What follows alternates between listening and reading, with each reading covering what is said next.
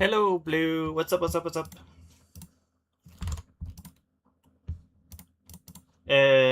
Just setting up the stream here. I was thinking for today, I'm gonna try a different classic game. See if we can implement it in one stream here. We'll see. And this one is Frogger this time.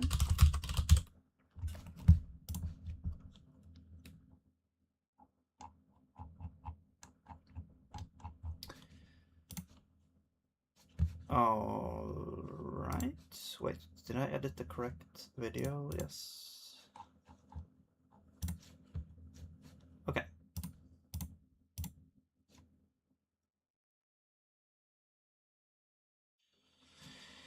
There we go. All right. Hello, hello. Yeah, so I was thinking last time we did Tetris. Now I'm gonna try and do Frogger. Okay. So we have Tetris somewhere. Let's make Frogger. Okay, with zig and raylib. So first off, we're gonna init zig. And we're gonna get a bunch of stuff. We're gonna get raylib, whoops, git plus, yes, github, raylib zig.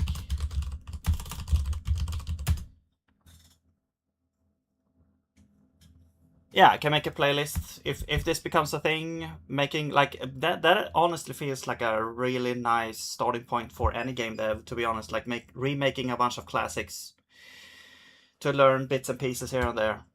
Yeah, and it's fun, and it's like contained projects that you can make. I was thinking for this one, I want to make it as close as possible that I can to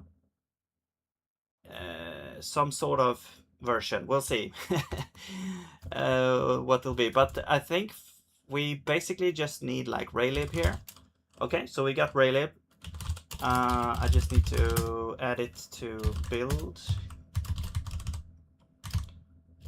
and let's remove this Frogger here. We'll get raylib, or I mean the module. Oops. No. Raylib zig. Raylib is the module raylib. All right. And we don't have more tests. There we go. I'm gonna copy over session.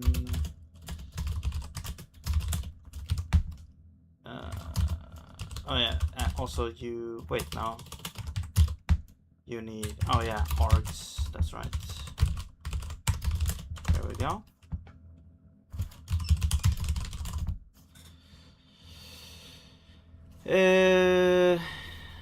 Yeah, exactly. Yeah, and I try to kind of, when it's more, when it's like a new project like this, I try to also try to be more explanatory as well. So, okay, what I've done is essentially, no, that's not what I've done. I did like zig fetch. So first, if you want to use raylib for zig, the easiest way right now for zig 0.16, that's what I'm using. You can see zig version 0.16. And to get raylib, you can do zig fetch dash save and then git plus hbs colon / or / github.com / raylib dash zig / raylib.zig. So this will save this repository at the current master commit as a dependency in this project. Okay, and then you can get this dependency by in the build.zig file, you will add this dependency here, and the first parameter is raylib zig. That is gotten from whatever the name was in the zone file. So you can go in here and you can see, okay, this is the name here. This is under dependencies. You get the name here. And that's the same name you have to pass in here to get the actual dependency. And then you can pass in options. Usually it's only like target and optimize, I believe. Okay, and once you have that, now you have access to raylib, to that dependency. Now we can get the module raylib from that dependency, because it can export multiple modules. There's also another module called raygui, if I'm not mistaken, and this one can also be used. It's like raylib's version of ingui, sort of. It's like a very, it's kind of more basic than ingui, I would say.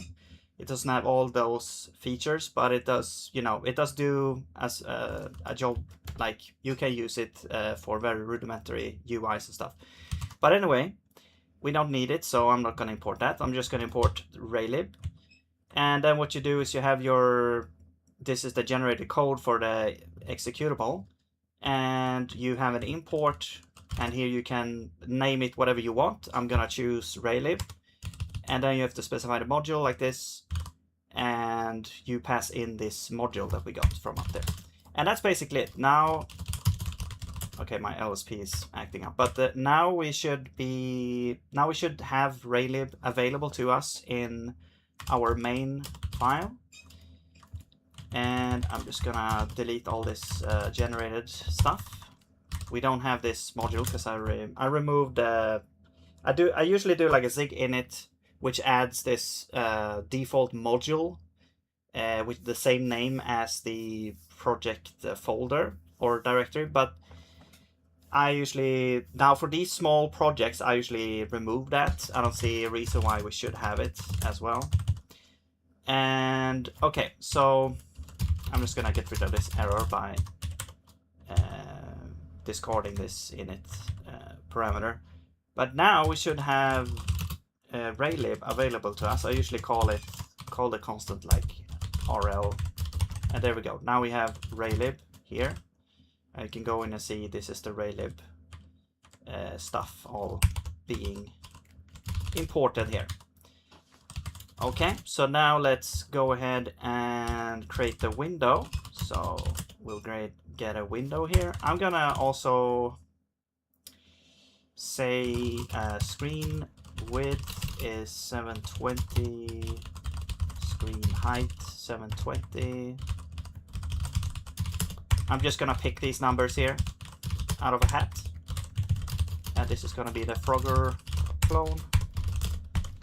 All right, and now we can say I believe you have to like close the window at the end, so we can defer close window. And then let's have a while loop for the main loop of the game. And while not window should close, we continue. So this bool will return a boolean.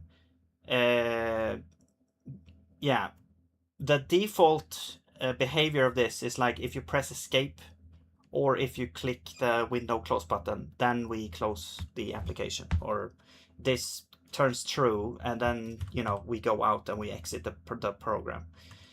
We go out of the loop. But you can turn off the escape key by saying something like,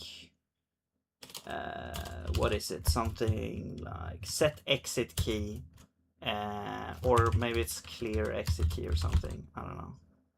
Yeah, it's some kind of operation exit key.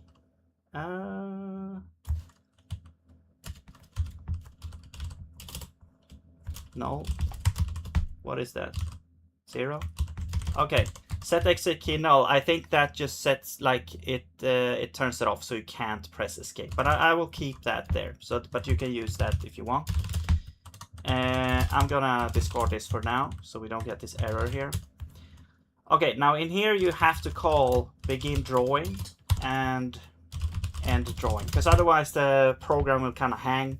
This will kind of, because some windows, like in Windows, you have to poll the events for a window to keep, like, to not have it hang, basically. So you have to poll the events in each loop here, frame loop. Raylib does it for us when we do these things here. I'm pretty sure that's how it works anyway. So then we have this begin drawing, and we're gonna clear the background. Let's choose, I don't know, sky blue or something.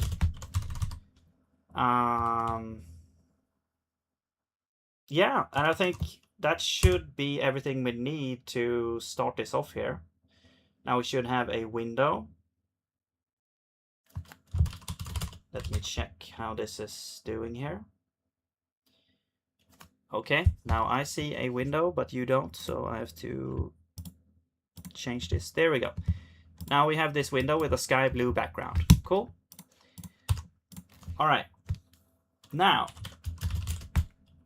I also want to set the window position to 2424 because so it's not in the way for me when I start this up. You don't see the difference, but I do. Okay. Now, so that's the basic start of, I guess, any Raylib project, basically. So now is the question how we want to make this game. I'm gonna have to Google some stuff here.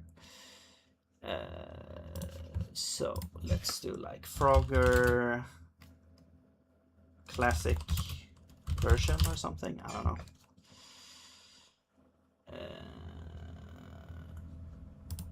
I'm just gonna look at some images here.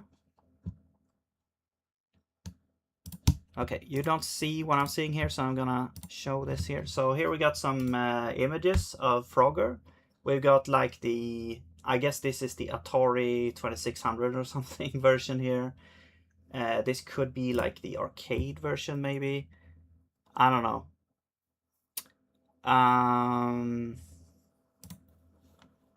Oh, here we go, like Wikipedia here. So is this really how it looked? Which version is this? When did it came out? For arcades, right? Huh. I mean, we don't have to, I guess we don't have to copy everything, but I want to have like, yeah, the first is you have like this road area, then we have the water area, and then you have to get to the frogs here. Yo, Phil, what's up? All right, so let's make the background black, maybe, because the road is kind of black here. I'm gonna try and copy this game. So let's see. Yeah, we could add our own spin, but I think that I want to copy the game first, because just to implement it. We can do whatever we want, but I think the goal for this is just to copy it. Because if we compare this to Tetris, now Tetris, like I did yesterday, the kind of physics going on is very different. So it's like in Tetris, everything is like grid based. So it's like you have a cell in the grid is either like solid or not solid, you know. While in this game, it's more, it has more granularity, I guess. I mean, technically, it's gonna be pixels that are either a car or water, or, you know, we'll get it as we go here. But okay, so let's actually make this black here. So now we should have a black background. There we go. Okay, so let's make the game struct, I guess. We'll kind of do this the same way we did with Tetris. We'll have one game struct which has all the state and data in it. and then we might have other structs as well. We'll see. So I'm thinking we have a bunch of cars, we have a bunch of frogs, we have a bunch of turtles and logs, and they each have like a position and possibly some other state, like the not crocodiles, the turtles can be either submerged or not submerged, and yeah, I think that's it. And the frogs can either be captured or not captured, I guess, as well. So we could do like an OP thing, or we could think about this in an ECS way as well. Like I could bring in ECS for this as well, because that's what I'm used to. It's gonna complicate maybe things a little bit. I don't know. Let's just do the kind of OOP way here. So we'll have Frogger is the frog. You're gonna have a position. I'm gonna just use raylib position here. Okay, and then we'll have a car. You're gonna have a position, and then probably gonna have some kind of graphics as well for these. It could turn out that all of these kind of have the same data, but whatever. Let's have like graphics. I'm not sure if they have like an animation actually, but yeah, let's just do one graphics for now. So that will be just a texture 2D from raylib, and I think, yeah, and then we should have like a size as well. So they should have a size, yeah. And Frogger could also have a size. And you can also have graphics. Actually, the Frogger actually should have multiple graphics. Like depending on which where you're jumping. Also, there could be animation, so I'm not sure if there is animation in this, in a very simple maybe implementation. I don't know, but we could have graphics for like this could be, let's do like up. You could either have one, maybe we could also rotate. We could have one image that we rotate as well. That could also work actually. So let's just have graphics. But that means that we also need a direction. I'm gonna say it's an F32 for like a radians.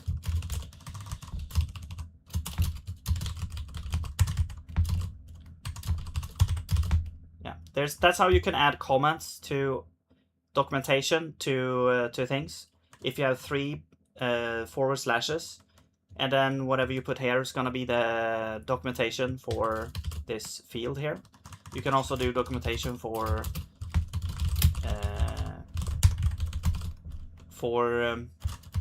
you can see down here, you get now documentation for this struct. Okay. Car. Do you also have a direction maybe? You could go either right or left maybe.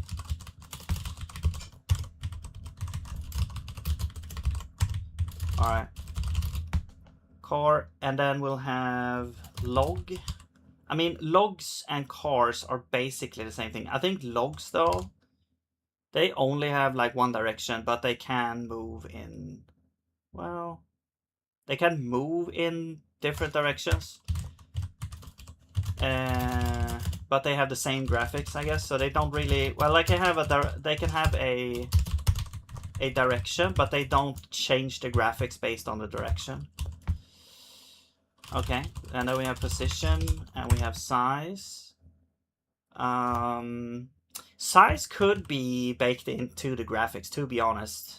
Like this, I was thinking size would be like that. That's like the hitbox size. But you can get the size from the graphics. So actually, we could implement Actually, I'm gonna implement get size as a generic object is an anytype. So I'm just gonna assume here, and we get a vector too, that whatever we pass in is gonna have a graphics thing, which is a texture. So I'm just gonna go here, and you should probably, like, you have width and height. Is there a way to like make that into no, so there's no convenience function for making it into a vector, but we'll just do like dot init graphics width, and we have to do float from int and height. So that's the size. So now we can like dynamically get the size based on the graphics. All right, and then we don't actually need the size here. Cool. Okay. So direction, yeah. Radiance. Now, we should probably have like velocity as well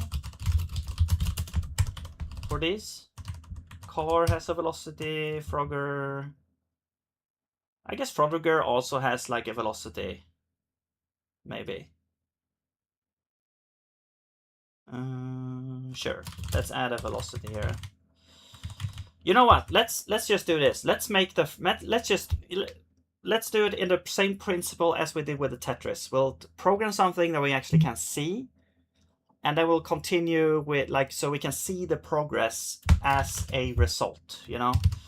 So let's make this Frogger character a thing in our state.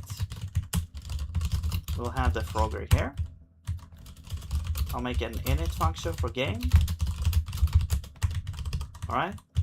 And we'll return Frogger is going to be, so position is going to be, I'm not sure exactly the position, but it's probably going to be, the weird thing about Frogger though is it kind of is like a sort of like a mix between grid-based and not grid-based, because you can only move in this kind of grid way, because when you jump, you're jumping a certain distance, and if that and then you know you're jumping a certain distance, you can only move in the grid, but you're actually yeah, you're actually moving like with more granularity, but you're stuck in this grid as your final position, like. But I'm not sure what this will be. I'm just gonna do 0 here for now, and we'll just make it change it later. Okay, velocity is 0.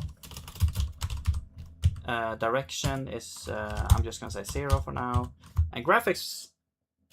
Wait, vector 2. No, texture 2. There we go. Graphics. This one, I'm gonna load in using the game here. I'm gonna load in the graphics for that. Now, with the for the graphics, what you can do is you can get a sprite sheet of all the sprites in the game, and then you can draw from that sprite sheet. I think I'm gonna do that actually, because that's probably the easiest way to do it. So I'm gonna get a, there's probably gonna be like a Frogger sprite sheet. Yeah, here we go. So here's the Frogger sprite sheet. I think, wait, this looks, is this, no, where is the,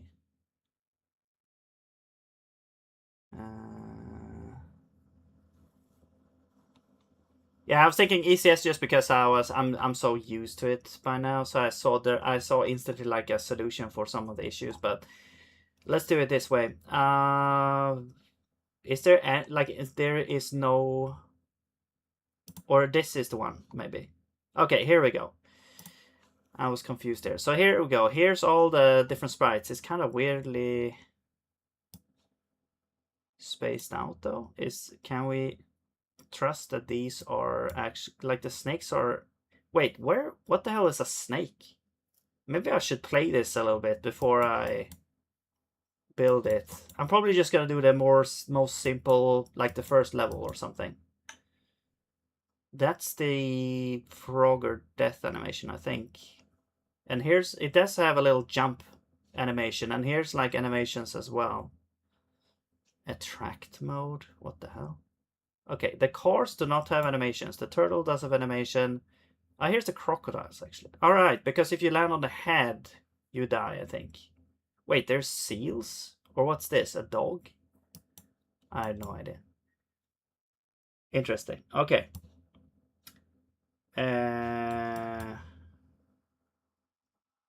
Okay, well, I think I'm gonna go. I'm gonna save this, and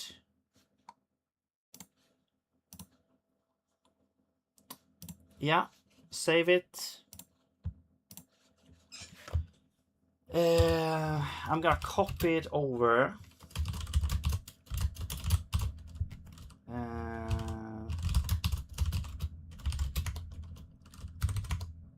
It was called something like this. I'm gonna call this the sheet. Actually, I probably wanted to... No, never mind.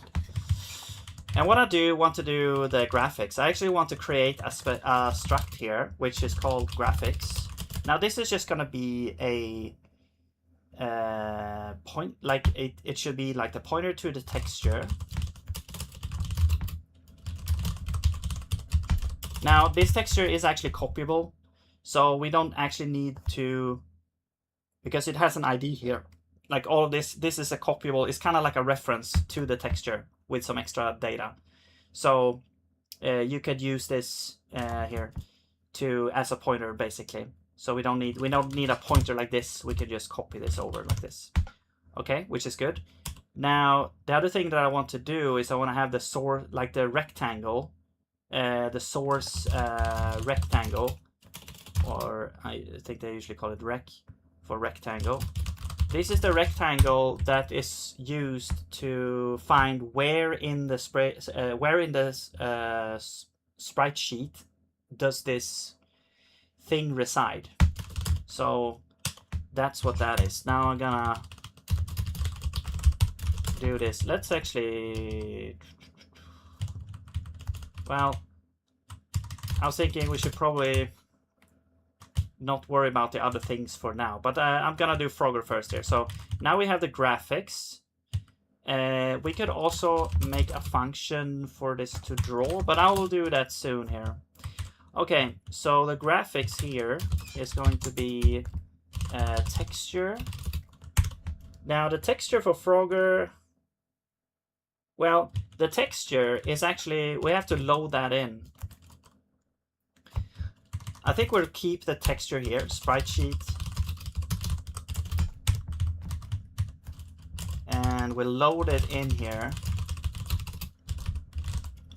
Load image. Image is going to be sheet.png. This could fail, so we'll do a try. Okay.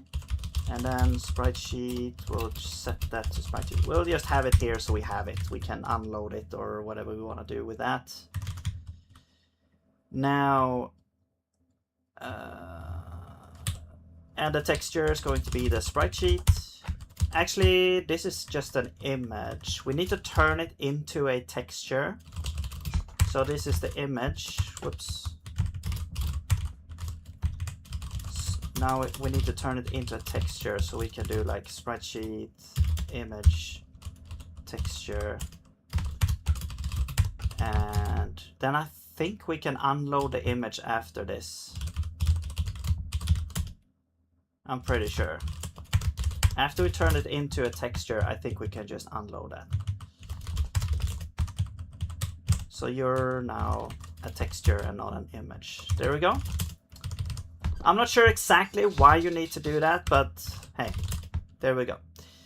You need to have it as a texture. Now, and now you have the source rectangle. I'm not gonna worry about animation for now. I just want to get something moving here. So the first is gonna be at, I think, 1-1. Also, I just realized that we probably should have a hitbox as well. But let's just do this one here. So 1-1. It starts at 1-1, and then the width and height, I'm not sure what that is. Is it 16 maybe? Not sure exactly how large it is. But let's try this first. Okay, so we have the kind of the first piece of data now. And let's make an update function.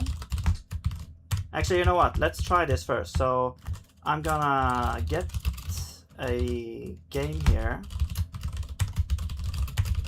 Okay, so now we have the game. And then we're gonna log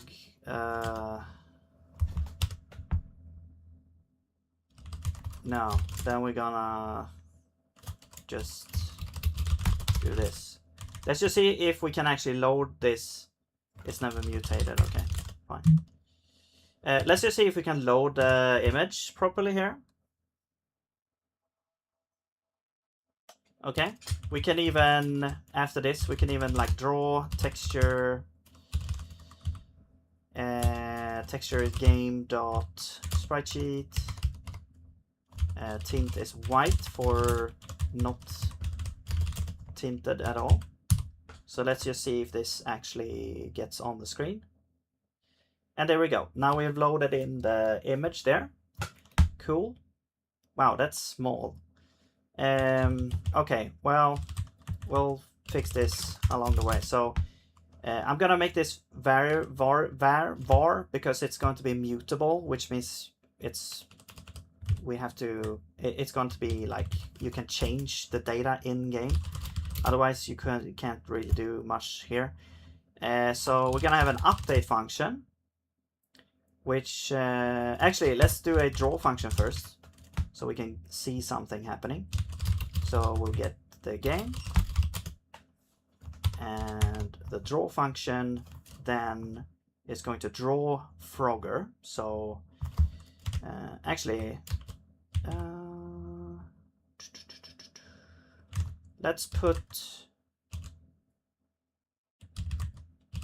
That's fine. We'll just assume that we're doing that thing there, and then we'll do game.draw over here. Oops. Okay.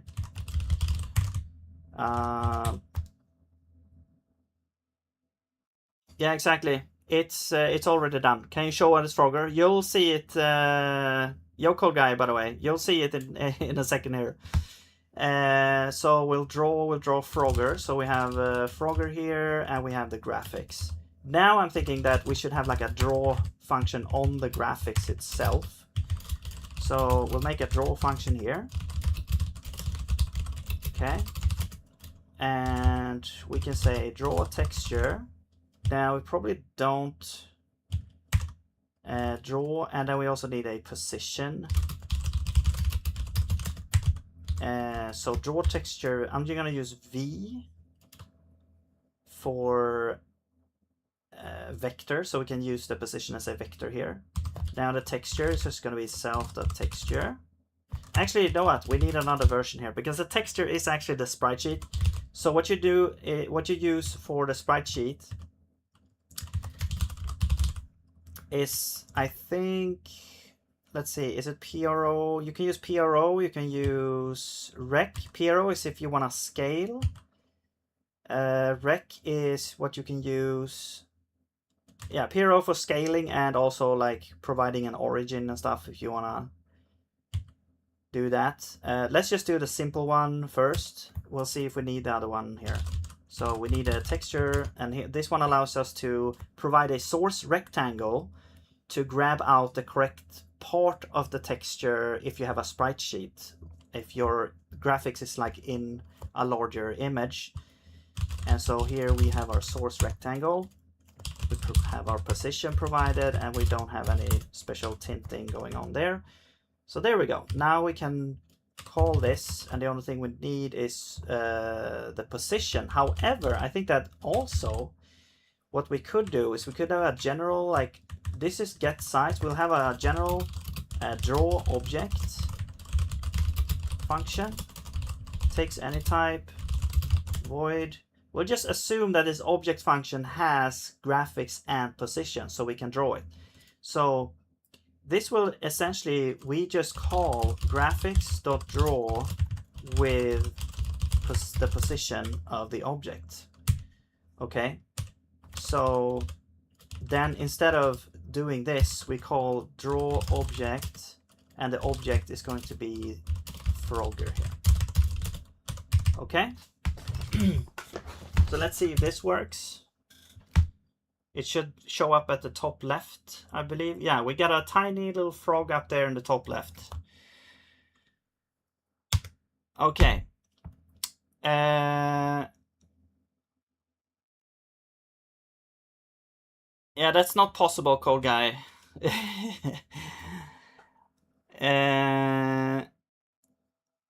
Draw rectangles, whole placeholder. Yeah, well, I got it now. So I also used it because the end goal is to use the graphics. So I might as well just implement that right away, I guess. I mean, I could have just started with rectangles as well and then brought in the graphics. But I was thinking, hey, it doesn't take that much time. We already have it now. So I'm thinking for the most simple way now to also to draw the thing is I'm gonna actually also say if we're in a specific direction, we rotate the draw. So, but first I want to be able to move the thing around. So let's do update game. Okay. I'm gonna get let's see, update game. So let's call that first. Let's call that up there. Okay. And you need to be mutable now. Okay. Now, what are we doing here? So we want to read in the WSD keys to move the frog left, up, down, right. So I'm just gonna do if is key pressed W for up, then Frogger position. I'm just gonna use position directly for now. We'll use maybe velocity later, we'll see. So this one is gonna be equal to add, and then I think it has, does it have like up and stuff like that? Up? No. We can do like okay, let's just do init, and then x will be 0, and then y is going to be let's just do 16 for now. That's going to be like one grid cell, I guess. Okay, and then we're gonna see, are we pressing A? I'm gonna do mutually exclusive here because you're not supposed to be able to run it like diagonally. So you should only be able to move one thing at a time, right? So if we press A, then we move to the left. So this would be -16 there. Actually, this is negative because we're moving up in computer screen language. D is to the right, so this would be x16, and then S is down,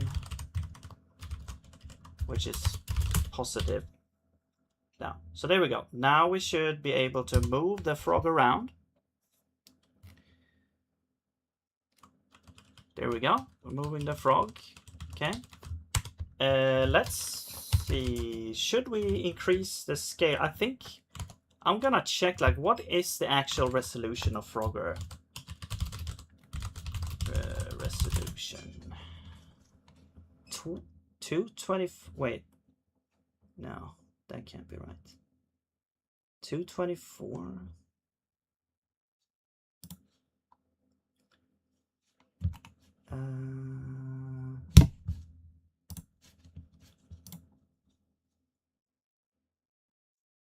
By 768? What?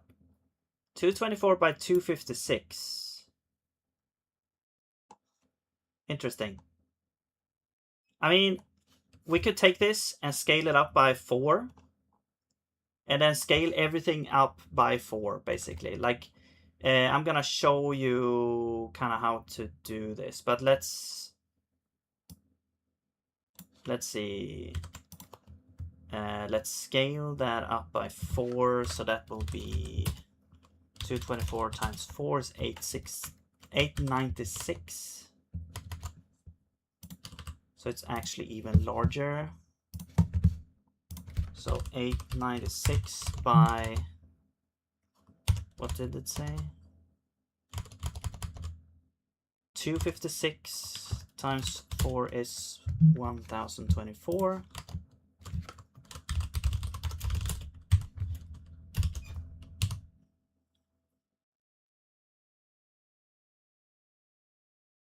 Okay. The methods are exactly the same. What methods are you talking about? Okay, so yeah, that's the screen width and height. We're gonna have a zoom of 4.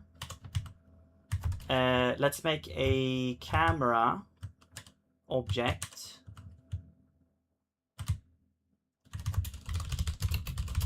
RL camera 2D.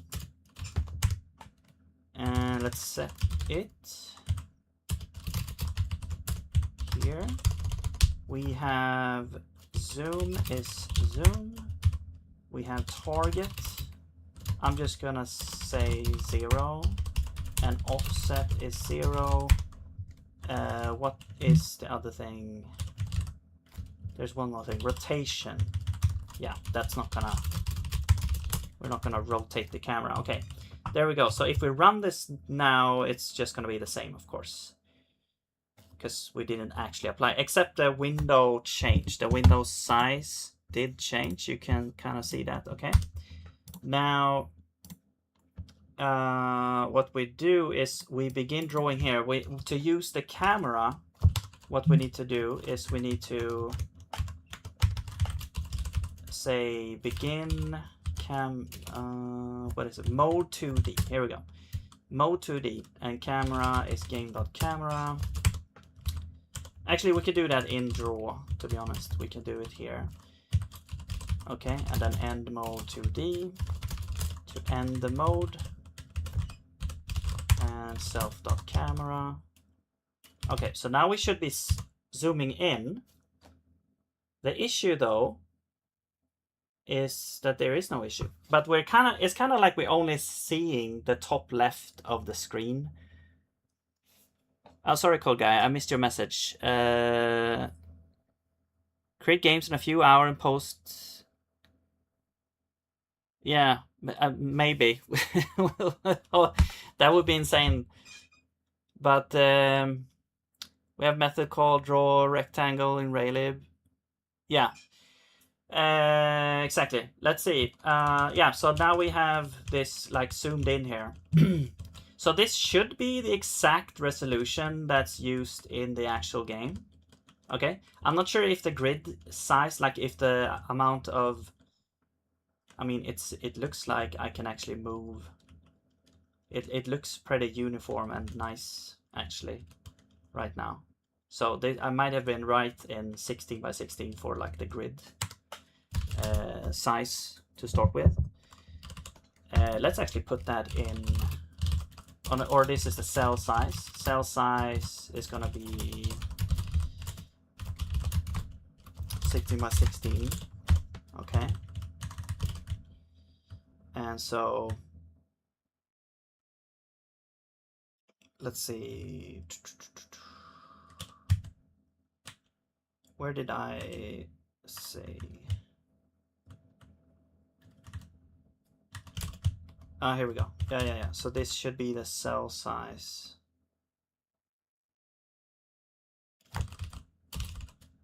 Cell size X and Y.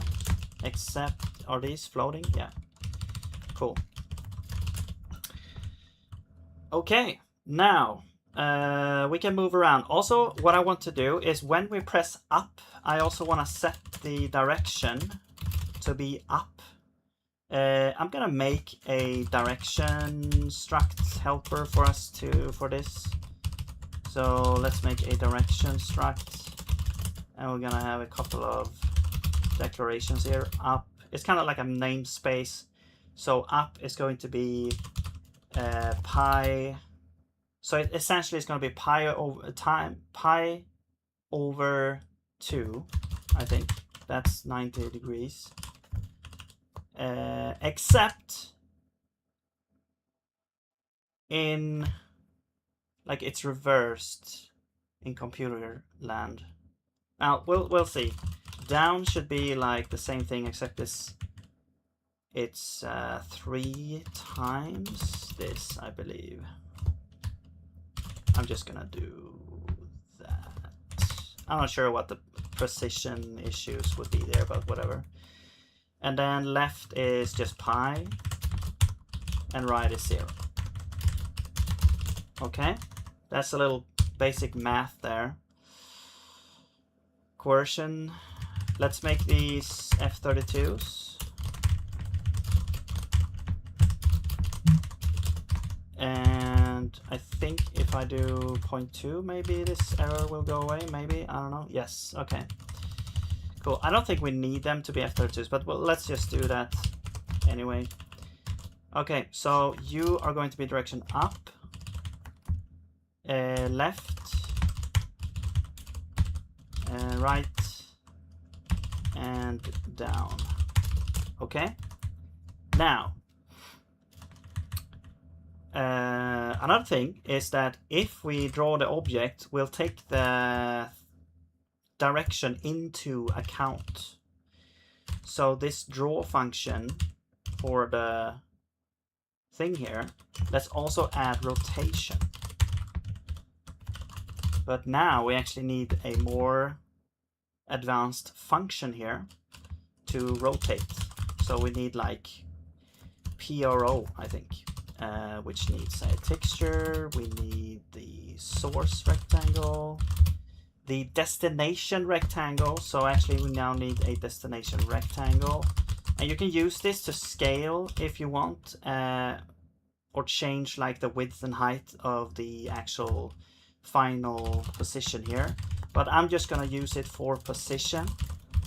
So that's position X, position Y. And then the width and height is gonna be the same as the source rect. So actually, you know what? Destination is just the same as source rect. You can copy this over like this, and then just change.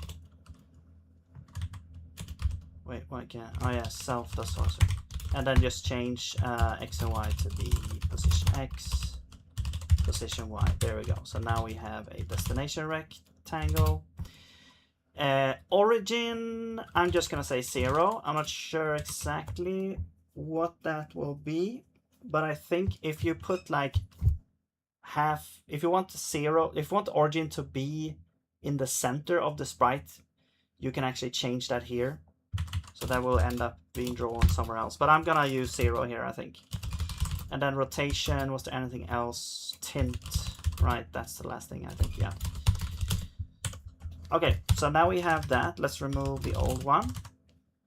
So now we're actually rotating as well. And you now need roll or direction here. I guess we could call it rotation, but whatever. So anything that is rotated that has direction now should be now doing that. No? Okay. Wait, well, okay. Right, so okay, this is what's kind of confusing zig+raylib, because some functions want you to use angles, like degrees, like, you know, 360 degrees is one rotation, while others actually want you to use radians. These are radians, so I'm gonna make a function to call them 2 degrees, or from radians, 2 degrees, whatever. Radians, F32, give us an F32, and we're simply gonna do, so what you do is you divide by math pi times 2. So now we're dividing by what is the maximum value here. So we get essentially a value from 0 to 1 means now a full rotation. And then you times by 360 to get 360. So from 0 to 360 is a full rotation. However, we can, since there's a 2 here, we can divide by 2. And then you can just divide this by 2 to get the thing you need to do. So essentially, I think if we do this first and then that, I'm not sure if you have to do it that way, but I know in math, real math, it doesn't matter, but sometimes in programming, the order does matter for that type of stuff. So I'm just gonna do that to make sure nothing goes wrong here. So I don't really want to think about it. I just want to make it work and move on. So there we go. 2 degrees should be taking radians and making it into degrees now. All right. There could be some precision errors, but that's not, you're not gonna notice that probably. So the rotation is gonna be put into, let's make them into radians here. So direction, or I mean 2 degrees here. 2 degrees rotation. Oops. And you can do this more efficiently. I mean, you can store the thing in both radians and angle and use that, whatever, but this doesn't really take up. That's like a micro.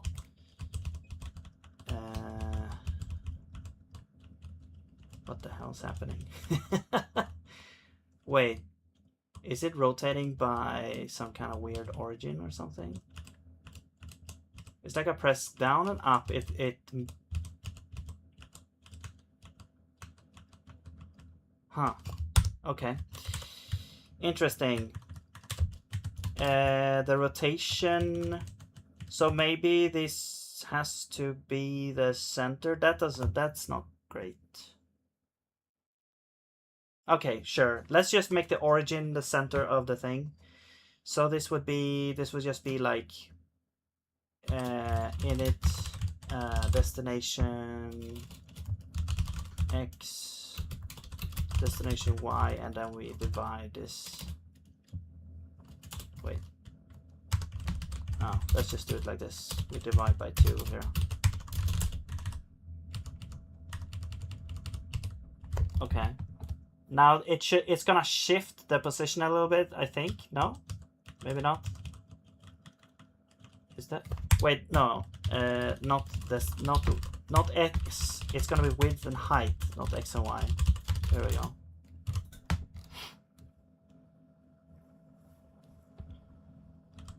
Okay, yeah. So it's shifting the position over because now 0 means like the center of the object. So when we're at 0, 0, it's actually like in the center there. But we are kind of rotating.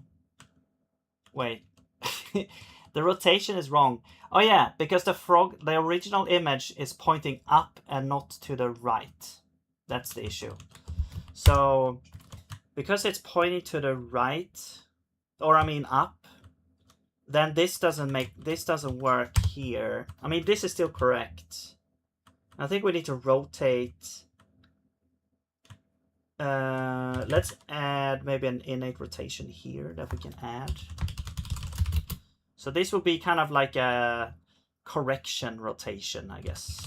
There's probably a better way to do this, but I'm just gonna do it like this. So I'm just gonna add self-rotation here. And then when we create the graphics here, you are going to be direction. I think if we rotate up, that is our original rotation. And I think that's what we need to do here. I think. Or do we need to negate it so we should be down? Yeah.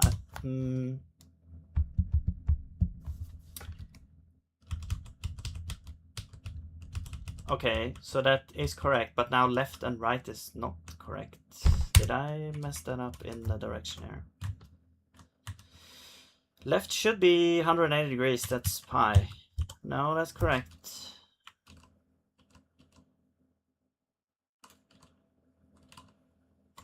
Okay, you know what? Maybe we'll just forget about this direction stuff, because we have the graphics for all the different directions, so we could just use that as instead. I was just thinking maybe this would be an easy way to start to make it work as start. Let's just keep it like this for now, and let's continue with the other stuff here. So first thing, I want to fix this position. So basically we're just going to offset by half the sprite size essentially for the position.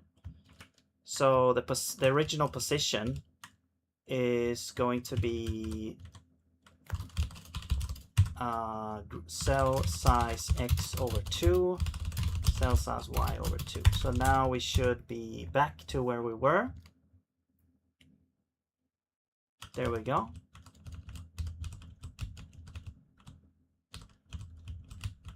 Yeah, okay. Now, first, initial direction should be up as well. There we go. And we'll move this. I'm not sure where you actually begin. Let's see if we can find maybe an online representation of Frogger Arcade play.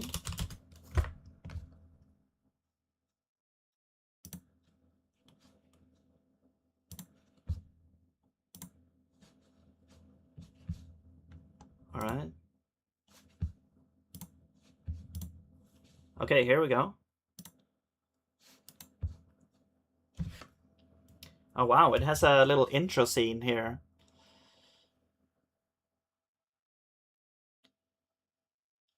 Okay, can I start? Here we go. There's no sound. Maybe I should... No, it doesn't seem to be working here. Wait, there are animations on the cars, it looks like. Or maybe it's just the pixels looking weird. I don't know. Okay, so there's actually kind of a smooth motion when moving. It looks like a linear movement. While you're moving, the legs are stretched out. Okay, but I was looking at the start position is over here, so that's like 1, 2, 3, 4, 5, 6, 7, 8. Was that the start position?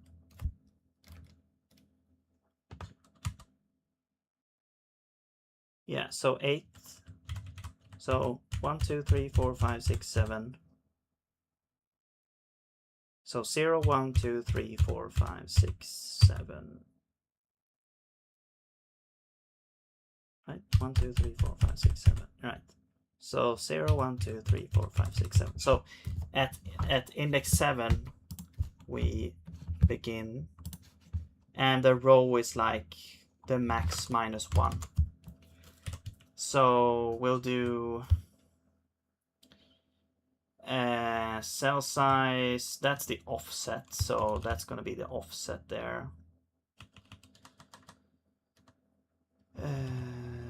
Yeah, and then this plus x, and this was times 7, I believe, should be correct maybe.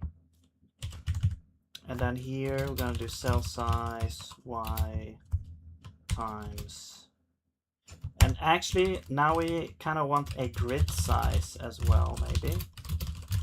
So the grid size is like whatever 224 over 16 over cell size x, 256 over cell size y.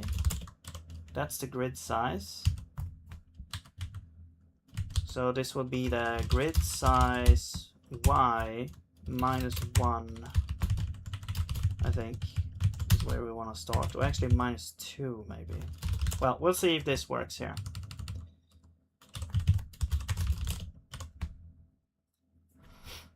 So, right. We start at the 7th column, sort of, and then at the bottom there. See if this works. There we go. Except we need to start one more spot up. Okay, here's our frog. Now we could do the background. Should be pretty simple to do the background. Let's do the lower insert coin. How do I?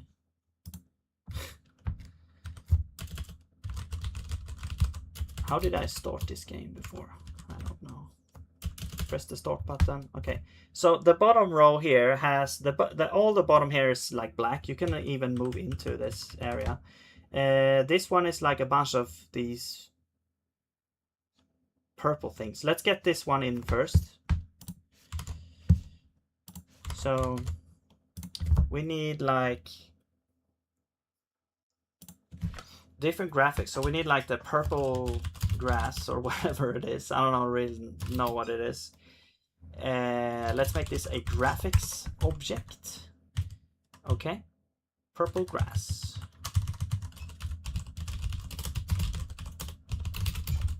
This is going to be, so the texture is the same old texture as the sprite sheet.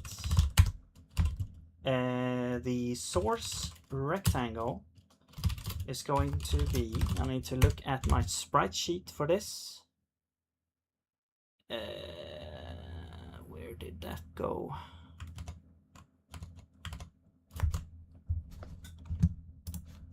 The sprite sheet. Yeah, it's like, okay, it's kind of hard to tell. I need to open this in like GIMP or something.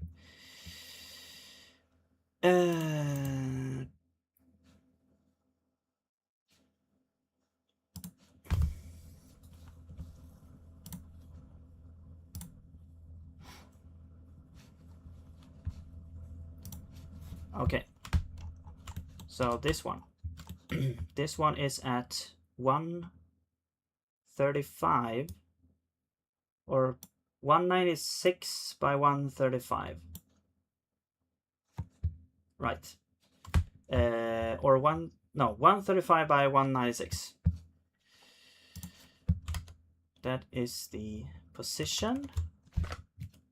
135, 196.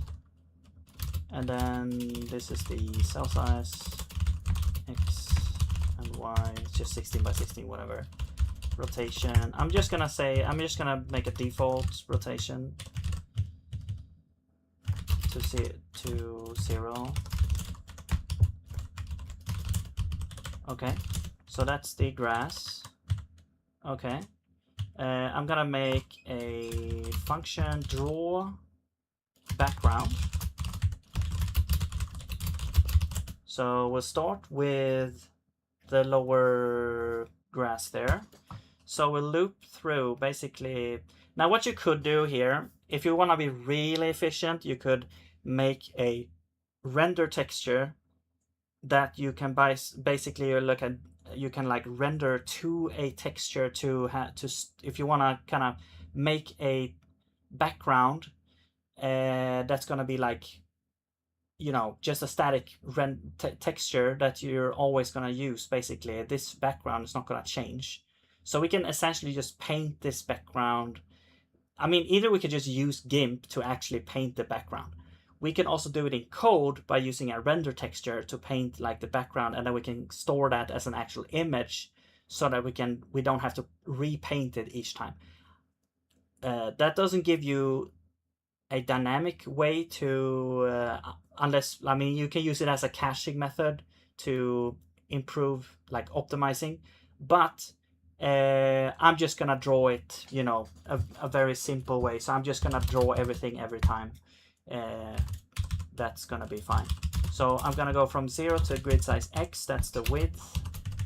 So here's X, and then I'm gonna say that Y is equal to grid size y minus 2, and then I'm gonna say draw.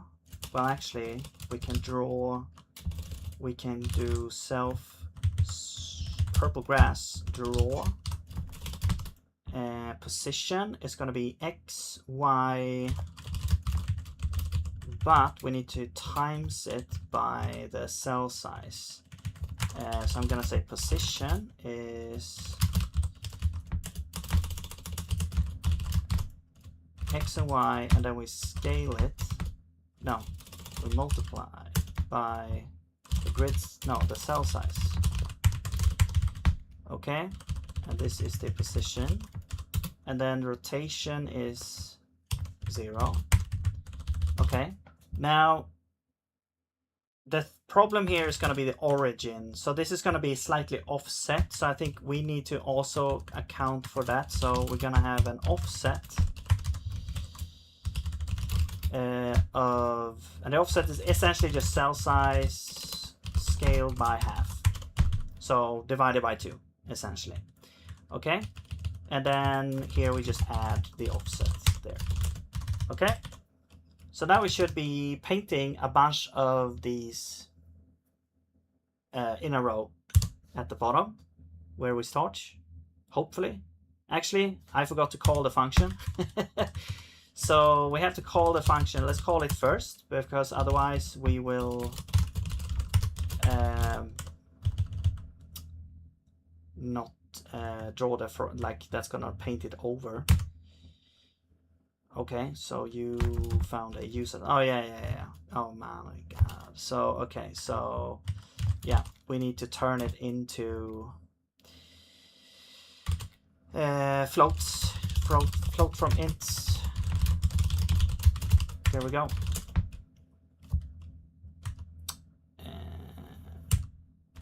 Oh, y is an F32. Okay, so we don't need to do it for y. There we go. Cool. I'm surprised this works, because this is an F32. Why the hell does that work? I didn't actually know you could do that, actually. I'm not... Okay. Oh, and here's an issue. The black color should actually be like counted as, you know, alpha or something. It shouldn't be on there. Okay, so I wonder if there is some kind of masking we could do. Alpha mask to an image.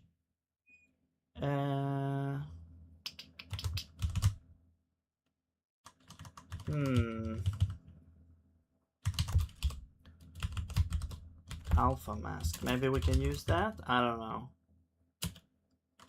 Image is sprite sheet. And then we need an alpha mask. I mean, I guess let's just...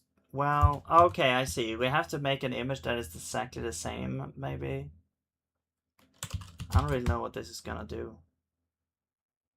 Okay, I'll look this up here. Let's see.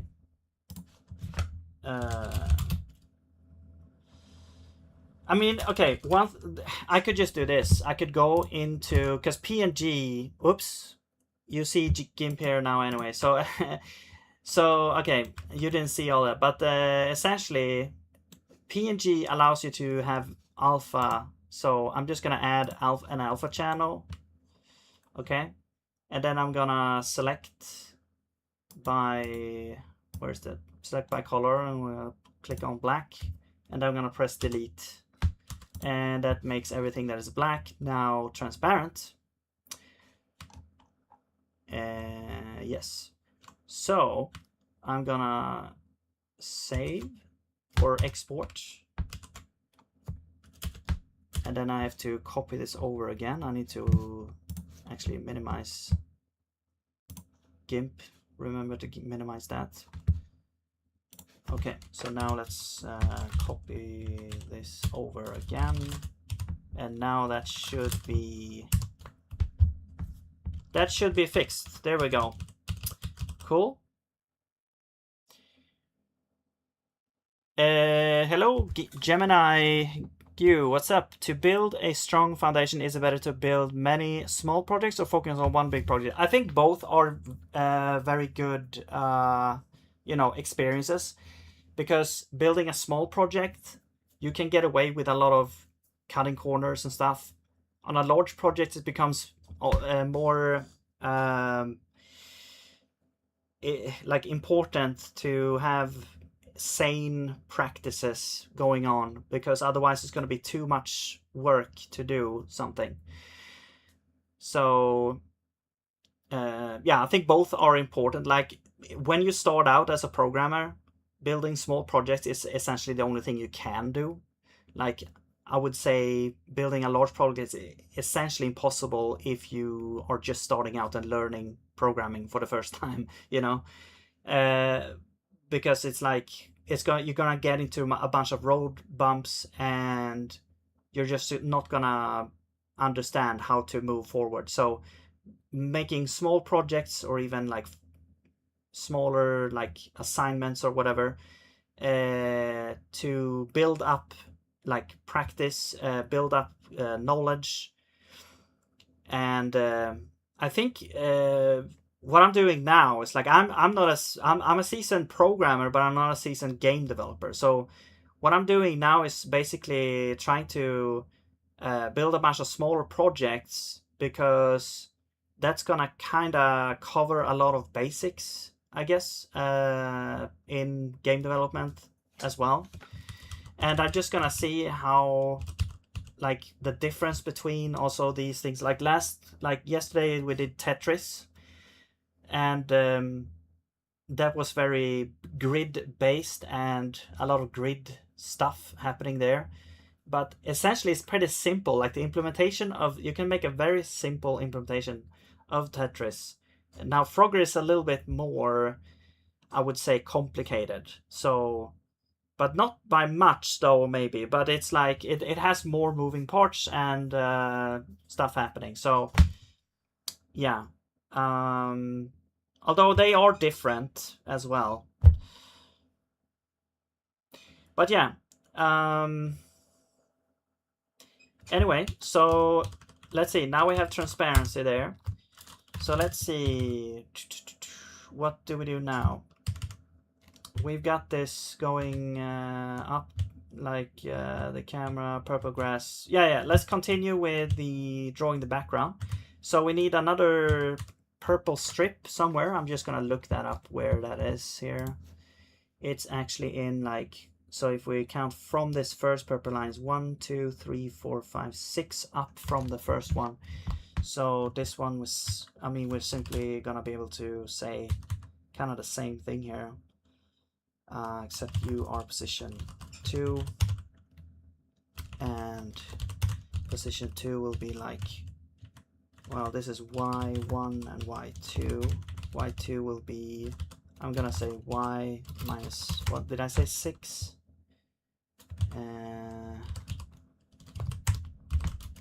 There. I'm just gonna copy. No, that's gonna be good. Okay. Let's see if this is correct. I think the road had like 5 cells in between. So 1, 2, 3, 4, 5. Oops, I brought up GIMP here. That was my bad. Yeah, so there's 1, 2, 3, 4, 5. So there we go. Now we have these in place. What's left now in the background here? So we have these 2 rows. Now up here is the water. I'm just gonna draw like a rectangle here with this color, and we happen to have the color in the sprite sheet. So I'm just gonna take that. Where is it? Where's GIMP? Here. This is the color here. So I'm just gonna copy this color.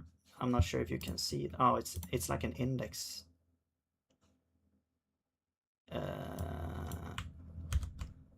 Okay, so this is the hex. Wait, sRGB. The hex is, okay. Well, the decimal value 27.8. How is that possible? Oh, it's like from 100. Okay. 27.8. But anyway, the okay, I'm just gonna do this. The color of the water, I'll draw this first. Water color. That's gonna be like so the watercolor is this here. Now, whoops, 47. So R is 0, G is 0, B is 47 in hex. So I guess I could just do this maybe to get that. Alpha is that 255 or 0? I'm gonna I'm gonna do this. I'm not sure which one it is. It's either like 0 or full 100%. Okay, so now we can draw this rectangle. I think it's just gonna be like we're drawing like the entire top area basically. So draw from 0 to basically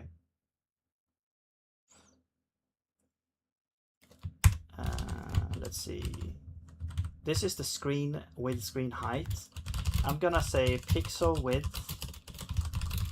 is 224, pixel height. It's a pretty bad name, but whatever.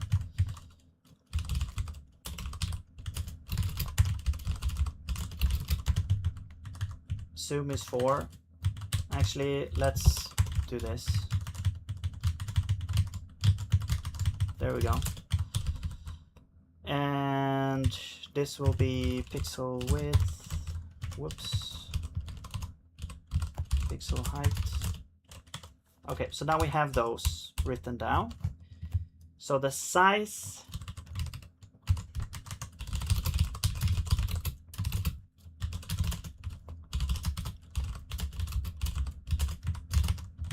is that. Actually, now we can just say pixel size divided by cell size.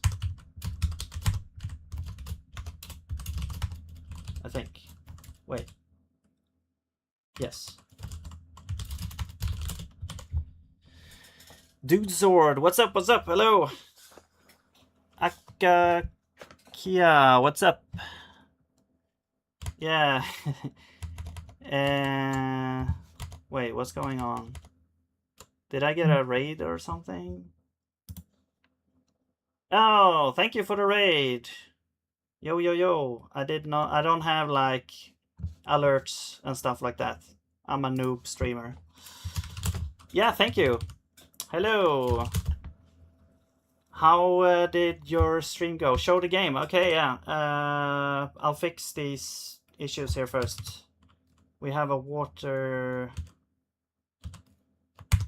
Yeah, I can just do this for now, I guess.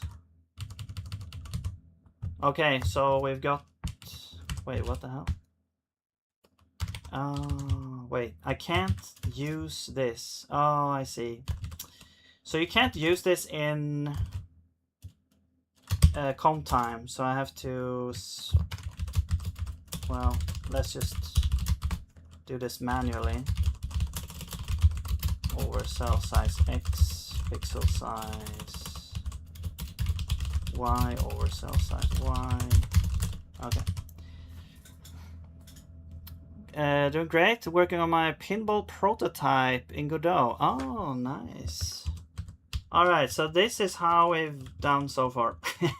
So, got a little ways to go here. We're doing the background right now. So I'm gonna draw the water and some, I guess the top like grassy part or whatever. Yes, it's the Frogger. And when you move left and right, it's like the opposite direction. So we already have bugs. What kind of pinball game are you making? I remember a pinball game we used to have when I was small. It was called Pinball Fantasies. That was a really cool game with great music.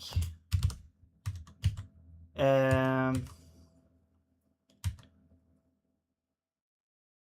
then there was another one which was also very popular, but I don't remember what it was called. Okay, let's go back. So the water stuff.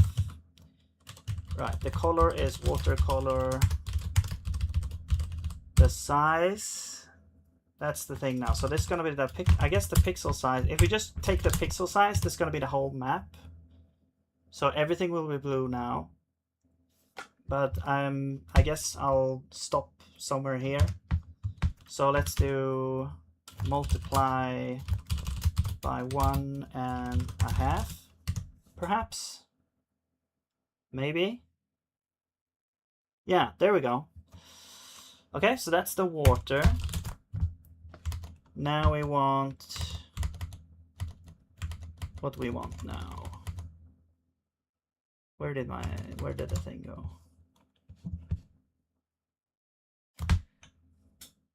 Incremental roguelite. Oh, wow.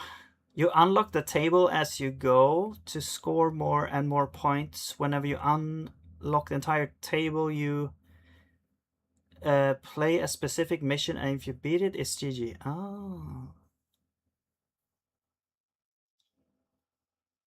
So you unlock the table. Is that like, you create a save and you're gonna have to play like a whole bunch to unlock the entire thing? And it's gonna store the unlocks or something like that. Because I would think like usually in a roguelite you have like unlocks there like stored in a save. Yeah. Okay, cool. So you need to balance how risky you want to be. Oh, so there are multiple tables. Wow. That sounds cool. Has there been a game like that before? Like roguelite pinball? Let's see, where am I? I need to...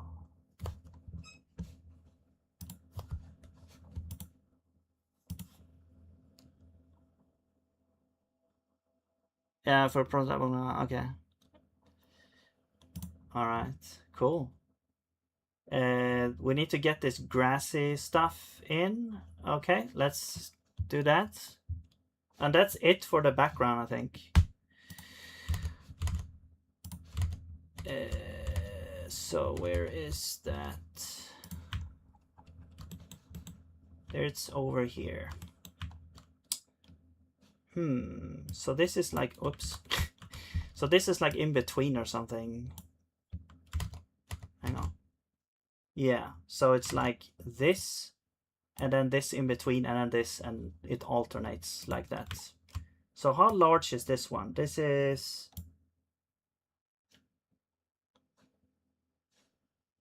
no, 32 by 24. And I should also just remove this one here. Okay, so one...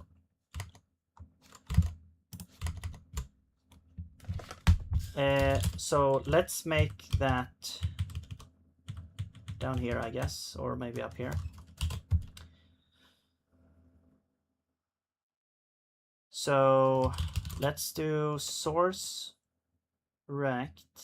Actually, we could do green grass C or N for the N shape.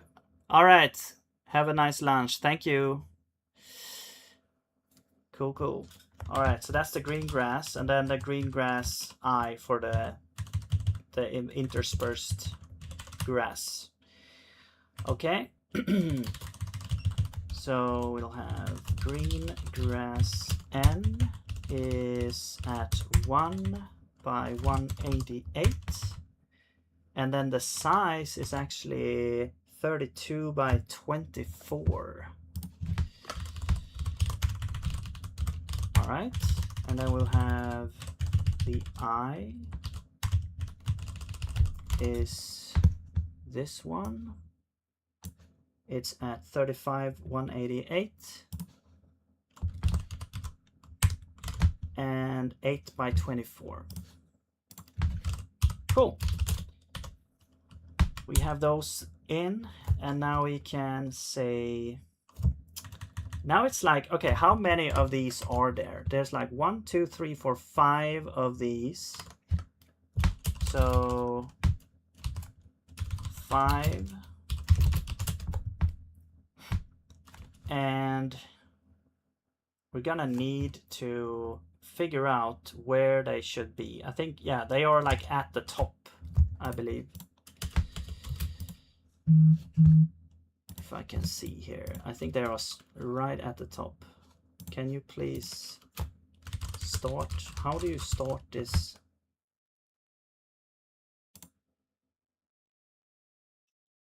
Control. Enter. Huh.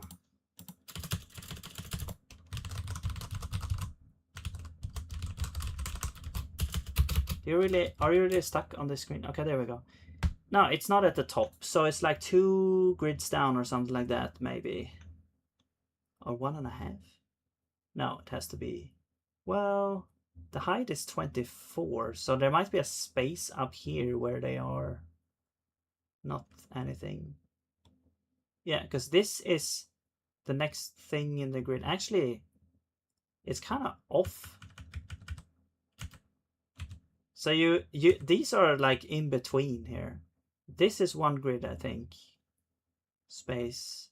And then this is another. So, but okay, so if we start at 1y and then we offset by 8, I think it should be.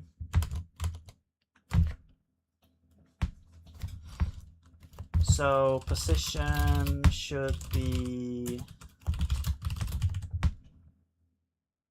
so that's like we start at 0 for x times, well, I'm gonna make I into a float so we can more easily use it here. So plus, so essentially floating I times how much is going to be, like 32 plus 8, so 40. And then y is just 24, I think. Let's see if this is correct. And then green grass and draw position. Okay, let's just see if this works. This should draw all those ends. Okay, okay, yeah, because there we need an offset as well.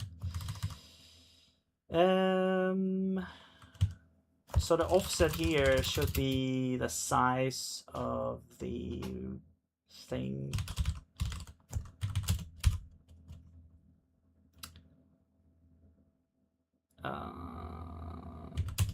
It should be like this size here. I'm just gonna make this offset here. So I'm just gonna call it offset. It's pretty generic name, but whatever. Just for convenience. All right. So init, and then x is going to be source rec width over 2, height over 2. Oh. All right, so the offset is the offset of this.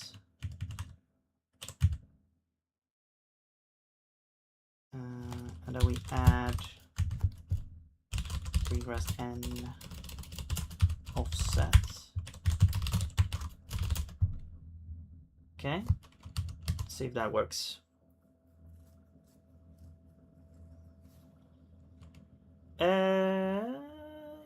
Yes, but it looks weird. Like, why is it not filling out the entire screen? Did I miss something here? Maybe there's two of these in between. Is there? Maybe. Okay, let's try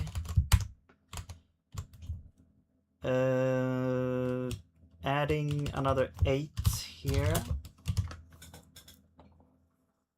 for the spaces. Okay, that looks better. Cool. I'm just gonna go up here to see if this makes sense. Yes, that makes sense. Cool. Okay, let's draw the things in between now. Also, why are they gray still? Oh, because I didn't copy the image. There we go.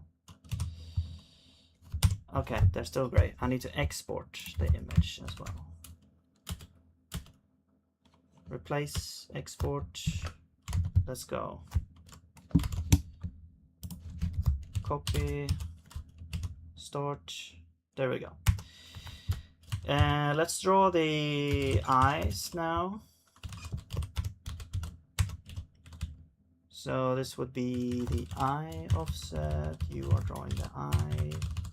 Position 2. Now these ones should start with an offset of 32. And I believe they should have the same thing there and there. However, we need to draw 2 of these. And the second one is just going to be add 0 and 8, which is the size of that graphic.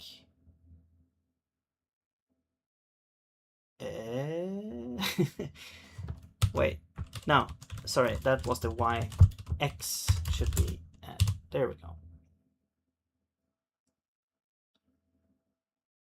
Okay, cool. We have the background fully drawn now. Now, as I said before, you could also have drawn this just in GIMP or something, and then, you know, because it's a static background, so it doesn't change, right? So you can just make an image that looks like this and, you know, load that image in and draw it, but whatever. Now we could make it dynamic. We could change it if we want. So that's the upside of this here. But yeah. Okay, so we have the background in. What should we do now? Maybe getting some cars in. All right, let's make some cars. So we have a car object with position, velocity, direction. I guess direction is like implied by velocity, but whatever. It's for the graphics. Graphics as well. Okay. Yeah, so let's get some different cars in, I guess. So there's gonna be, how many different types of cars are there? Let's see. So we have like 1, 2, 3, 4. Oh, I see.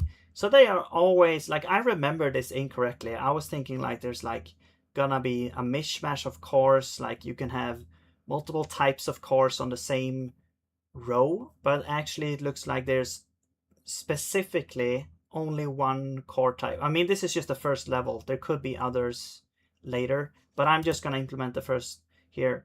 So we have like 5 different types of cars, and they each correspond to every row there. And they also had like exactly the same speed and all that. So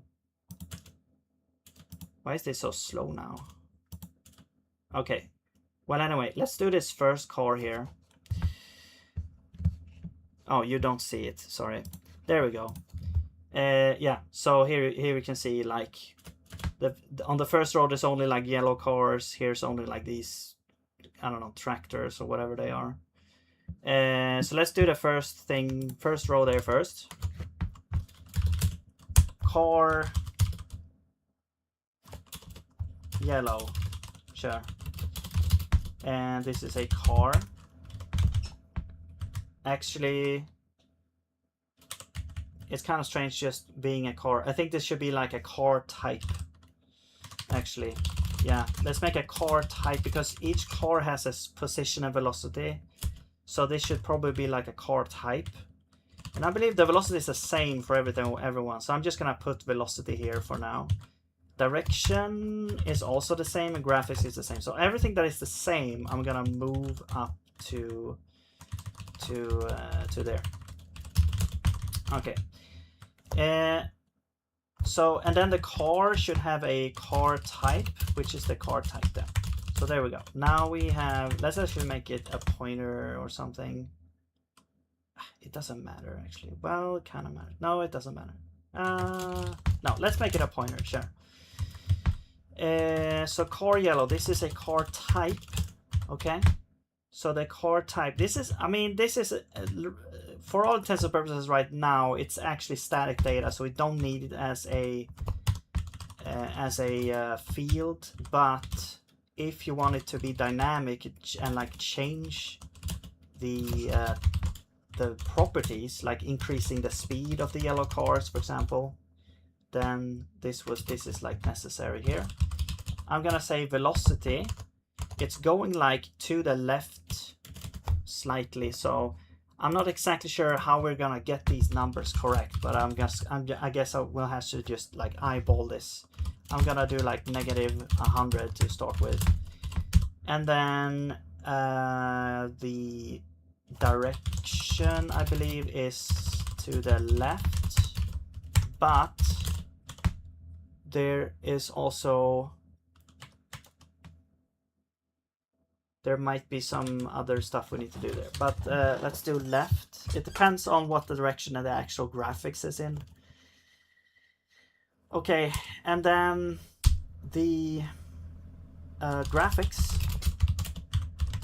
is going to be texture is spreadsheet as always, source rectangle. This we have to look up, so let's open up the source sheet here or spreadsheet.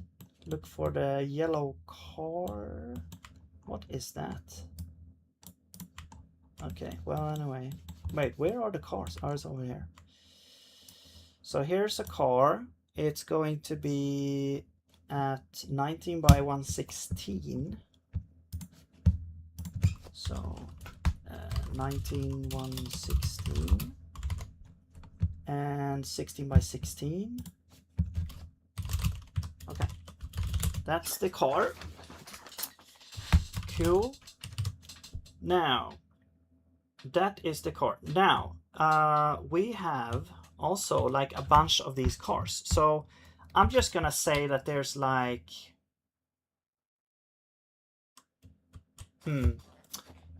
I wonder if we just make an array that's like always available, but there it's not going to be full, like an array of like 10 cars, but there's not going to be 10 at the time. But how many are there actually at a time? Maybe like 3.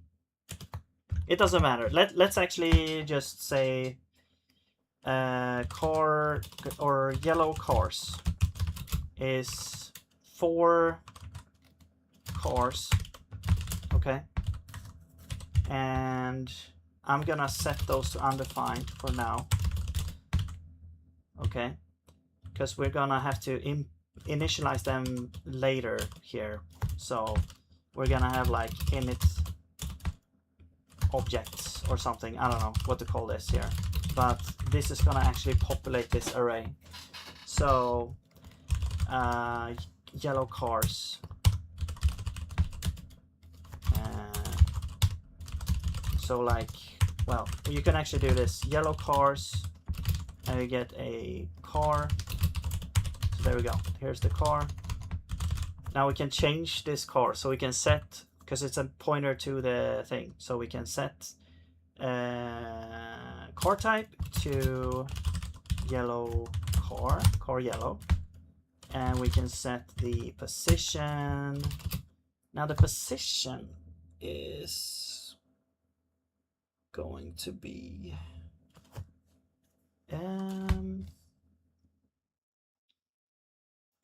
let's do cell size. No, what is it? Pixel grid size.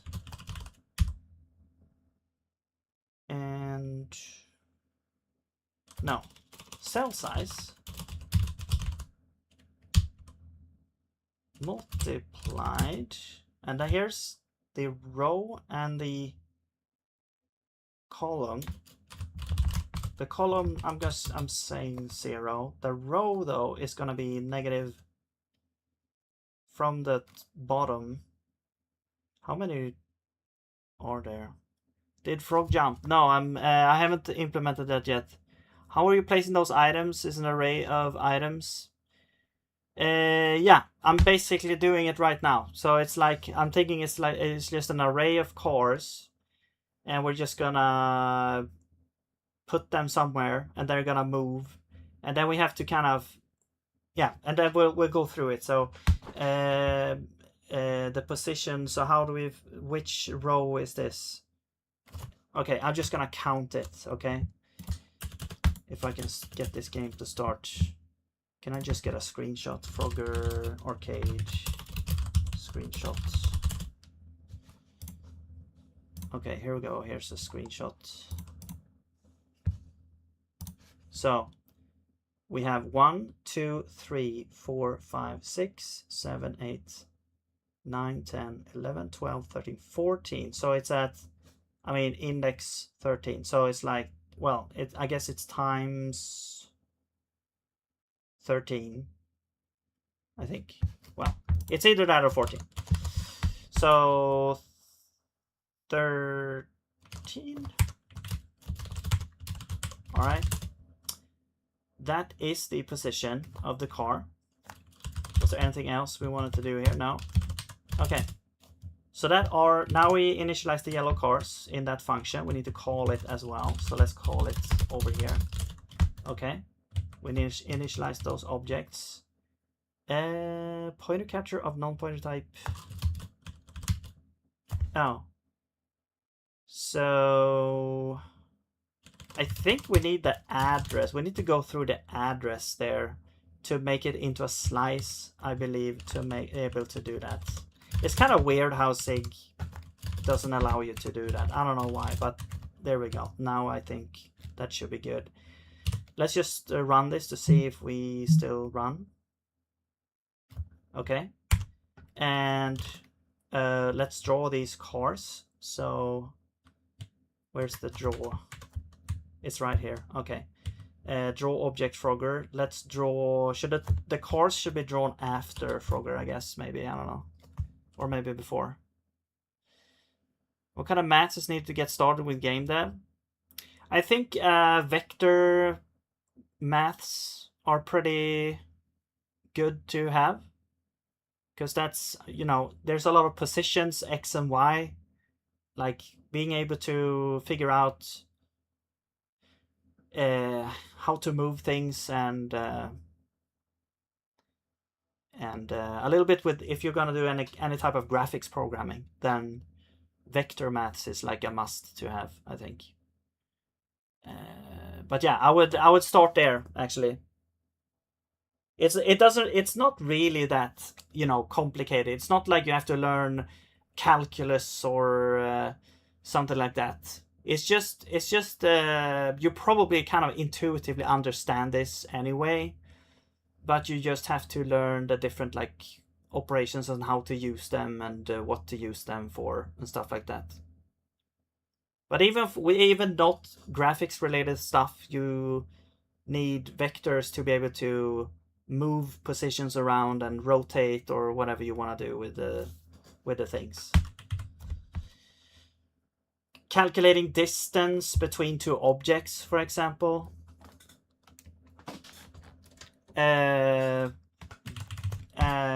You know, stuff like that. Actually, calculating distance is basically just Pythagoras theorem, essentially, with a tiny bit of vector maths in there.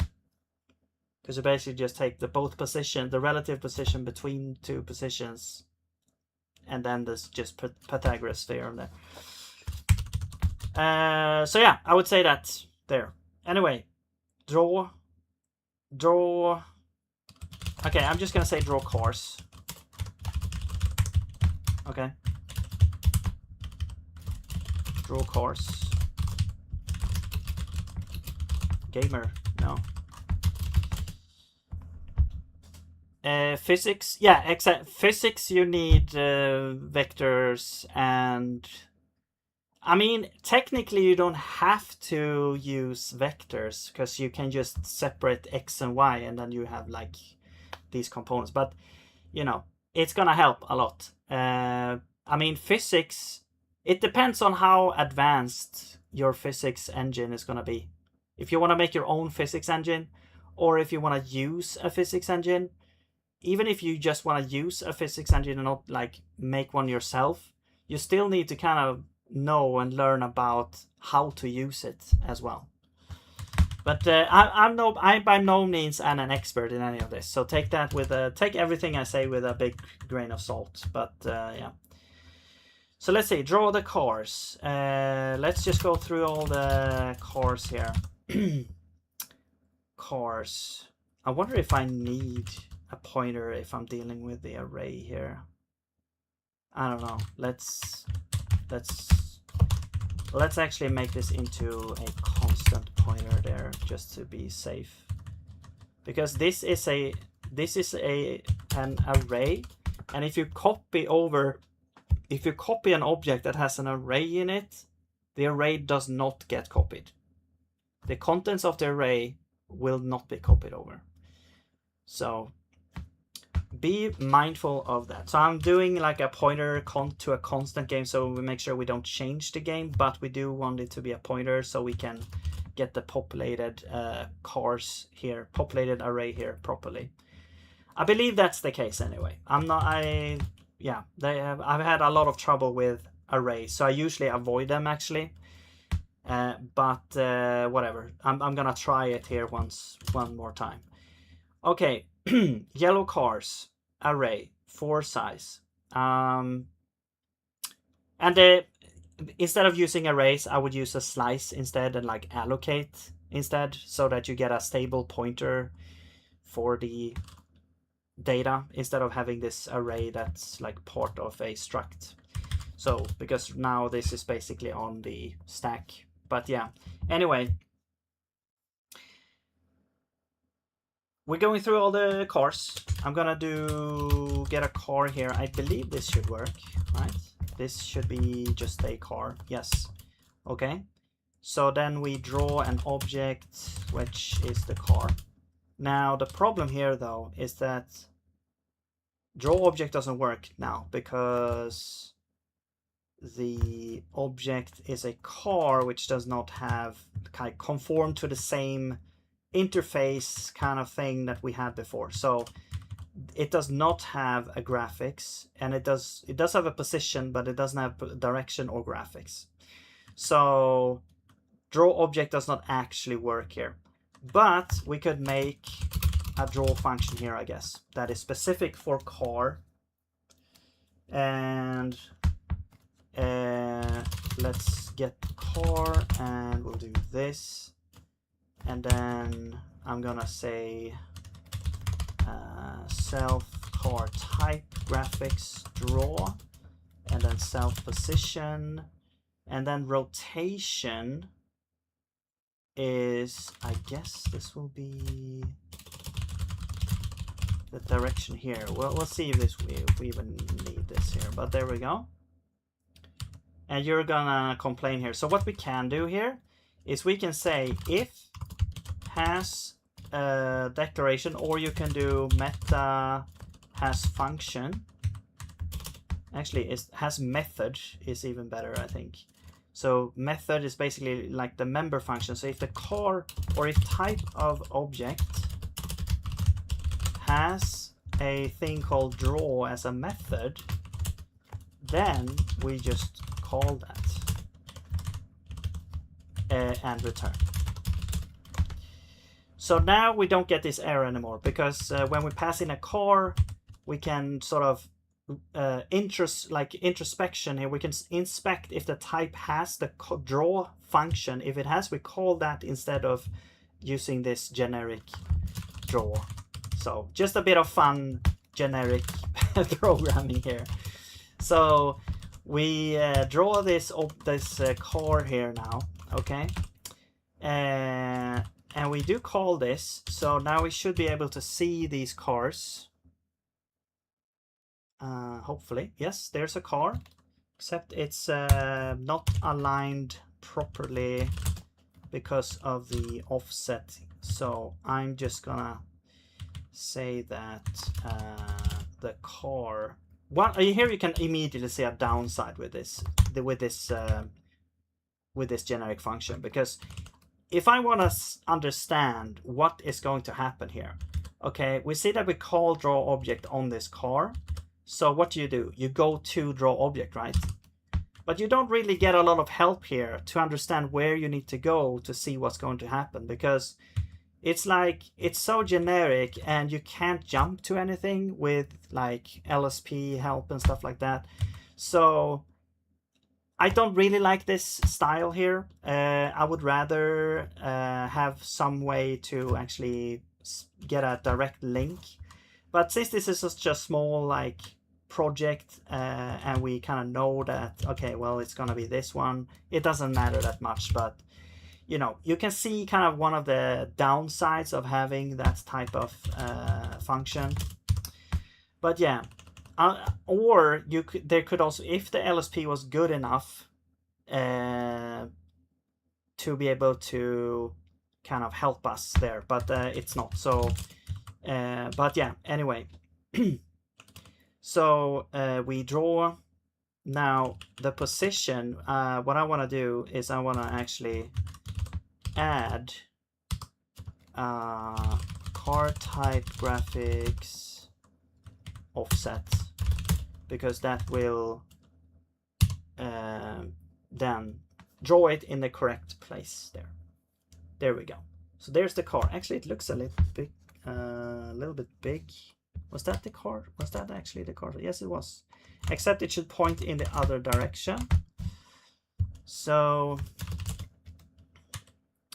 I said that it should point to the left in the direction. And so I guess the rotation here. Wait, do you have a rotation? Yes, you do. So why does that not work? Okay, well, anyway, this should be like direction. I'm gonna try left to see if that works. Yeah, so now it's looking to the left. Okay, let's move it over to the right and have it move to the left, because we are not actually making it move. Let's make it move first, actually. So we should go to the update function now. And here's the input. Now let's do some physics here. Very rudimentary physics. This is the input. Actually, no, instead of doing that, I'm gonna do like update input. And I'm gonna move this over here.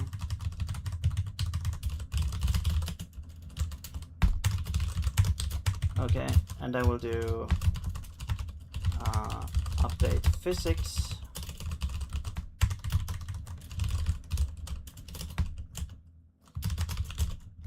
All right, so basically, well, we can just go through everything that needs update physics. So essentially, the only thing we have right now are the yellow cars.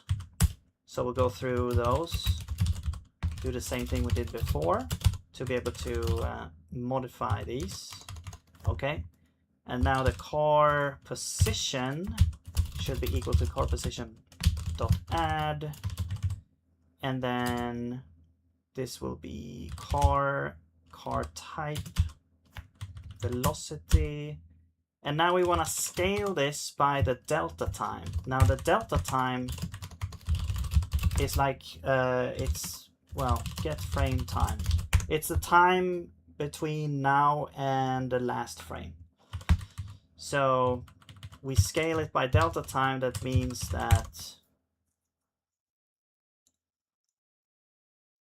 that if you don't do this, if you have a very fast computer, it's gonna go faster. The game's gonna go faster. If you have a slow computer, the game is gonna run slower. So that's not what we want. We want the time to be like, we want the physics here to be independent of how fast your computer is, and the actual time it takes between frames is gonna determine the movement. So the movement will be time dependent and not you know, how many frames you have. Okay, so there we go. That should do the thing. Now it could move very fast or very slow, or maybe, I don't know, not at all. Okay, it moves very fast. Interesting. So let's see if we can change this. Let's do like -10 instead. Oh yeah, I believe this is just like -10 pixels per, yeah, there you go. 10 pixels per second is how you can read that. Now let's move the car over to the right. So let's see, how many columns do we have? We have 1, 2, 3, 4, 5, 6, 7, 8, 9, 10, 11, 12, 13, 14. Is that correct? 14, okay. So let's do 13 here as well. That should put it to like on the right side. Yeah. And there we go. It's slowly moving over. Cool. Maybe I should fix the Frogger animation first, actually. But yeah, now we have a car. it's going forward slowly but surely, just like the car. Okay. Should we do the Frogger animation, or should we just try to implement everything first? It feels like we should like close the chapter on the Frogger first, maybe, before we do the other stuff. Sure, let's do that. So that means that when we move around, we shouldn't like instantly go to the next place. We should have like a velocity and also like a little bit of cooldown before we can actually move again, right? So we can't just spam our position around. We have to kind of wait until we actually moved and then do that. But first, let's just make this animation happening. So we like, instead of instantly jumping over, we should have some kind of velocity going forward instead. So how do we do that? Well, we should have like the update input here. Instead of, when we press the key, instead of changing the position instantly, we are going to, let's see how we're doing this here. I'm thinking to make the precision as good as possible, what I'm gonna do is I'm actually going to add a counter to how many pixels the Frogger is going to move before its turn is over, basically. So actually, I'm gonna add a thing here called move counter, which is a usize, and we're gonna start at 0, I guess. Well, let's actually move that over to over here. Move counter. So let me show what I'm thinking this is happening. So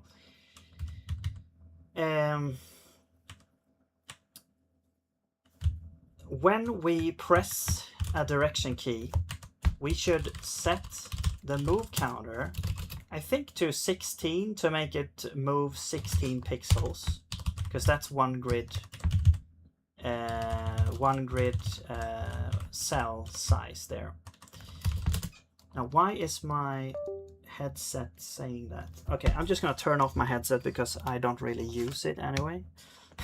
it's complaining to reach, like, plug it in to recharge, but I've had it plugged in for like the entire day. Okay, anyway. Yeah, set the move counter. We don't move. We set direction and have the move counter, right? Now, I think also, so what I'm thinking here, the problem here is like how, like, move counter, but then we also need a way for it to actually move. So I think move at, that is a timer. When this timer has is up, we're gonna move up, right? Move at. I'm doing all this instead of velocity just so that we can keep the precision of the pixels perfectly. So move at, there we go.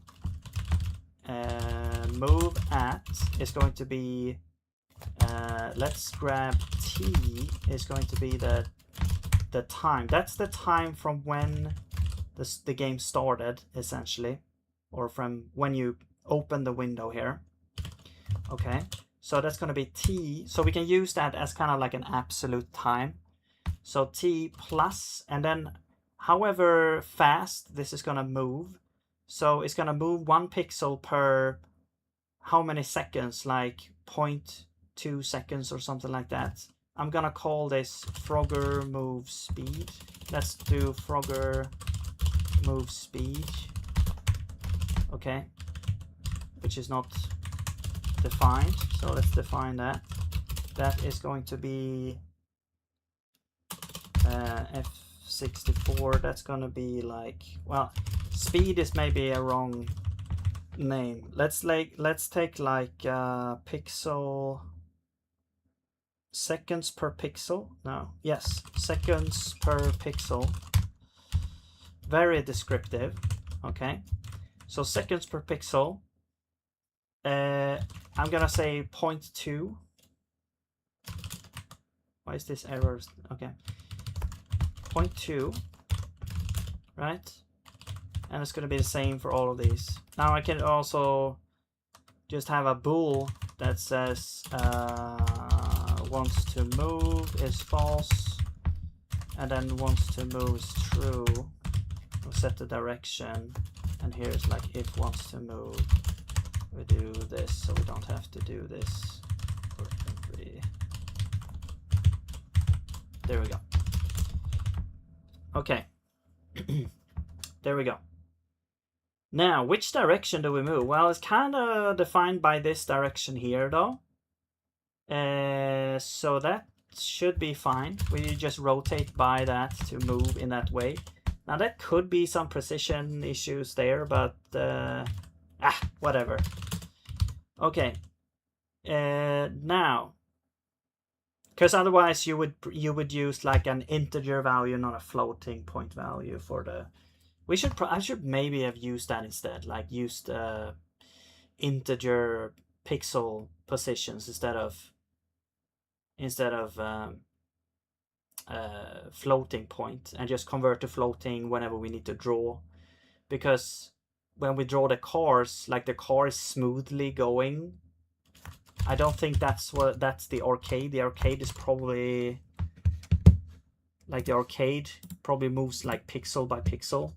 You can see it like it doesn't smoothly go, you know. But anyway, let's see. Let's just continue. Maybe we'll refactor that later. Move counter. So what we'll do is we'll say if. So here it's going to be an update physics actually. So here we'll say if Frogger move at is less than or equal to t, which is the time there. So that means we need to move Frogger here. So Frogger. So first we say, well, actually, also we have to check if we have any counters left. So if this is more than 0 and we're doing this, then we subtract this by 1. Okay. And we also move Frogger by 1 pixel in the correct direction. So the position should be updated. Actually, yeah, we should I'm not sure if there is a set function. I don't think so. You have to kind of update like this. Frogger position and then add, and I'm just gonna call this move vector or something. This is vector 2, and it will be like, well, can we say like 1? No, actually it needs to be to the right. Whoops. This is to the right, and then we rotate. Now the issue here, angle. I don't know if angle means radians in this world by angle, or does it mean degrees? I don't know. So, because it could be either way.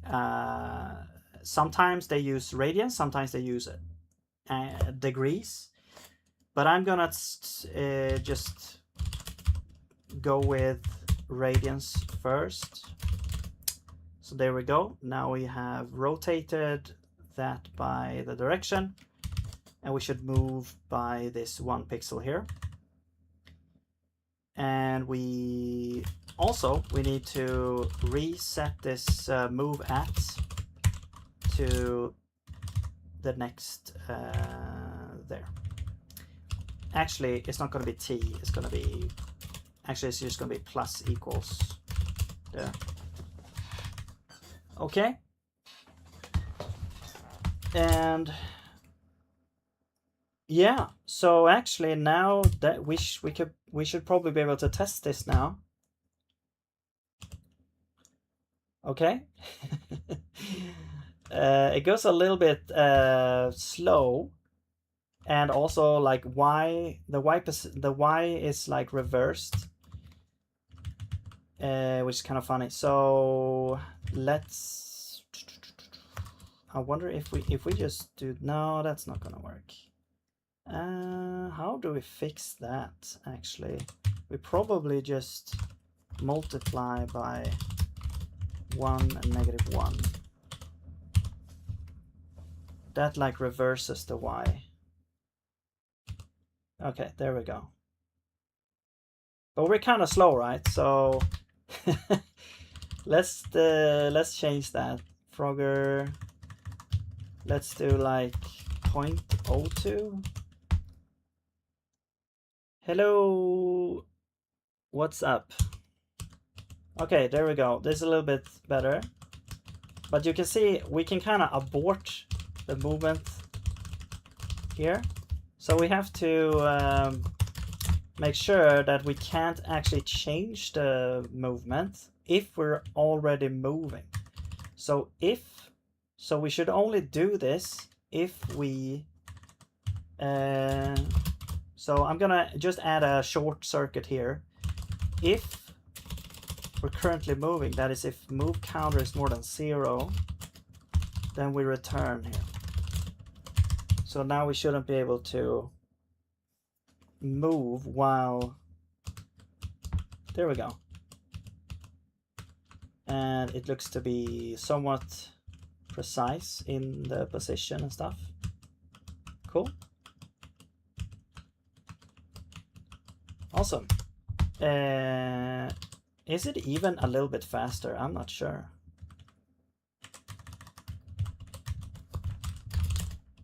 I have to kind of, we can balance this later, but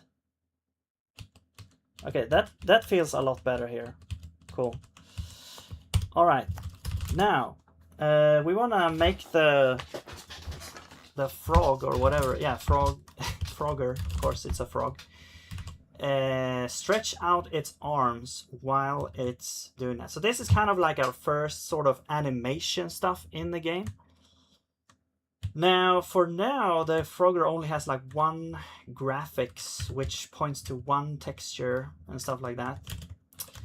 So what we could do is we could say Frogger.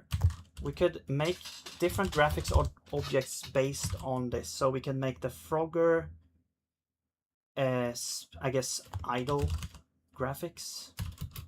It's gonna be graphics there, and then we'll have Frogger jump. Okay, or move maybe. Let's call it jump. So that's gonna be two different graphics. Frogger idle is gonna be the one that we already have. So that's going to be this graphics over here. Okay, and then we have Frogger jump, which is going to be the same thing, except I need to find where that is. That's gonna be these ones, I think. Actually, okay, we have it here. So let's take that and see 19 by 1, 16 by 16. So you're 19 by 1, 16 by 16, okay? And same rotation there.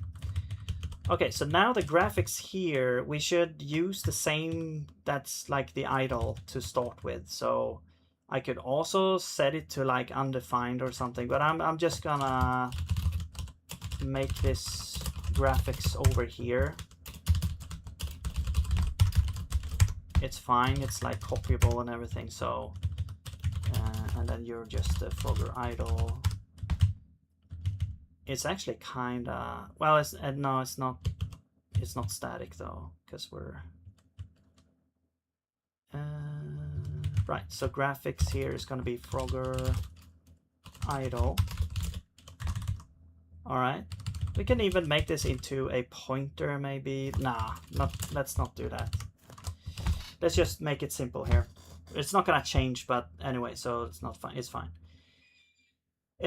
So let's check if this still works here.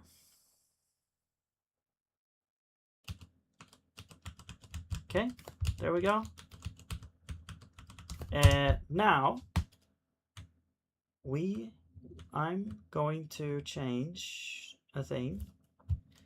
Actually, you know what? Maybe should we just change this up and down? Maybe these need to be turned around because I don't want to have to adjust that. Yeah, let's actually just switch these. Maybe, or is that the issue though? I'm not sure. Rotate left.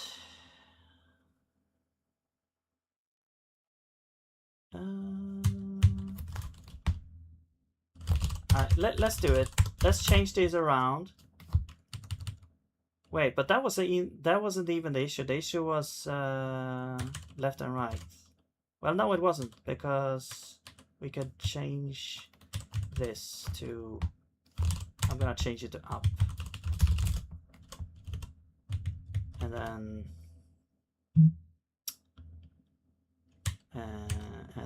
the, where was that happening? I forgot where we were. Over here. We don't have, now we don't have to do this multiply in the end. How to develop a game? Just do it.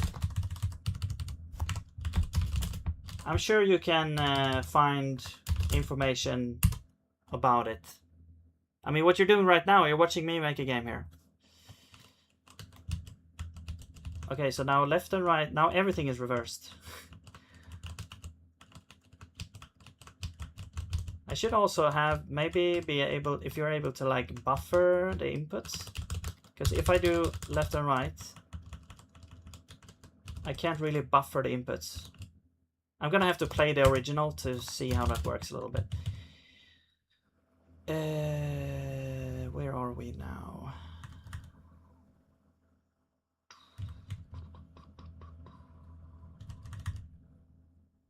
So yeah, this is totally wrong. I'm gonna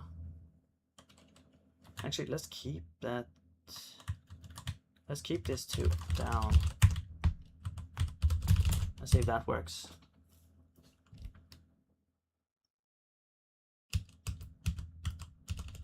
Wait, it's the same issue?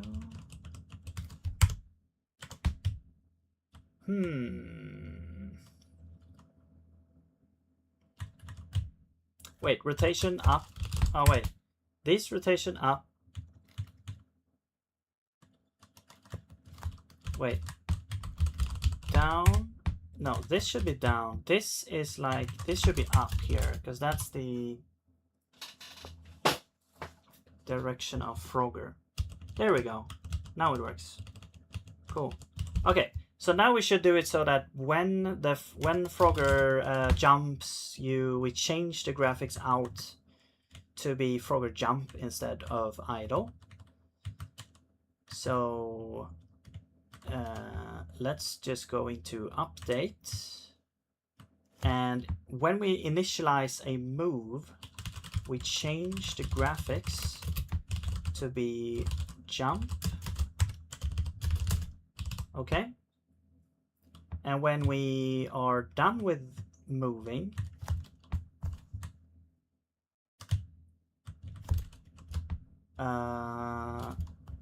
we could do like else if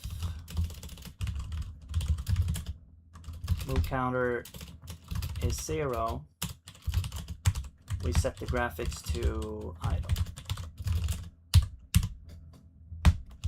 Whoops. Frog. Okay. I'm just gonna set it to idle like every frame, so it's a tiny bit of wasted stuff, but here we go. We're jumping around. Cool. I'm not sure if it feels exactly how it does in the arcade, but it's close enough, I guess.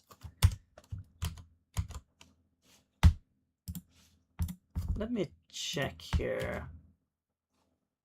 Do they have like even more? Can I please start?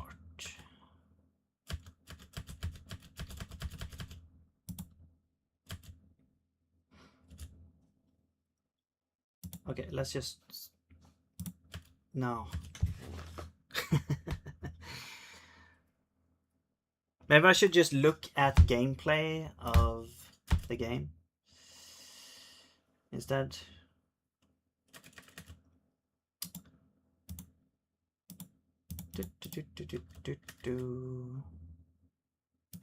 Okay.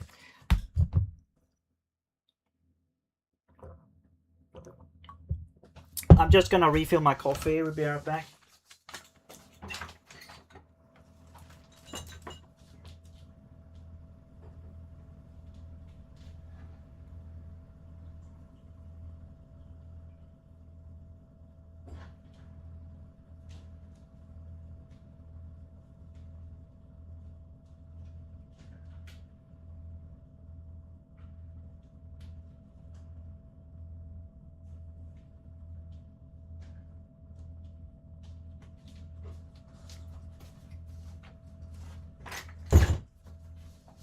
All right.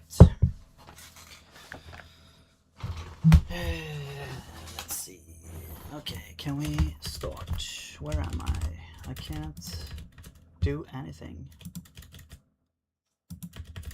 Like I'm pressing enter should be start.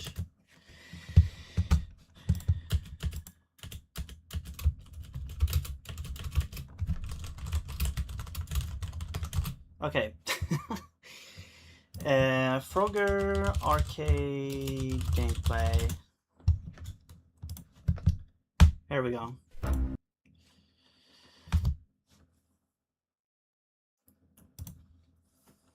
Wow.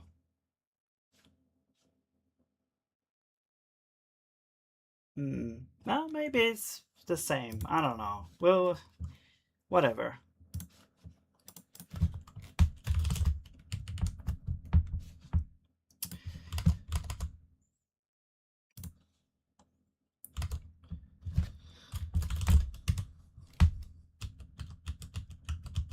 Okay. Anyway, let's continue now. Let's make this core. Should we get like all the cores in first? Let's get all the cores in here. So cars. Let's say we have the init objects here. So let's add an index. I'm just gonna spread them out to separate positions. Yes, and I'm gonna create a floating version of this, and then we can say the X position. Let's do I or Fi times 3, because 4 times 3 is 12. They should fit. There we go. Now we have a bunch of cores, but the problem is they are kind of, actually they should be more spread out maybe. They are just moving out of the screen. Let's increase their velocity a little bit.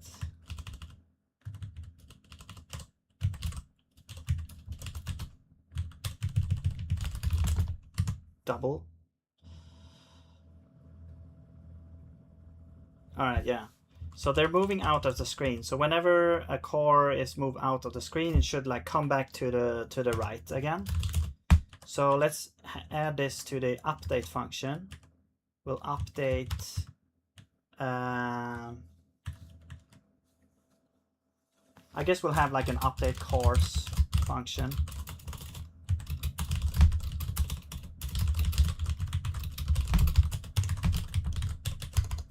Which is separate from physics then, but yeah. We're just gonna check if we're gonna loop through the yellow cars. Whoops.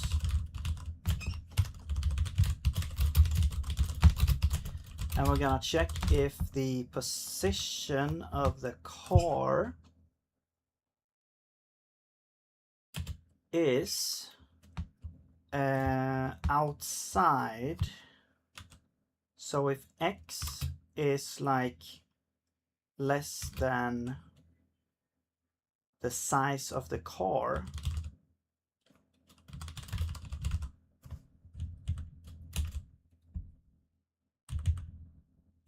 or the width negative. So if it's less than negative, that means it has moved out of the screen fully. And once it does that, we're going to set the position to, and then X is going to be pixel size X plus, I'm just gonna do this for convenience. Your width. So plus the width. So we end up at the right side there. Actually, I don't think we need to do plus width, but it's gonna be like, it takes a while for it to come back around, I guess. So it doesn't immediately like teleport over there. Okay, but then that should do it, I think. So we have to call this update course. I want to call this after the physics update. There we go. You want 2 arguments. That's true. You do want 2 arguments. So let's keep y as the same. All right, so let's see if the cars loop around now. There we go. Now the cars loop around. All right, so let's add the other types of cars. Now we can add one more type, and then we can see how we can kind of, I mean, we can't copy paste everything, I guess, 5 times. It just goes against the nature of programming a little bit to do that, but I was looking for, I'm also always looking for ways, not always, but you know, sometimes I'm looking for ways to like abstract things as well, but if you want to be productive, I guess if it's just this small project, then we can do that. The problem with, like, if you're copy pasting all the time, the problem is, like, there comes to a point when there's going to be too much going on, and if you run a refactor, there's going to be more work for you because you've copy pasted a bunch of stuff. So you learn how to deal with that because you kind of see like a pattern, and then you're like, but the other problem is that you see a pattern too quickly, and then too quickly abstract things like that's not needing abstraction, or you just had the pattern one time and it's not really used, so you spend a bunch of time doing something. Anyway, let's add another type of car now. So this other type of car is going to be the tractor or whatever it is. So let's go here and let's add the, I guess I'm gonna call it the tractor. I'm not sure what it is. And this is gonna be the tractors. And let's just make 4 of them, sure. Yeah, those are still cars. Okay, so let's make this tractor thing. Kind of weird to say car tractor, but whatever. This one is this moving?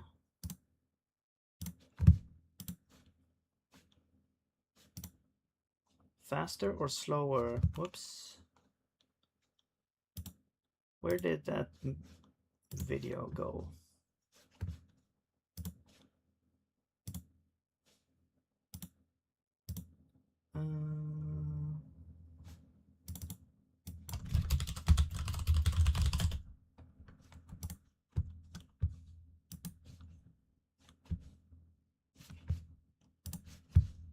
Okay, so it's moving kind of the same speed actually, but at the other opposite direction. Okay. So it's just gonna be this. Also, they were kind of slow. I'm gonna go back to like maybe 15 or something. I don't know. Direction right. This one should be the same. But we should, I'm gonna check out where the graphics are. Also, what are these other frogs? What the hell? Okay. I see. This is actually like extracted like game data. This is actually just screenshotted, I think. Okay, well, anyway.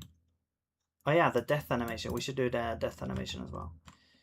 So we have the tractor. Whoops, I don't copy it. I just say here 55:116. So, and the same size. Yes.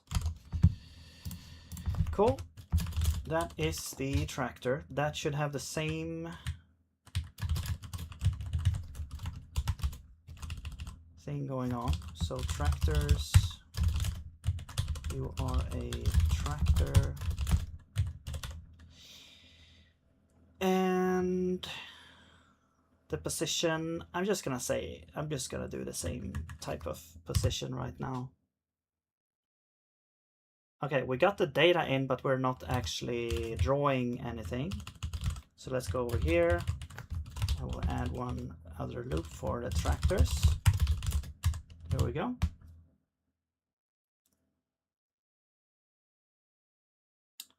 Oh, I need to move the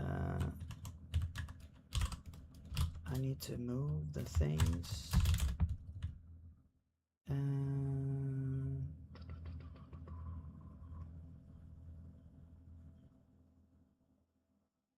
You should be at 12.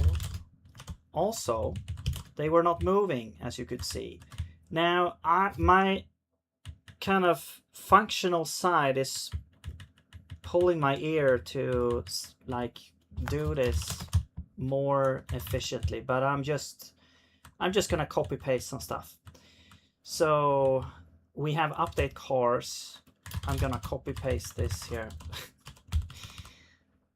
No, wait, this is update cars. Yeah, but this also needs to be exactly the same here.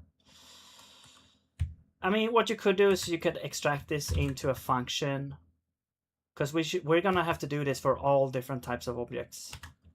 So I'm just gonna do like update, like handle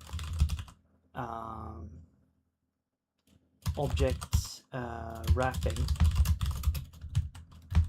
object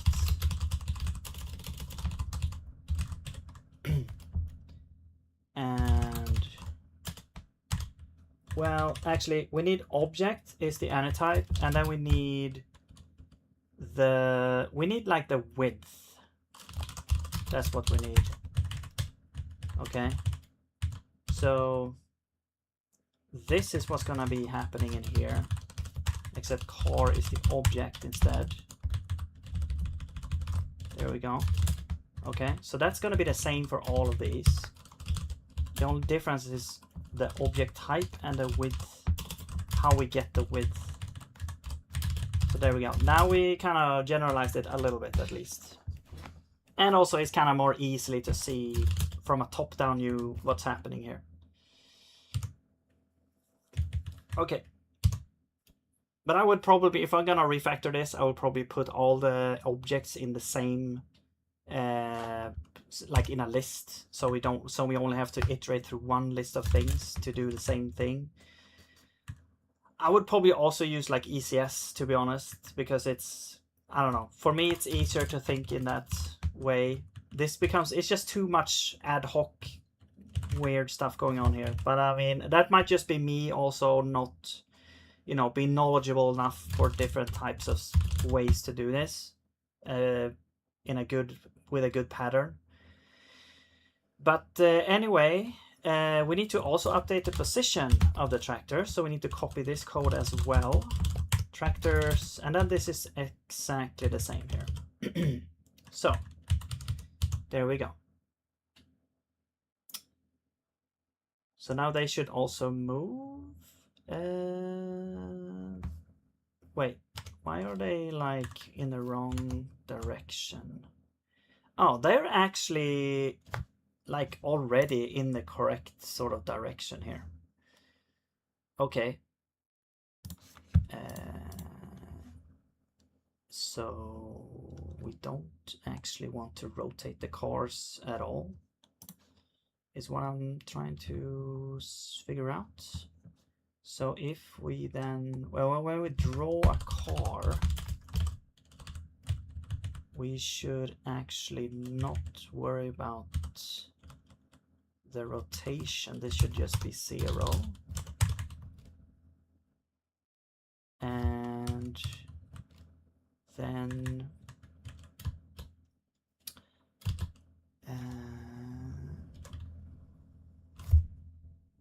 what else? Yeah, and when we initialize those graphics for the cars, these should be, I think, in order for this to be correct, I think we do right, because that will not rotate it at all, because right is 0. All right. There we go.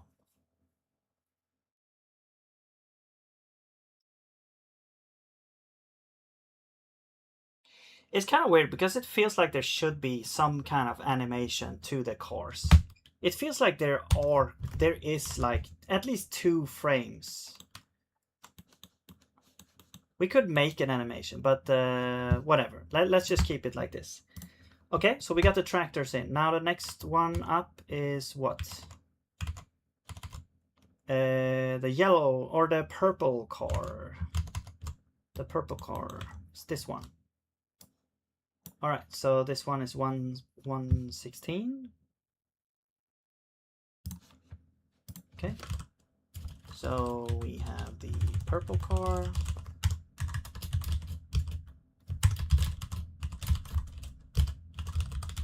Purple. I believe this was going to the left. Maybe a little bit faster, I don't know. We'll see. 116. And yeah, that should be the same. Okay, now we need those as well. Car purple. Or purple cars.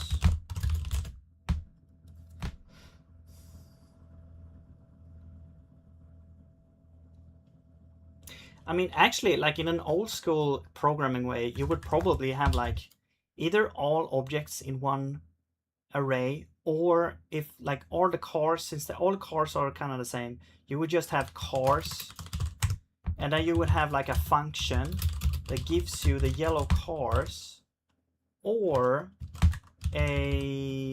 well, you can have a function that gives you the yellow cars. This is going to give you a slice of cars, self game. This is going to give you self cars, and then we're simply going to have like yellow car index is going to be 0, and then yellow car length is going to be 4. So this is going to be from yellow car index to yellow car length. Now that's the yellow cars. So now, in order to, if we want to iterate through all the cars, we can just use that. If we want to iterate through the yellow cars for some reason, we can use this. And I think we do want to do that. So I'm actually going to do these functions instead, because the only place where we actually need to worry about that, actually, let's do this. Actually, let's do cars is actually going to be, well, now we have 12, so let's do 12 cars. But in total, later we're going to have like, well, however many we're going to have. We can do like yellow cars length is 4, tractors length is 4, purple cars length is 4, and then we'll remove that. Okay, I'm doing that abstraction now anyway. Okay, it's calling here, so I'll be right back. Sorry about that.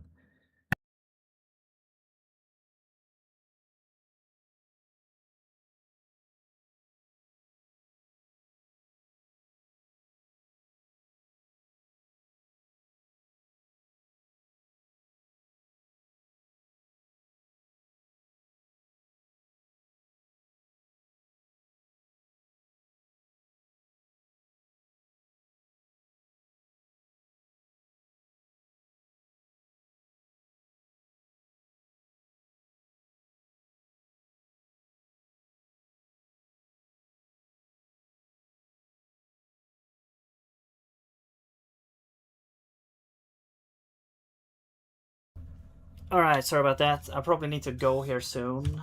But yeah, I'm gonna abstract this because it's just gonna be too much.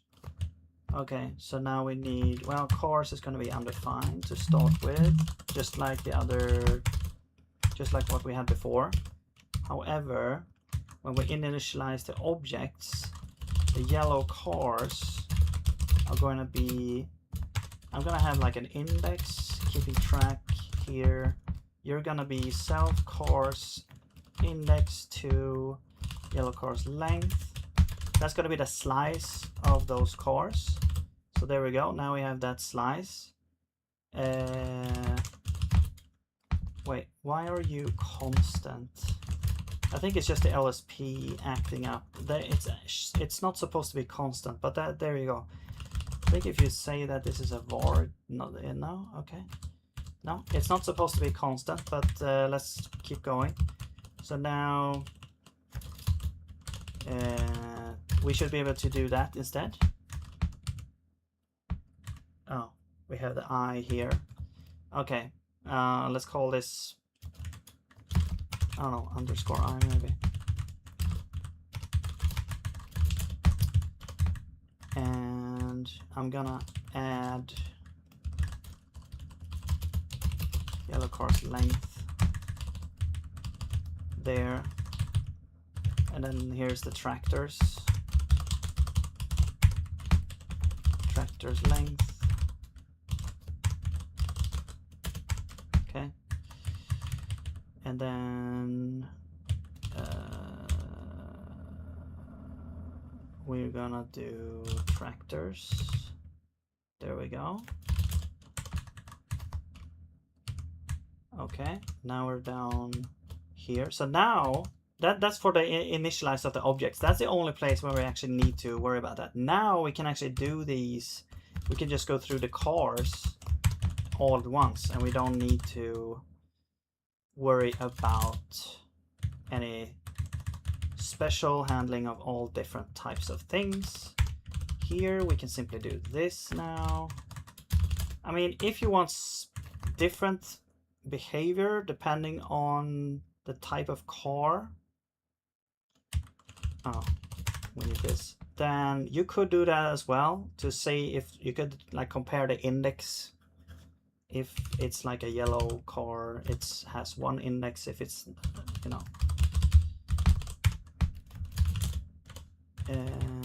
okay. So now we don't have to copy paste that over and over for each type of car. There we go. A message are deleted. Okay. Sorry about that. I'm not sure what you're trying to post there. Okay. There we go. So. Yeah. So now let's add the purple cars. Because now it's going to be easier to actually do that. So we need to implement those. So here we have the purple cars length. This is the purple cars. There we go. And this is a car purple. And the row is 11. Let's keep everything else the same. Okay. If we run this now, we should have the purple cars. Or not. We can also crash, maybe.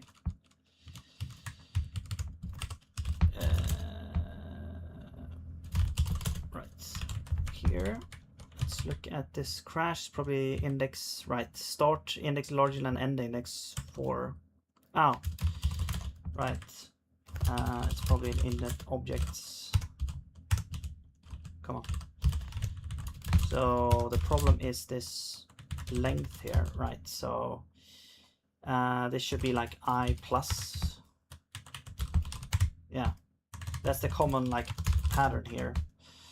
Okay. There we go.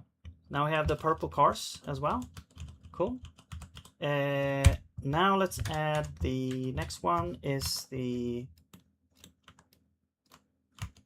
I think the fast car. Yeah, the fast car going to the right. So it's this one. 37,116. All right, let's do it. This is the, I don't know, fast car fast. It's going to the right, maybe at 40 or something. I don't know. And 37, I believe, we said. Okay, no thing named that, so let's add that. Okay, and now how many of those do we want? Fast cars length. I guess we need one, because I think that is what's happening. Also this one, we simply have to add these up. But I'm just gonna have this number here the same as it is there. You could also, you know, you could put these comp time, as long as it's a comp time non-value, you can actually say like yellow cars length plus tractors length plus purple cars length, etc. I'm just gonna, you know, say whatever it's gonna be here directly there. Okay, so init object, let's do the fast cars now, even though it's only one, but fast cars, there we go. And this is a car fast, and we only have one, so this sure, let's just start somewhere there.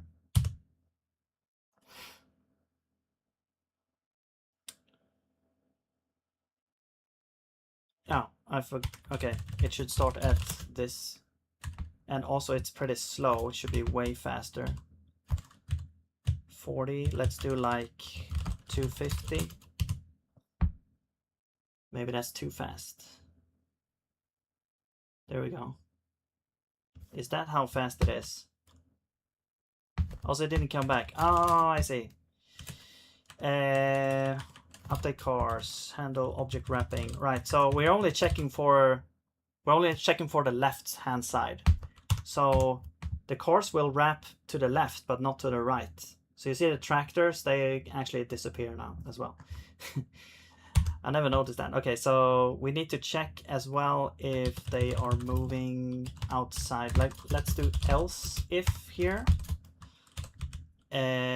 Otherwise, we will check after we change the position, which might trigger it again. So we'll do else if x is more than pixel size x plus width. Sure, let's do that. And then I think technically you just need to add a little bit here just to make sure that they are not actually, will this be offset? Then we should do negative width times 2 here actually. Okay, sure, let's do that. And you will be set to negative width, I believe, times 2 maybe. Yeah, exactly. Actually, we could make these left boundary is negative width times 2. Right boundary is pixel size x plus width. So this is left boundary and this is right boundary.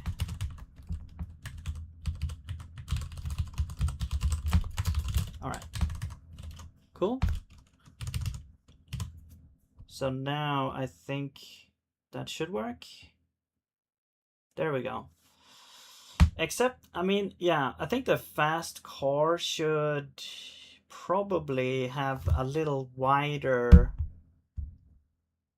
like it moves fast pretty quickly, so I don't know. Also, I think in the original there might be some kind of randomness going on as well. Actually, maybe that was way too fast. What the hell? Okay. Fast car. I was just looking at the footage and this is actually way too fast. It actually moves kind of similar to the other cars, to be honest. It moves like a tiny bit faster than the tractor actually. So the purple seems to move the same speed as okay, the purple car is slightly faster than the yellow car. Let's do like, I don't know, 18. And you are like 22. What is RL? It's raylib. It's like a direction. It's a library for making games, essentially. Like it's a library for helping rendering. You can play sound, music. Huh? That's not what I asked. I asked what RL is. And that's what I'm saying. It's raylib. It stands for raylib.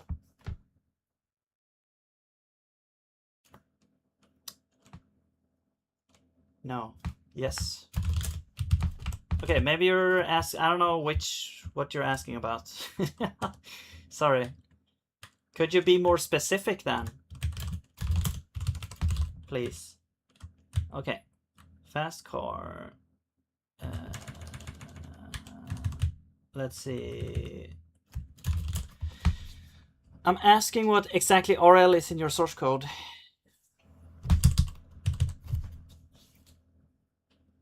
Here you go. I'm importing raylib. and I'm naming it RL. It's Raylib.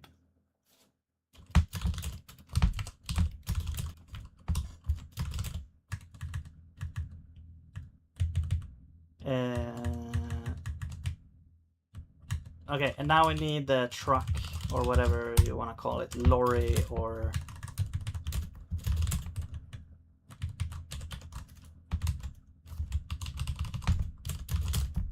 Yeah, I guess you might... Are you like used to like C or something? Because yeah, Raylib, or I mean Zig, everything is like sort of namespaced.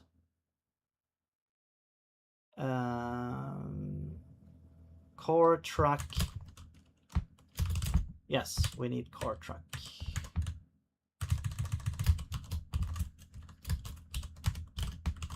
Core truck is going to be...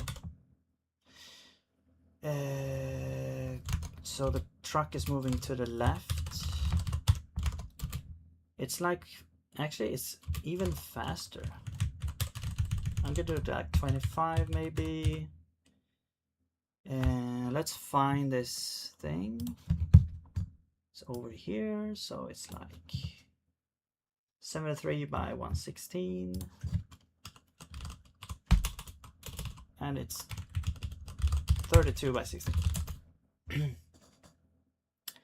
I saw you did RL something, I thought maybe RL is a global static memory that you initialize in main or something. You call methods on it. Oh, okay. Yeah, no, it's just a bindings library that has all the so RL has all the functions and constants and stuff.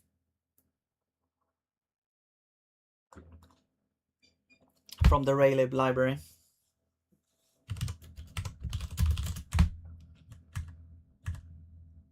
Okay, so now we have the trucks.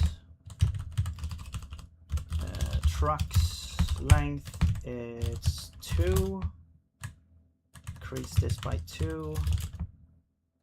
Go to init objects. Go down. Copy that. Fast cars is trucks. Okay. Yeah. I think that's it there. Except you need to be a truck. Alright. I mean, this could also be generalized, to be honest, because the only thing changing is like the type of the car and the length of the thing. So you could essentially make a list of these with that data and then go through it. But whatever. I'm fine with having one place where you copy paste a little bit. Okay.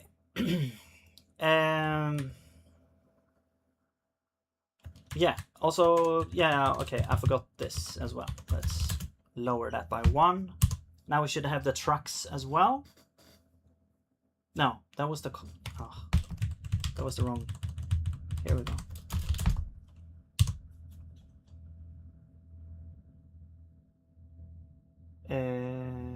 Yeah. Except this looks wrong. This should be negative. Yeah. Left. Okay. Also, they should be like spaced out more. So I'm gonna do times 8, maybe.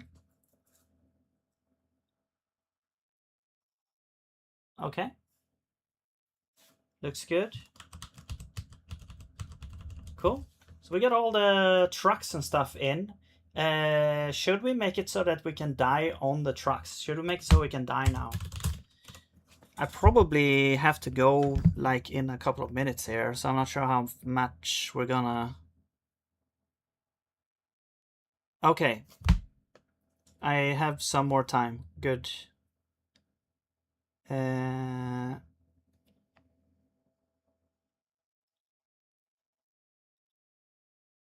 Let's see.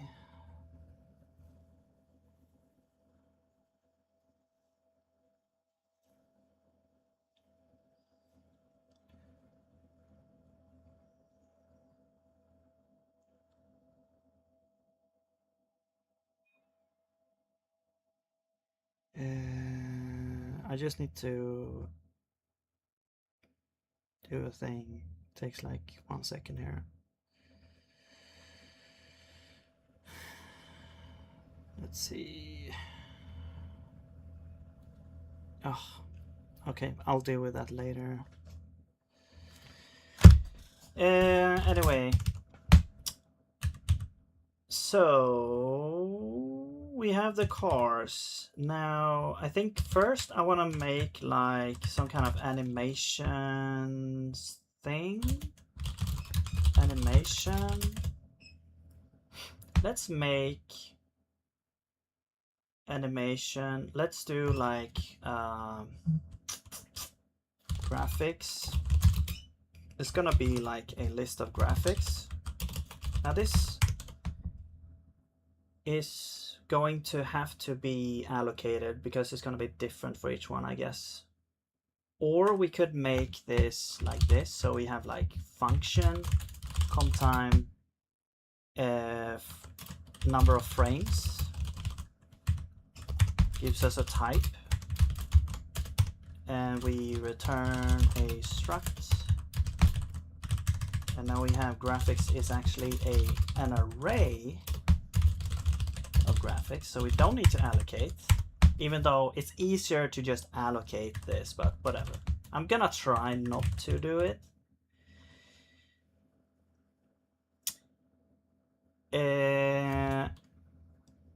Okay, so but now we have an array. Actually, no, this is bad because I want animation to be generic. We can make generic functions on arrays. You know what? Let's actually just let's just do this. So we have to kind of allocate this. It doesn't matter. Okay, so we have a bunch of graphics, and that is the animation itself. Then we could add other things like, is it looping? Is it, you know, things like that. How, like, what is the frame duration? And stuff like this. I'm putting it as F64 just because that's the type that Raylib has as time, so just so we don't have to deal with a bunch of conversions. Yo, Paladine, I hate how Zig's lets you omit the struct name or initializing, and you can just do foo.bar. So now you have to go to the definition of foo, see what the argument type is. Wait, you can just do foo.bar. So now you have to go to the definition of foo to see what the argument type is, and then that turns out to be a compile time function called, and you have to cognitively parse and understand that it's a function that returns a type depending on blah blah blah blah. Yeah, I mean, if you're using relatively simple comp time stuff, it's not going to be a problem for the LSP to figure that out. You're going to be able to see what stuff you need to put in there. And you're also going to get like auto completion help. But if you have like a very complex, weird comp time type that's being calculated based on a bunch of other stuff, then yeah, then it's that's going to be a lot more. But then usually I think you probably would want to have some kind of documentation instead of doing that. But I have actually not really run into that problem. It's just depending on how you design like the libraries or yeah, stuff like that.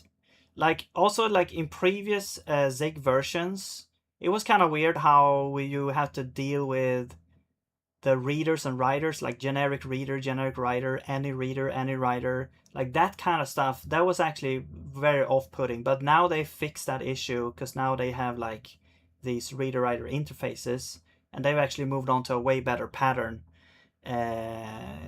for that.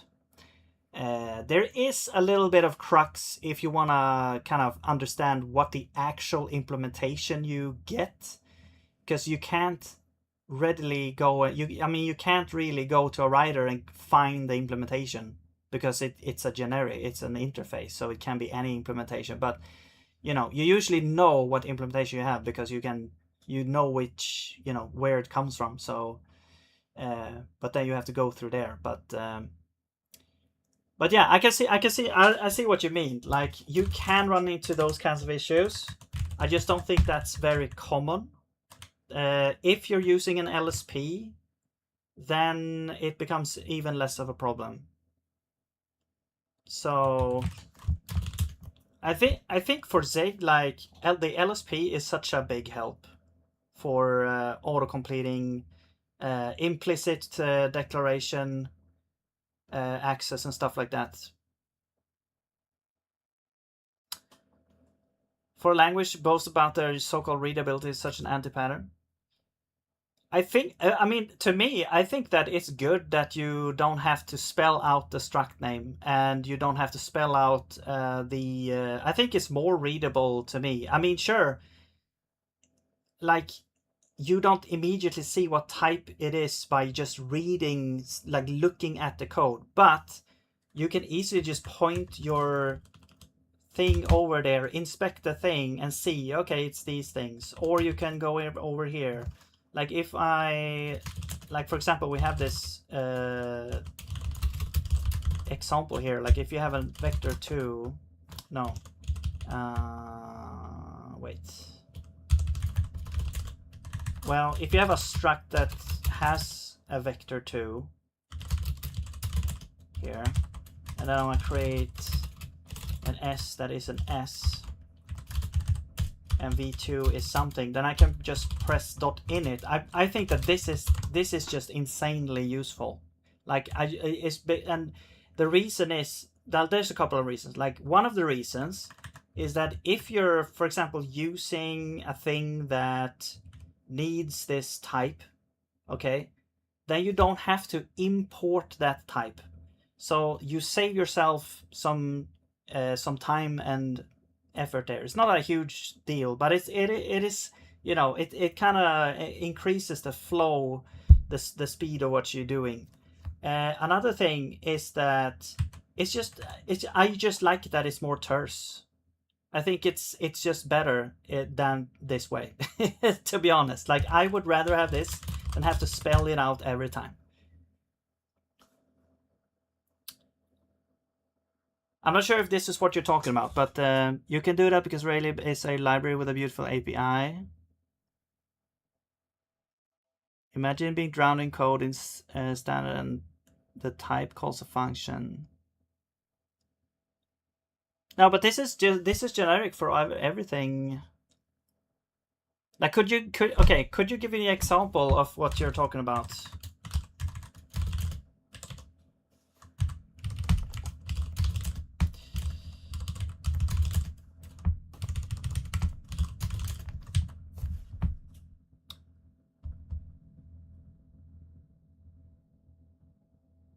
Yeah, because I think that, you know, the notion of not having the struct name in there is not the same as talking about generics. I mean, I can see the relationship, but I think it's also, like, not inherently the thing about having to not put the struct name in there. Because that's such a genius thing. Like, if you want to put an enum value, you don't have to spell out the enum type to put a value of that enum. So, and it also plays nice with all different types of things. Like, let's say, I mean, for all the initializing functions, it's insanely useful.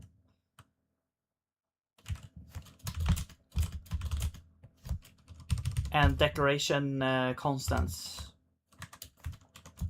that gives you the type of the struct as well.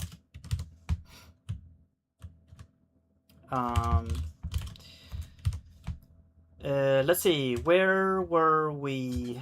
Right, the death animation. So I made this animation thing. Now this is like the animation kind of type, I guess.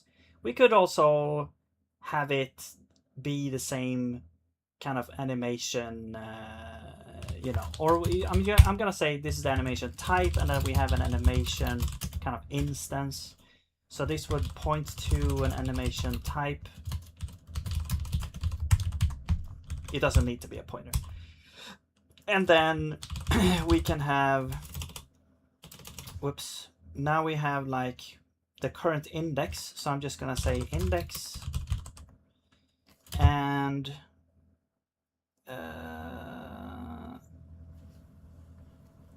we can also have like if it's paused or something like that, but let's just do this.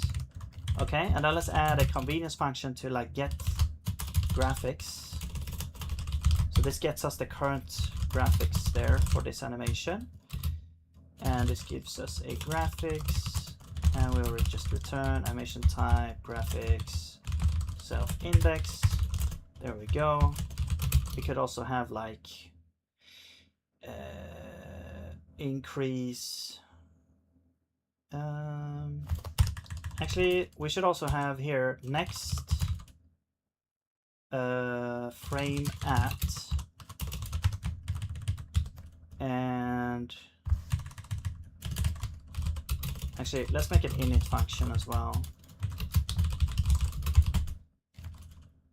So we need an animation type.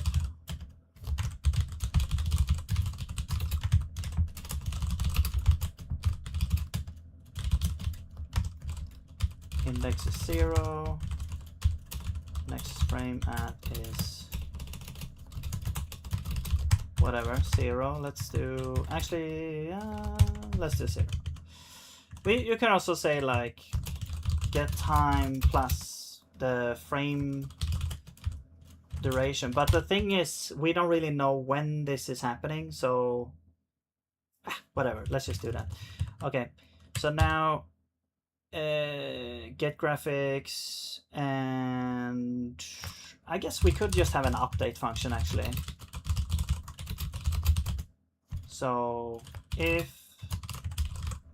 next frame at is less than or equal to get time, then next frame at is plus equals to self animation type frame duration. Self index is going to be equal to self index plus 1 modded by self animation type graphics, so the number of frames. Okay, so that like increases the index, and it also loops around. Okay, so comp time function. Okay, I'm gonna copy that and put it in here.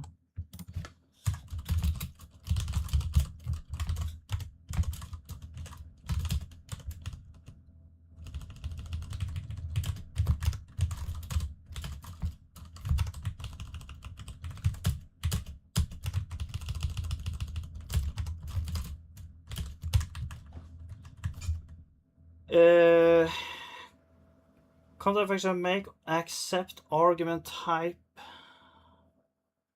type info. I mean, okay, so the thing is I don't think this type of programming is super common, like that you have to kind of go in and kind of care about this stuff. Maybe. I mean, I don't know. It feels like a badly designed library would make it very hard for you to kind of understand what's going on. I think a good library allows you to use it in you know, an easy way. So I mean, I think it's all because like stuff like that. Imagine a call side server prov accept init 10. Standard is filled with these. Okay, well, I haven't looked at every cranny, every piece of code in standard, but the things that I've seen is it does like, because if everything was like this, it wouldn't really be usable.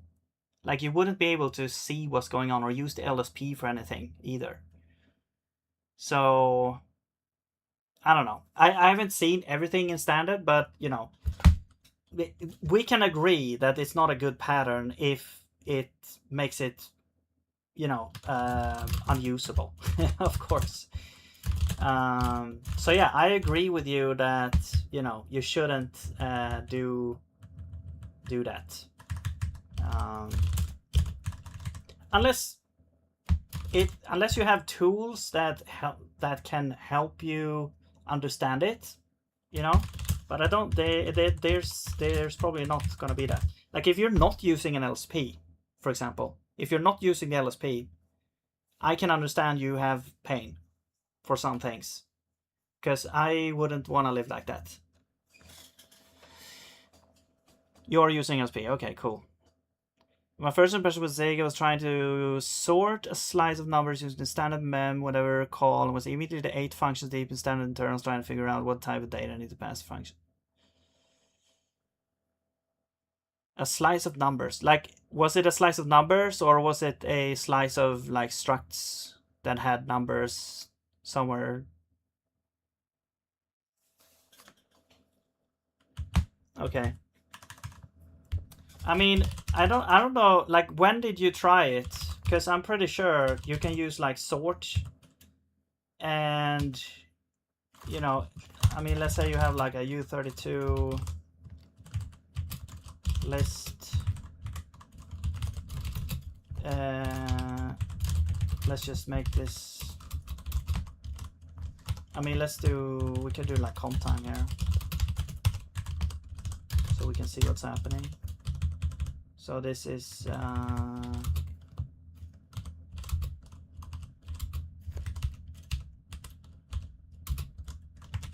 that, and then we sort items. Context, if you don't need context, it can be undefined. The less than function is essentially, you can provide a function. So I'm not sure if there is a less than here. There is less than. No, that's different. So you have to kind of make it yourself. Yeah. But it's essentially just going to be like less than A, B, bool, return A, less than B. Okay, less than. There we go. That's it. So so you need context as well. So context is like the first argument here. So context, to determine what context is just a way to have a closure for the function.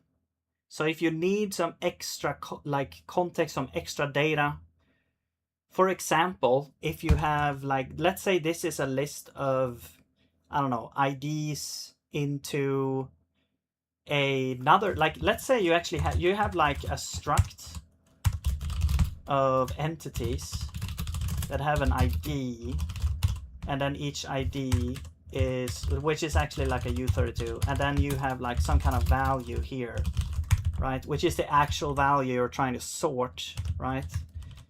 So then you have this list of U32s. Now these are actually IDs, and you have this list of entities.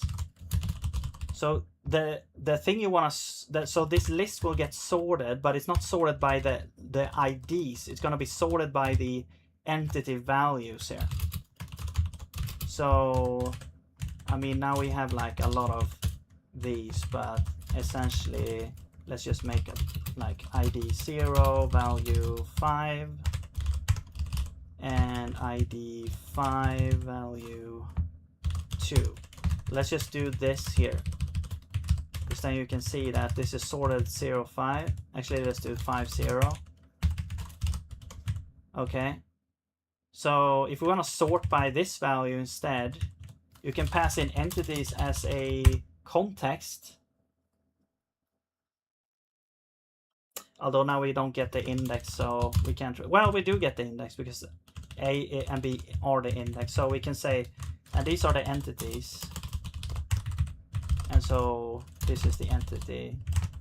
And so we can say now, instead of comparing A by B, we compare entities A value by entities B value.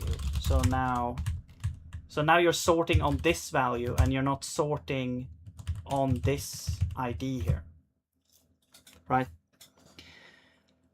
I was trying to parse the function pointers. Less than function depends on the type of context. I mean, yeah, but you define the function. So I thought the less than function has to be stored in context because it's literally the first argument. Oh, I see. I thought maybe it's like a method. Oh, I see.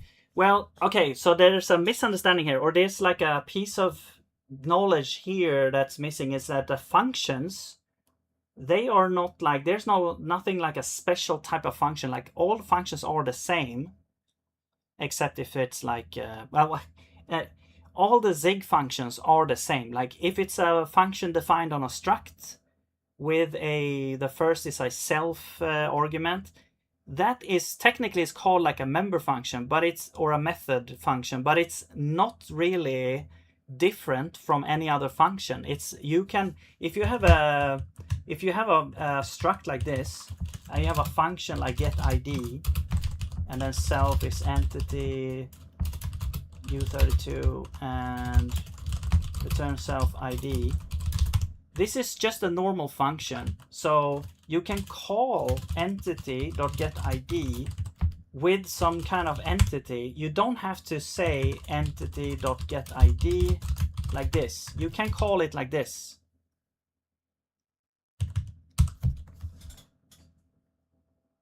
Because I had LSP with the internals, so context dot less than function being called. So I assume context will be strike. Oh, really? That's strange. Because that shouldn't compile in this case. Let's see. Well, this is. Let's just do that. Actually, this is. Well. Do you have to be const? Oh, okay. Yeah, you have to be const. Actually, then you are an array, actually. So you are an array. There we go. And then you are a pointer. You are bar. Okay. And then you're. Let's do this here as well.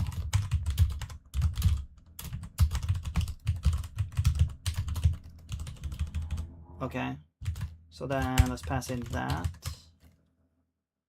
And you less than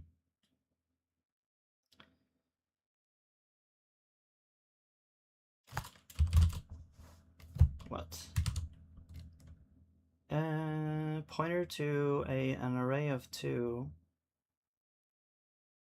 I thought that made it into a slice. Okay, can we do a pointer cast then?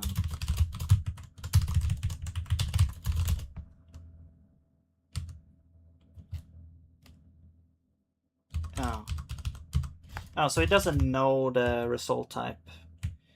We can do like, maybe we can do like as entity like this. Okay. Okay, so now it should be so if we do compile log and we do compile print format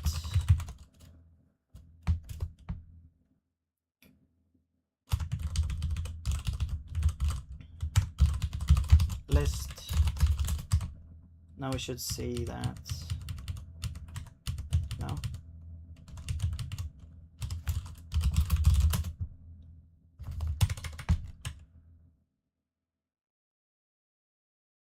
Okay, well, anyway, you're confused as well. I mean, you have to. Sometimes you get confused while programming. That's not a big thing. Now I'm a more experienced programmer. I can tell context literally use a data pointer as passed in the sort functions if for sort functions hiders. Yeah, exactly, and that's what I'm trying to say. I'm trying to show you here what it is. Yeah. So you already learned about that. Yeah. But this is the way. Yeah. I had to pass void for context. I think you can just pass undefined, I think. If not working with stateful coroutine functions, context be void.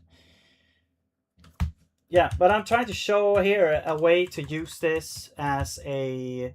It's just you know, that the thing that was confusing here is like you pass in the context as an any type, so that kind of determines the type that you put in.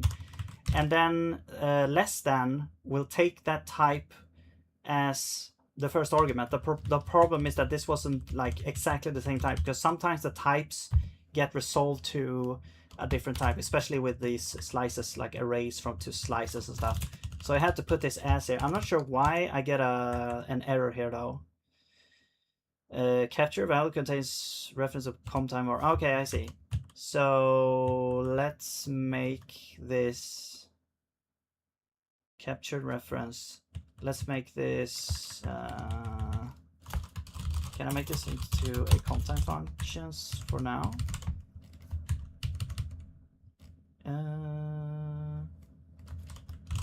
Actually, let's just put everything as a comp time. I don't know if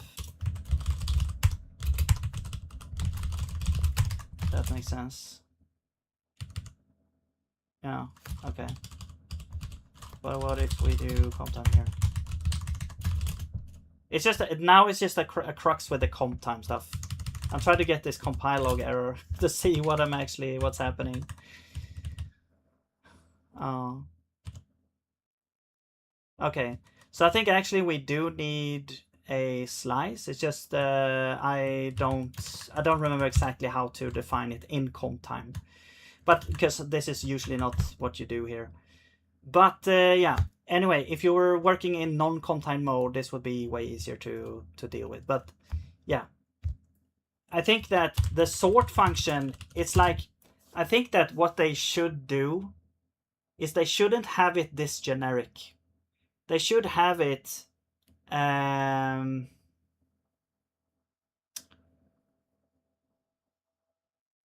they should have it like less generic. Just the yeah, just sort with the items and then a less than function, and then actually provide a way to provide like just a standard less than function. Maybe there is one here. No, there's not, because standard meta has like an equal function. So there's like an equal function that you can use for like equaling with some kind of a set of rules that you can go through and look. This works on any type of objects, but there's no like less than, which is kind of weird, because I would think that if you provide this, well, there is a less than, but it's not this is like for lists, so it's not actually what you can use here. But anyway, so I do agree that this sort function is like more complex than it needs to be, because oftentimes you don't really need a context, or when you don't need a context, it's like just in the way. And then maybe make a another function that that actually needs, like, that actually takes the context. But also it's just a general pattern that needs to be there, because of there's no like automatic closures in Zig. You can't have like automatic closure. So if you need extra data, you have to put that there. So a function, yeah, it's like a function pointer cannot, it doesn't include like a closure and stuff like that. Yeah, I'm gonna leave it there. I want to continue with this with the implementation here, but yeah. I mean, I do agree that there are pain points in the language, but I do also believe that they are moving in the right direction, and they are actually like improving the language by a lot. Like a lot of changes has come to the standard library, and it has gotten a lot better since they started, you know. And there's a lot more to come, so I think that, you know,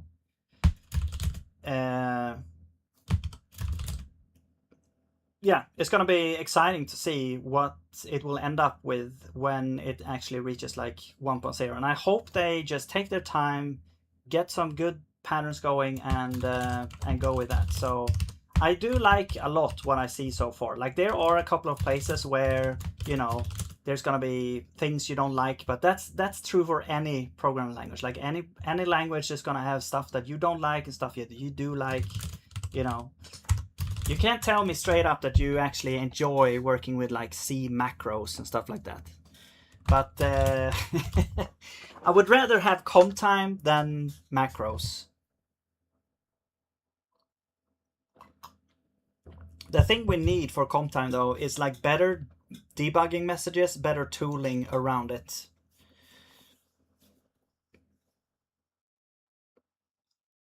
In C, that's the user data pointer pattern. Yeah, so this is the same in the zig. You need some kind of extra data, you have to put it somewhere and ship it with the function, basically. And that's exactly what sort is doing. It's you can pass a function and you can also pass extra data to kind of, yeah, make the closure there. Okay, let's see. Let's continue here. So, yeah, the animation here. So we have the animation here now. And update, we are checking if it's time to change the frame. If it's time to change the frame, we change the frame and we update to the next thing. Now it's always going to be looping, but that's fine. We could also have a function called like isDone or something. Well, you know what? Let's just put like looping here as a bool, and we're gonna set that to true, I guess.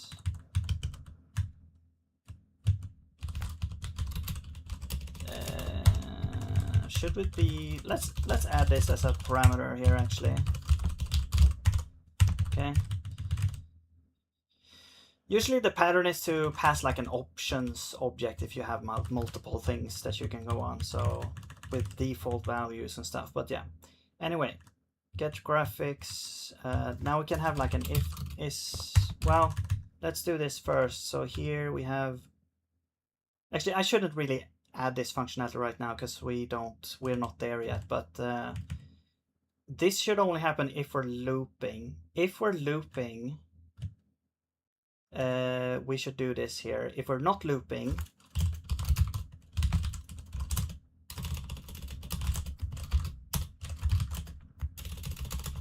well, actually what we do is we just add one, and then if we're looping, we also mod by the number of frames. There we go. Okay, and then if we're done,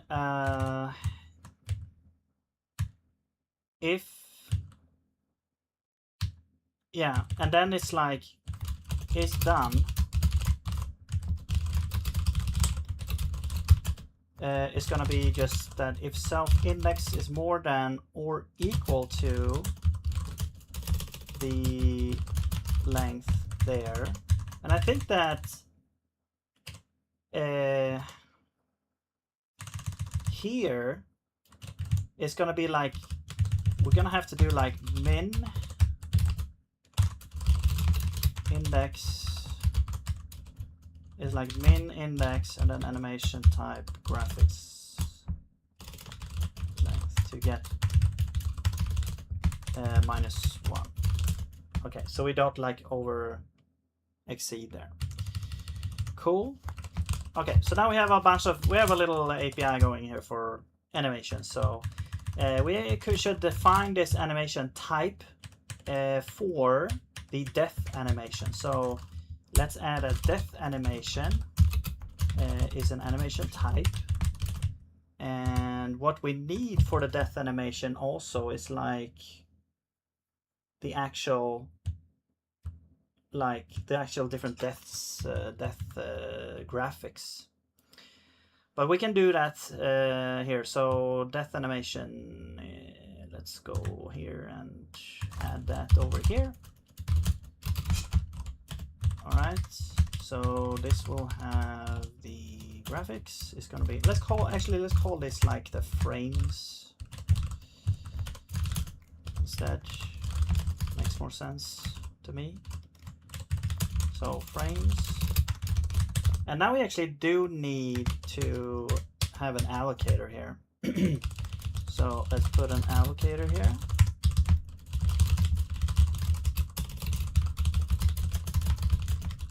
All right.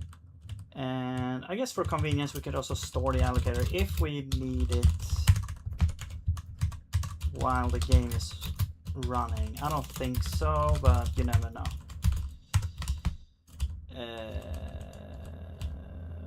Okay. Yeah, that's it there. So also this can be an error. Yes, can already be an error, so that's fine. And so here we'll allocate a bunch of frames.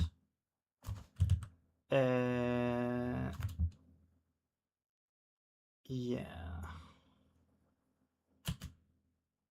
Exactly. We could also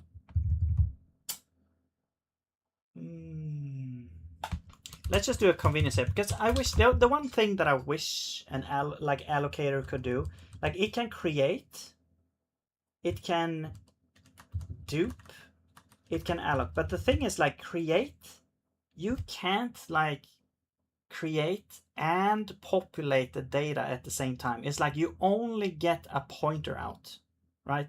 I wish there was a way. I wish they would add create, but also, you know, you create this type, let's say it's a graphics or whatever, you will get one pointer to the graphics here. Why can't you just add another parameter to actually fill in the data as well, right? I wish this was a thing, but it's not. Also for like alloc, I mean, alloc makes more sense that you won't have this, but you could also, you know, technically in Zig, you could have this function, take a comtime t, the number could, I mean, you could have a special alloc where the n is actually comtime known, or it doesn't have to be comtime known, but it's the n, and then you get like a comtime, or maybe not a comtime, but you get like a list, an array or something of things to put in there. I don't know. Maybe you can't do that, but I wish there was a way, because now I need to allocate this now, and then later populate it. You know, so it's just inconvenient. And these are graphics, and I need, how many do we need? We need 1, 2, 3, 4, 5, 6, 7.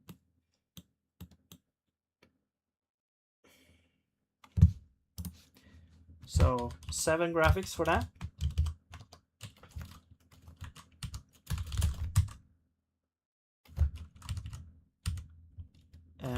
You need the allocator, so allocator.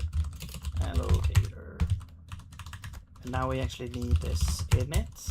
We can grab out the allocator from using the GPA. We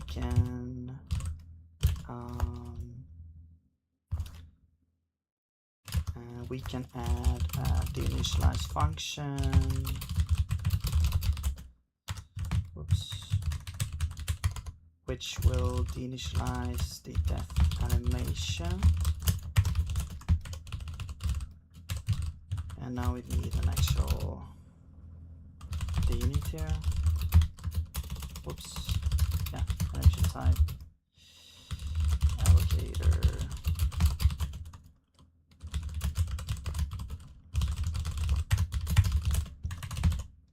Okay. Right. We need to try that. Frame duration, I don't know. 0.2, 0.1, 0.05.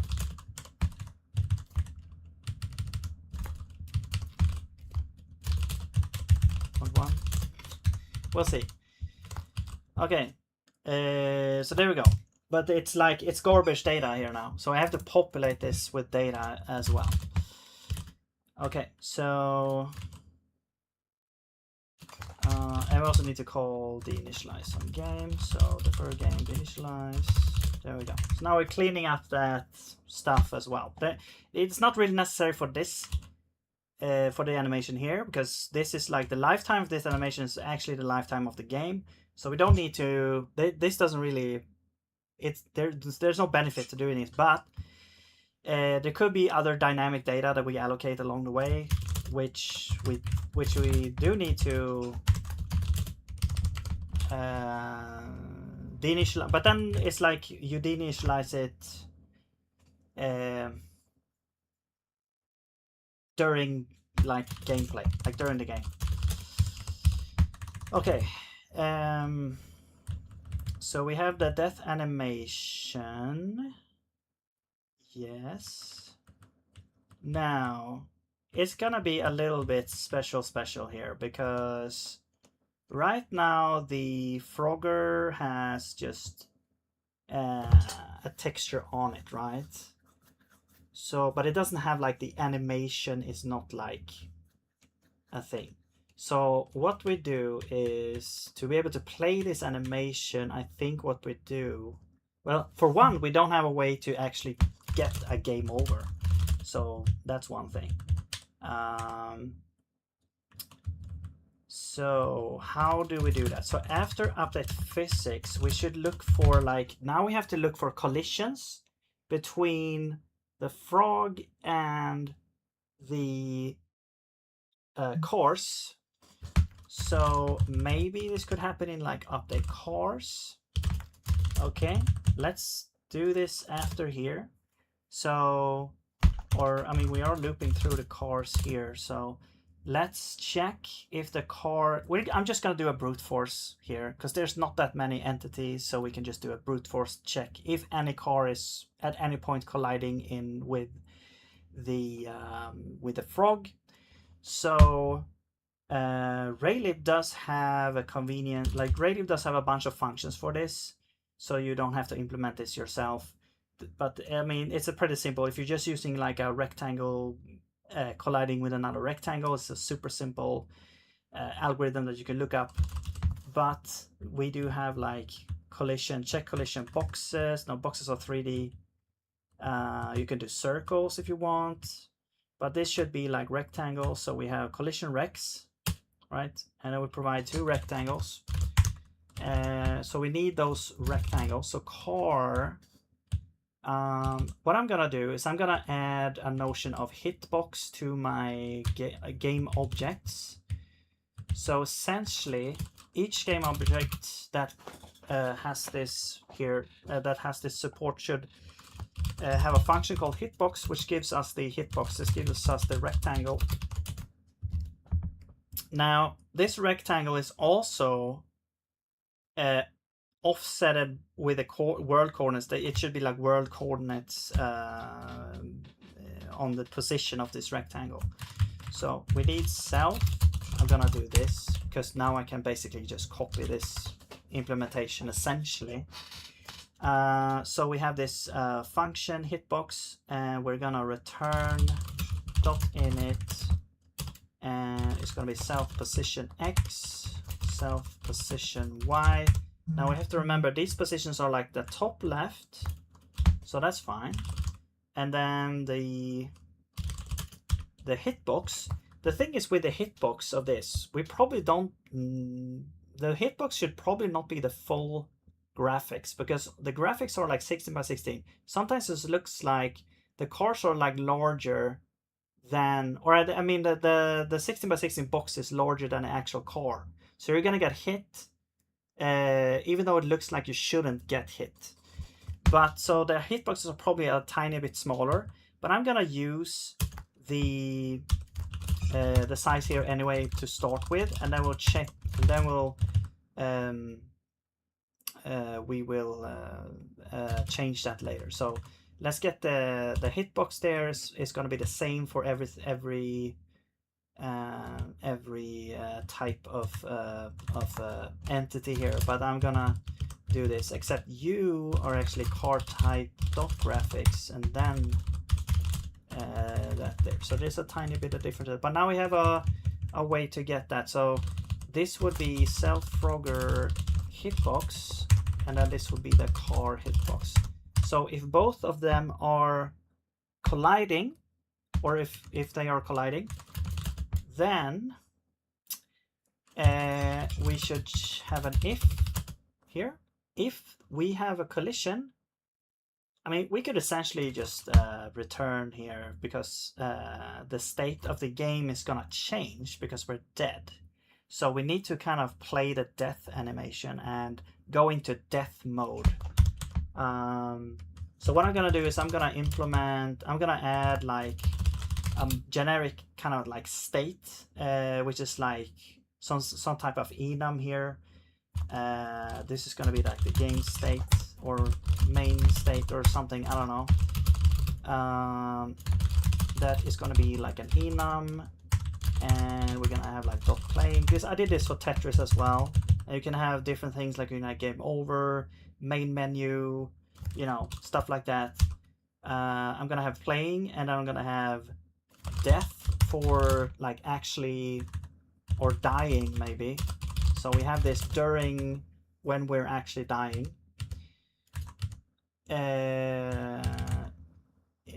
Oh yeah, you don't have the dots there. There we go.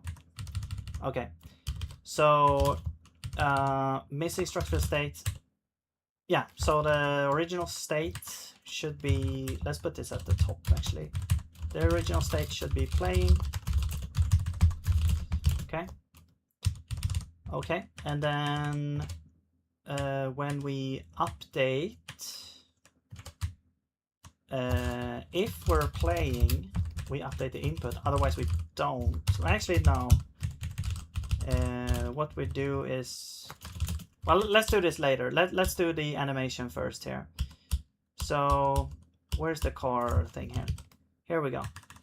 So we get hit, we set the state to dying now, and that's probably all we need to do. I think we can just return out of this, because we don't need to worry about, actually no, let's keep doing that. So making the state into dying. Okay, and then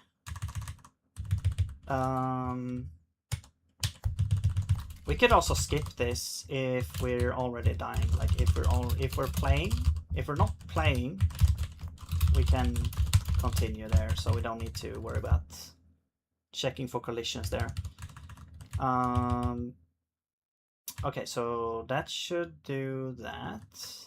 Now let's see if we can make the animation happen here. Where is the things? So here we're drawing the Frogger. I'm gonna make a function draw Frogger instead. Draw Frogger game. Okay, and then yeah, that's drawing the object, but that's only if the state is playing. We will draw Frogger. If the state, actually, instead of doing this, we should use a switch. If we're playing, we do that.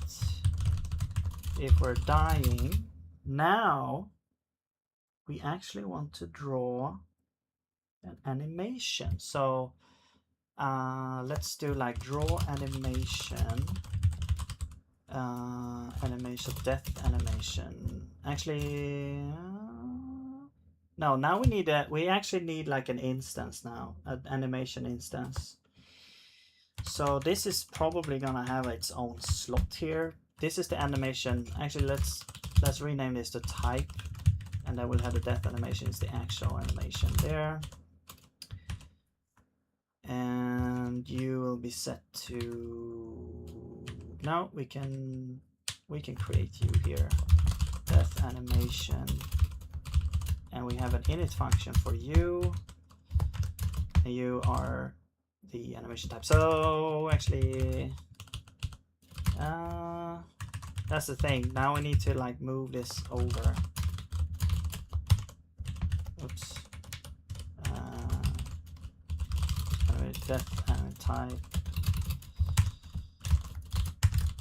but you need to be animation type. Okay. And you now are depth animation type, and then you are not looping. Okay. So this is depth animation. Now you probably, no, yeah, that's fine. And then we need like a position to draw it on. So it's gonna be Frogger position, and there we go. So we draw it in the same position there. We don't have this function, so let's add this function. No, we don't need self. I don't think. We need animation and we need position.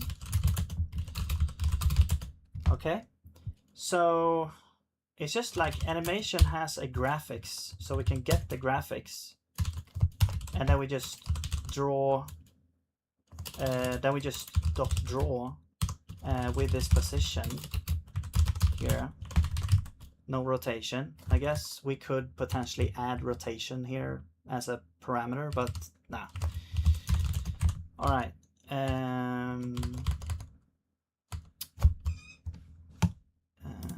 Let's see. Oh yeah, thank you for the follow, by the way, Paladine and Literally. Thank you so much.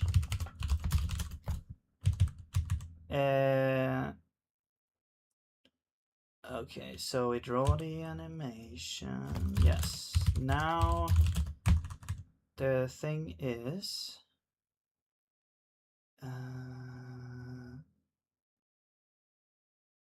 I mean, this is gonna do it, except the animation is not updated, but we are gonna see going into this state, I believe. So if we move into this car, oh, Frogger disappeared. Okay. Oh, I know why this is happening. So it's happening because we haven't initialized the animations yet. So I'm gonna add a function here, init animations. So the depth animation type dot frames, I need to loop through those,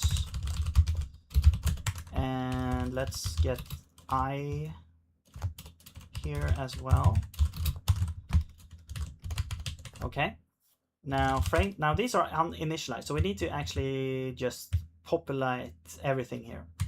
So rotation is 0, the texture is the sprite sheet, and the source vector is the thing that's actually going to change, so this is going to be init, and we need the place where these are stored. So these are stored over here at 180, so 180, and then they are 16 by 16. So that is the source vector. However, the x is changing by some kind of thing here, so this would be rotation should be 0. This is f32 float from int I, so this will be floating I times 16, but then there's like a spacing of 2. So where did you add this? I think it's just adding 2 here. It's like times 18. It's just like the spacings included in the thing there. Yeah. So there we go. Now we have populated these. We just need to call the functions, init animations. Okay. Okay, so yeah, so let's see if that works now.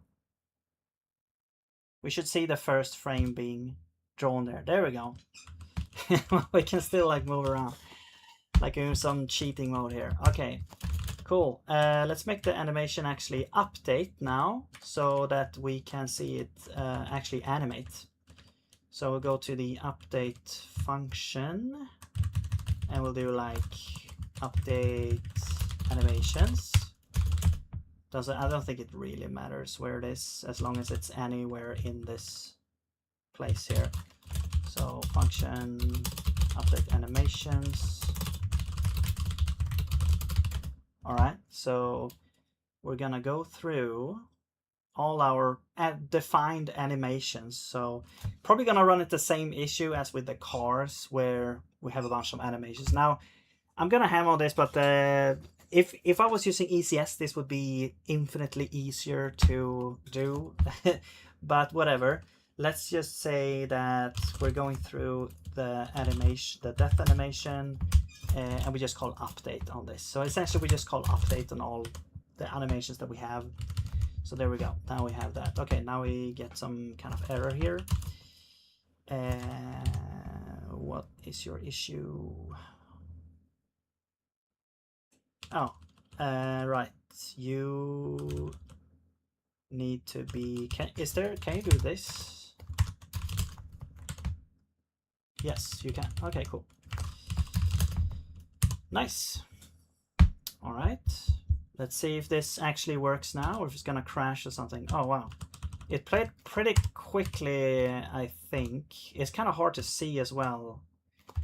I think it like almost instantly gets done there. So I think what's happening is because when we initialize the animation, we kind of set the start time. So I'm gonna add a start function that will start the animation from this point in time.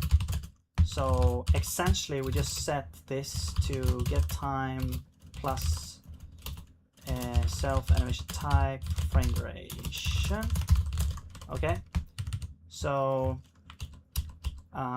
when we actually die here, we also reset the animation. We start that animation, so when we play it, it's gonna start from this point in time. Or not.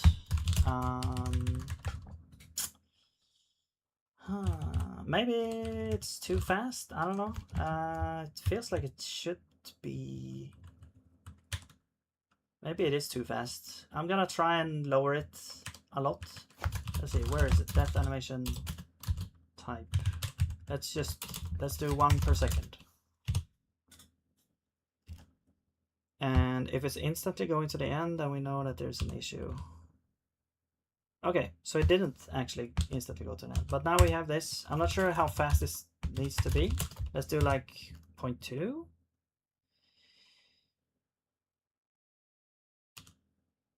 Wow, that's so fast. What the hell? Let's do 0.5. Maybe there's an issue. There might be an issue with truncating or something. No? Strange.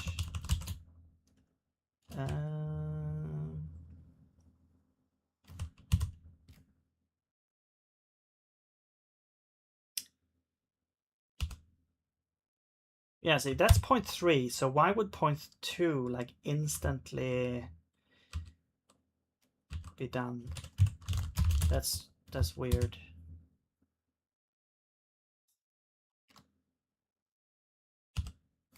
Okay.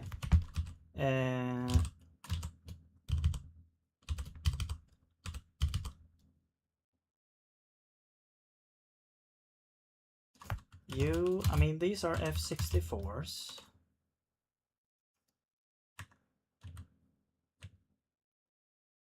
And no, I don't see why that would happen right now.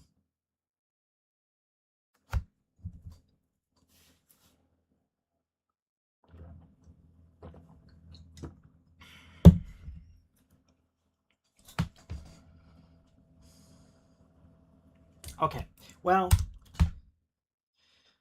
yeah, that's strange. That is very strange. Why is it so quick? I mean, what if we say 0.25?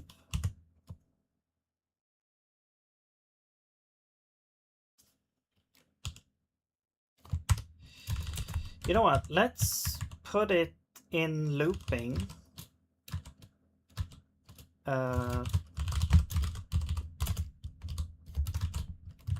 Let's make it loop.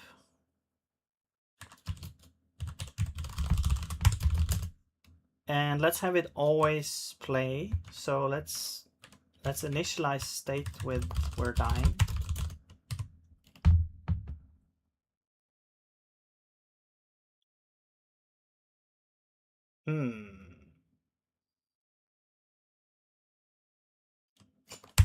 Okay, that's 2.5. Let's do 2.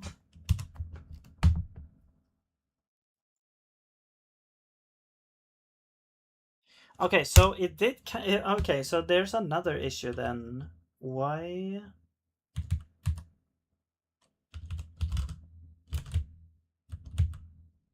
Oh, wait. It might be that we're starting. Yeah, we should reset the index. I mean, as well. Because it could be that we are. When we're updating, we don't know if we've started or not. So we're just randomly happening to be on this correct index, perhaps. That could be the issue. So let's have like 0.1. Let's do 0.05. And then not looping state is playing. Okay. Also, I think when you die, there we go. It kind of shows like the animation like on top of the thing. So I think, are we gonna show the death animation? I don't think so.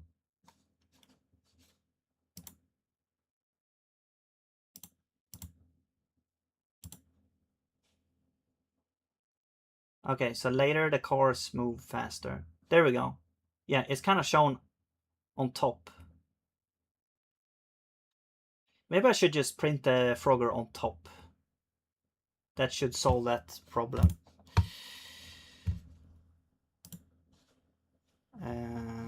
GIMP. Goodbye. Okay. Draw. Froggers after cars.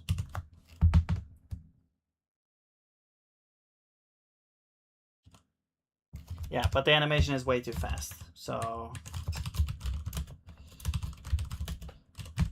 let's make it like 0.2.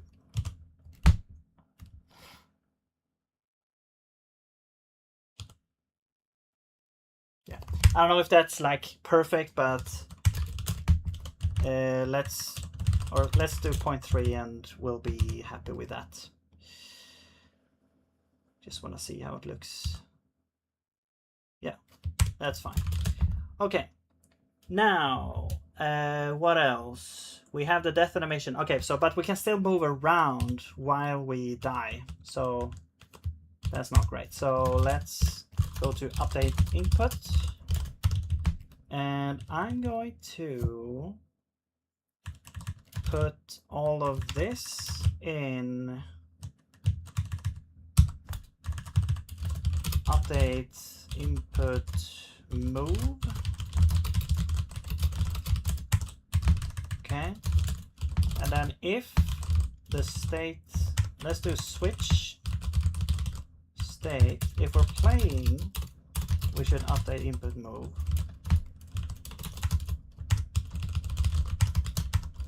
If we are dying, there's nothing right now that we can do. All right, so now we can't move around while we're dying. We're stuck. Okay, cool.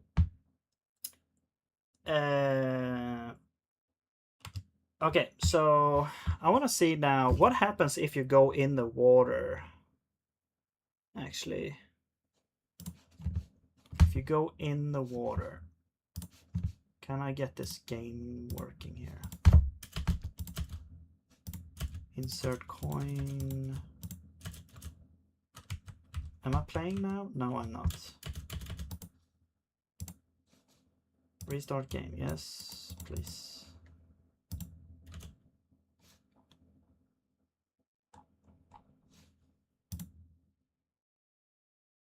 Shader.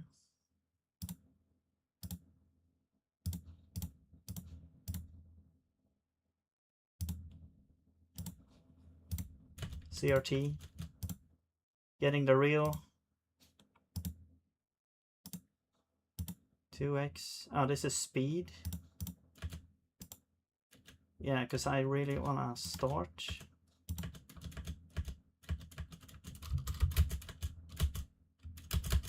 I got it to start before.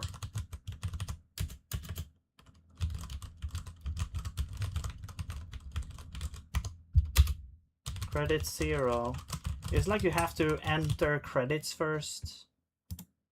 I don't like before I could make it start without doing anything that I could see. Insert coin. Oh, right shift. What the hell?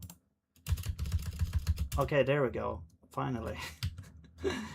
Okay. So, okay, I'm gonna. The death animation is very weird. It's like it takes a while to start actually. The first frame is longer than the rest. Okay. Well, if we go into the water, what will happen? Oh, it's just the same death animation. Okay. Okay. Also, it kind of happens like mid-jump. Okay. I mean, we don't have to make everything exactly the same, but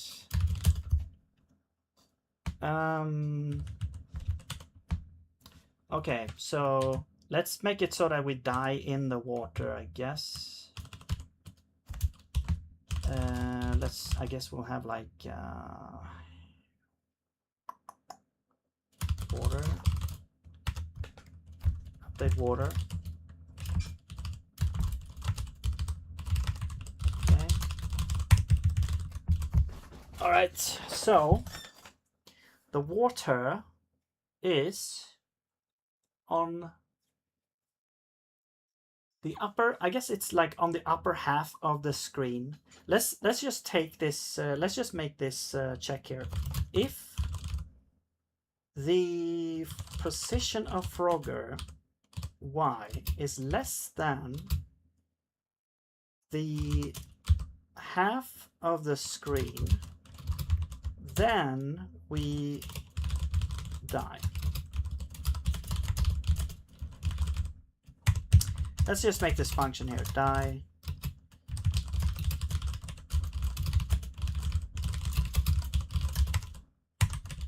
Dying and death animation start.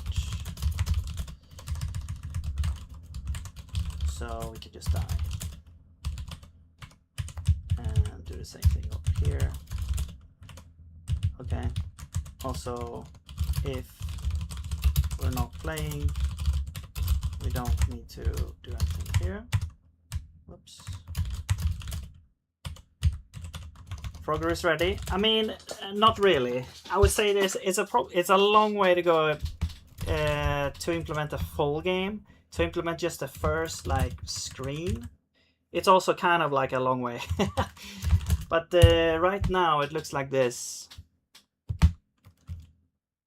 So we have the cars. You can jump like this. You can die on the cars, although the hitbox is a little bit too large, but that can be easily fixed. Oh wow, what the hell? Okay, I'm not sure if I'm hitting what hitbox I'm actually hitting there, but it might be that the tractor, it has a very, like it doesn't look like a large hitbox, but it actually is a pretty large hitbox. And Well, I got to the water before. Okay, you know what? Let's fix the hitbox. Let's fix the hitbox thing. So what I'm gonna do is I'm gonna go to car type, add a hitbox here, and actually I'm just gonna, well, yeah, let's add the hitbox. That's a size. So that is what we're gonna use for the hitbox.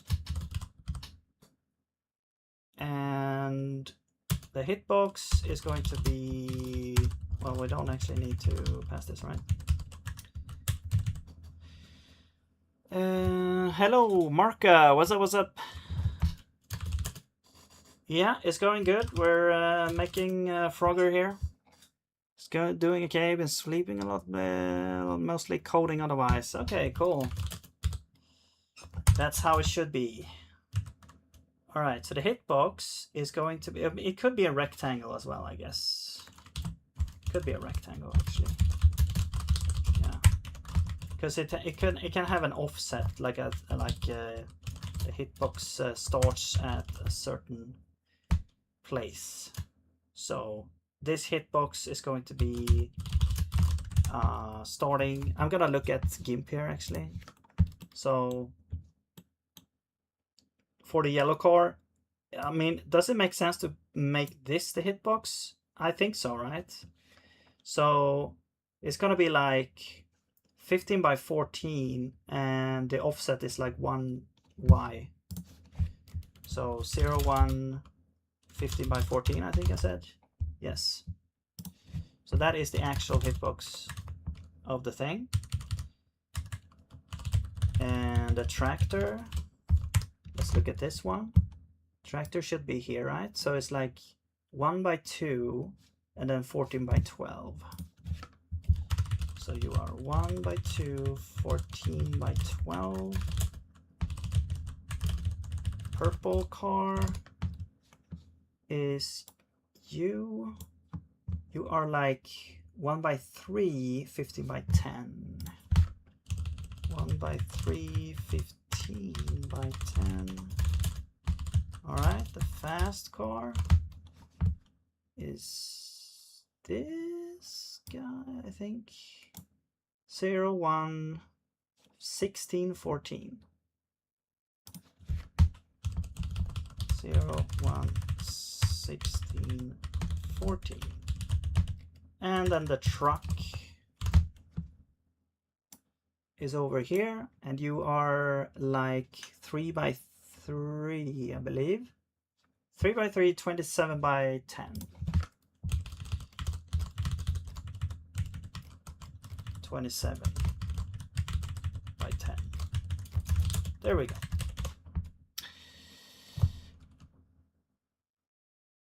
Slightly, you should make this slightly smaller than a thing. Yeah, I know. I know that because you kind of feel that it's too large if they are actually the thing. But I don't know. I'm just gonna do this for now, and we'll see if I need to make it smaller. Maybe it like shrink by 1 pixel or something for each one. But yeah, good catch. Forgiving hitboxes. Yeah. Noobs need that crutch, you know. All right. Which is probably me here.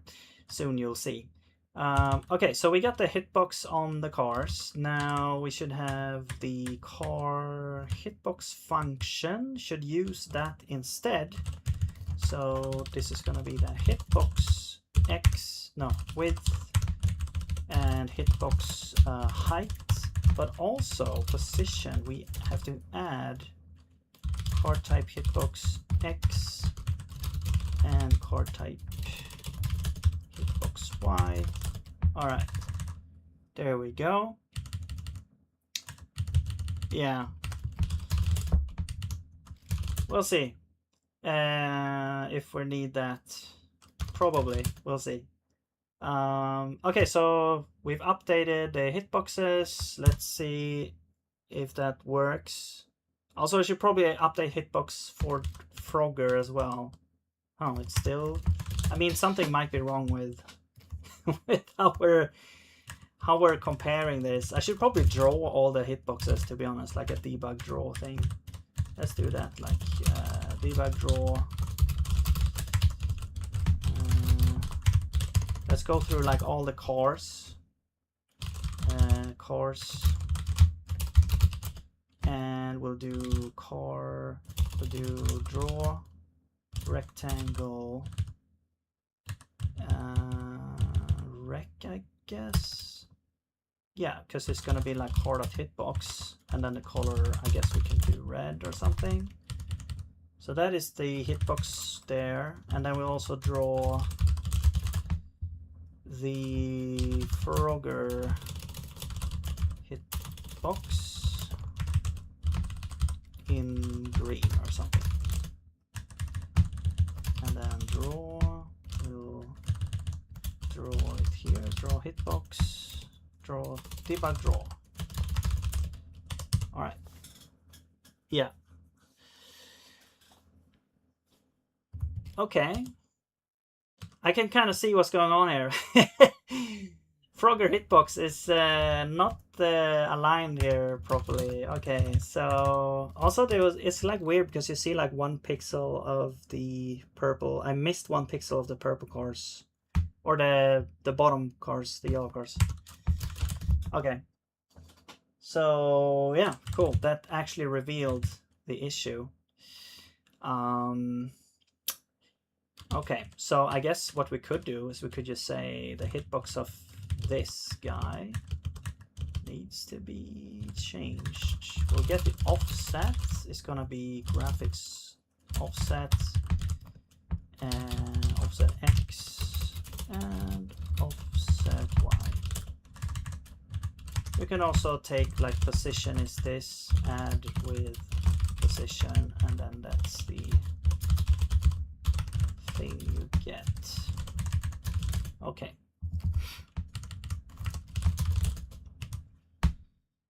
All right. Cool. Okay, well, wrong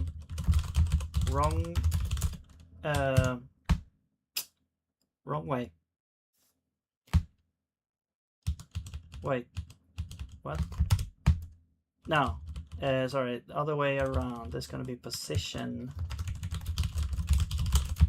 subtract the offset. I'm kind of confused because I think I added the offset before here. Yeah, anyway, whatever. Okay, there we go. Cool. So let's disable the debug draw. And now we can try to reach the water.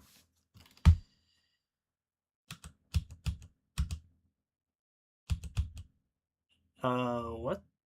Okay, that did not feel great. Also, we should probably like just restart when we die.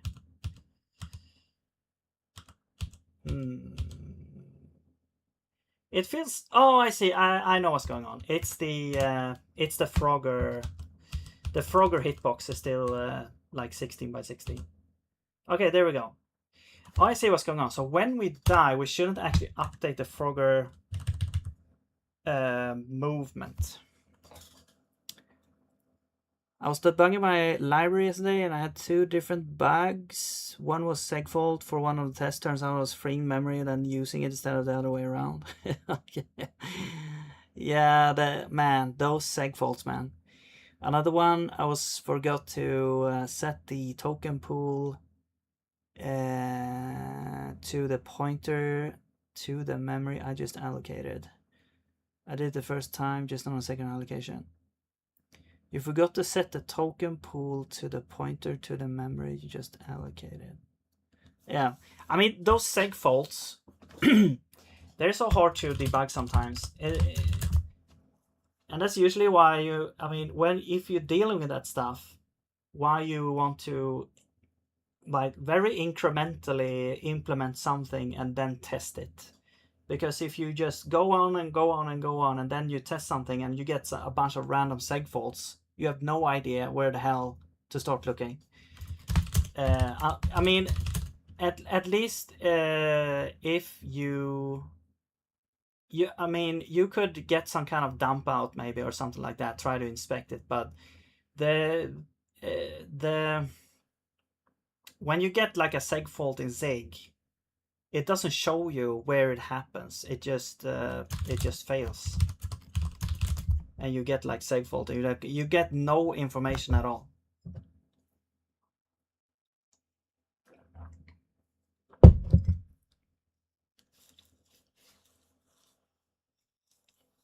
Right, but when that happens, I use GDB in trace from the program store onto the seg faults. Right. Yeah, I haven't actually used. Well, I did try to use like a debugger at the start when I started out with Zig, but I don't know. I don't know if the support is fully there, but maybe I'll try again sometime. Because I usually don't use a debugger now for Zig. I usually just try to analyze the code or log stuff out. Okay, let's fix the Frogger hitbox as well.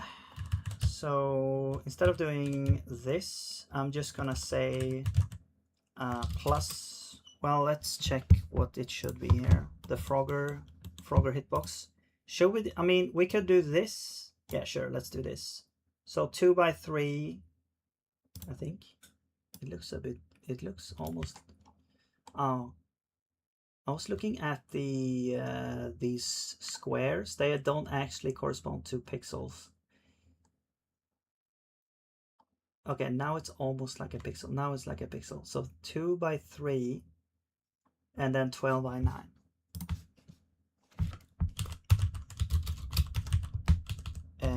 And then you're just 12 by 9.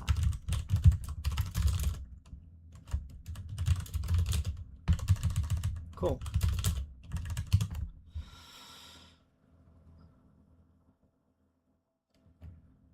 Cloning in old games like a rite of passage for any game developer. I made a Pong clone like 2 hours before I started working on the prototype to talk about. Yeah. Yeah, I mean, it's fun as well. Like, just trying to implement it. Because it's like, it's always like much more work than you realize as well. Because you would think like a game like this, yeah, it's pretty simple, you know? But, okay, yeah, so now this hitbox makes a lot more sense. Cool. Now, I'm gonna do like update watch physics maybe. So if this should only happen if we're playing is equal to playing, then we do all this crap. And actually move this into update Frogger physics, update physics Frogger.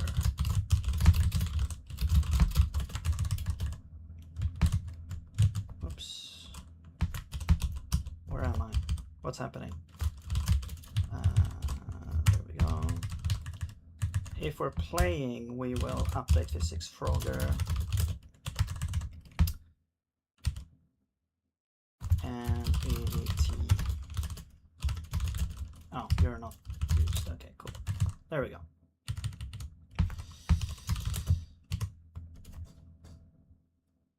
Yeah, it's always harder than you anticipate.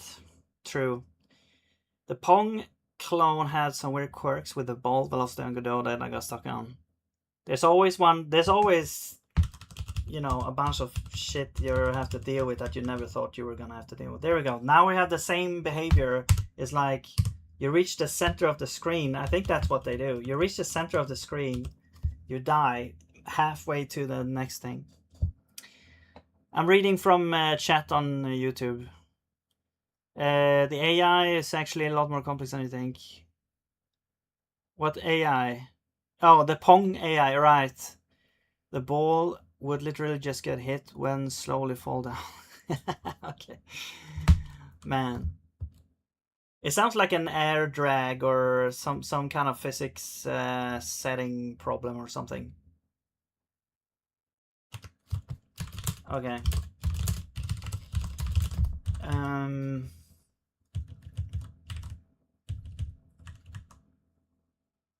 Or gravity, maybe. Gravity.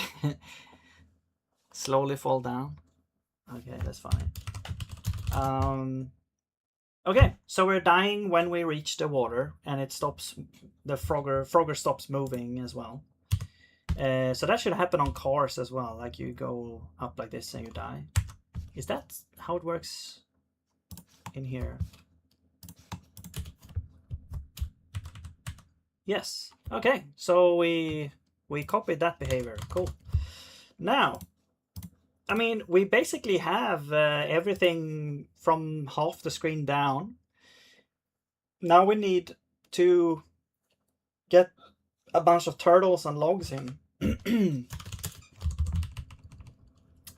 So, how many lines do we have? 500? That's not too bad. Putting everything in here.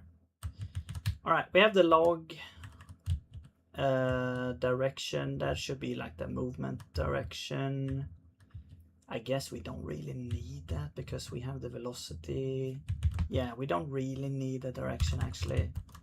Let's remove that.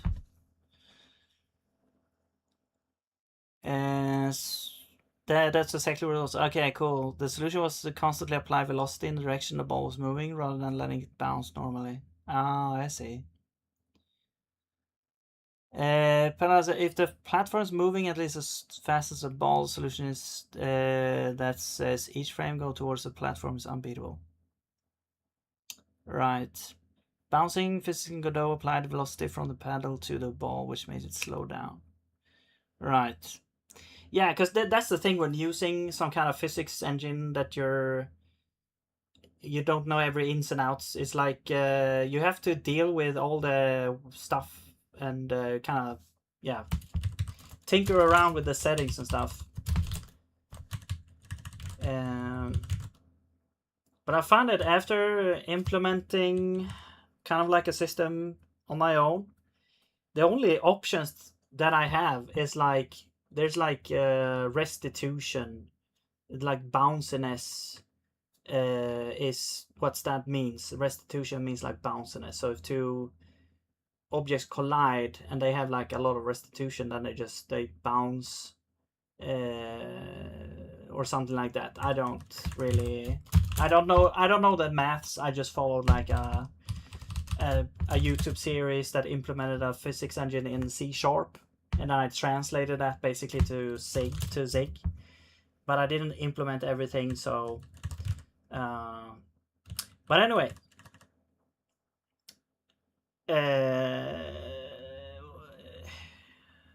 log. Oh my god! I just made this and I was just log. What do you mean log? Like what are we logging? Are we logging out to the console? No, it's a log. It's a log in the water. Okay. So what do? We should have. I mean, we need some kind of hitbox for the log as well. I guess hitbox. And yeah, let's just get this here. I'm just gonna use graphics width like this. Yeah, sure. Height. All right, we got that. Like AnyType is saying, yeah, it is useful. Although I would say, like I went over this before, but I would say that sometimes it actually hinders you a little bit, like because you have to be kind of careful about this generic style of programming because it's like it's useful sometimes and sometimes it actually could hinder you because if I call draw object on something, how would you know what it actually is doing? So it's like, how do you get to the function that actually gets called to draw Frogger, right? So you have to go in here and you have to kind of see, okay, well, it's looking for a method called draw. Okay, we go back. Do we see a draw function on here? No. Okay, then it's not calling that. All right, so then we go back here and okay, then it goes down here and we call graphics draw. Okay, so we go back to Frogger. We have to go to graphics and here's the draw function over here. So this is the function that actually gets drawn. So it's a kind of like a, you have to be a little bit careful of how you use it because this can quickly turn into kind of like a mess where you don't actually know what gets called, and well, you can figure it out, but sometimes it can take, like this simple example took me quite a while to actually find the correct place where it called the function. But imagine this like scaled up to, you know, 100 or something. It's gonna be pretty messy, but it's just one of the things that is possible with a strong program language like Zig. No, but yeah, it can be very useful. Any type stuff is can be very, very cool. But let's see. Usually is one thing I don't like is the memory allocator objects for one specific reason, because it fragments the heap because it's managing different slices of it if you're using different allocators. It's a wild goose chase depending on how the function. Yeah. So actually, yeah, if you use the arena, for example, in Zig, like it all depends on how the allocator is implemented.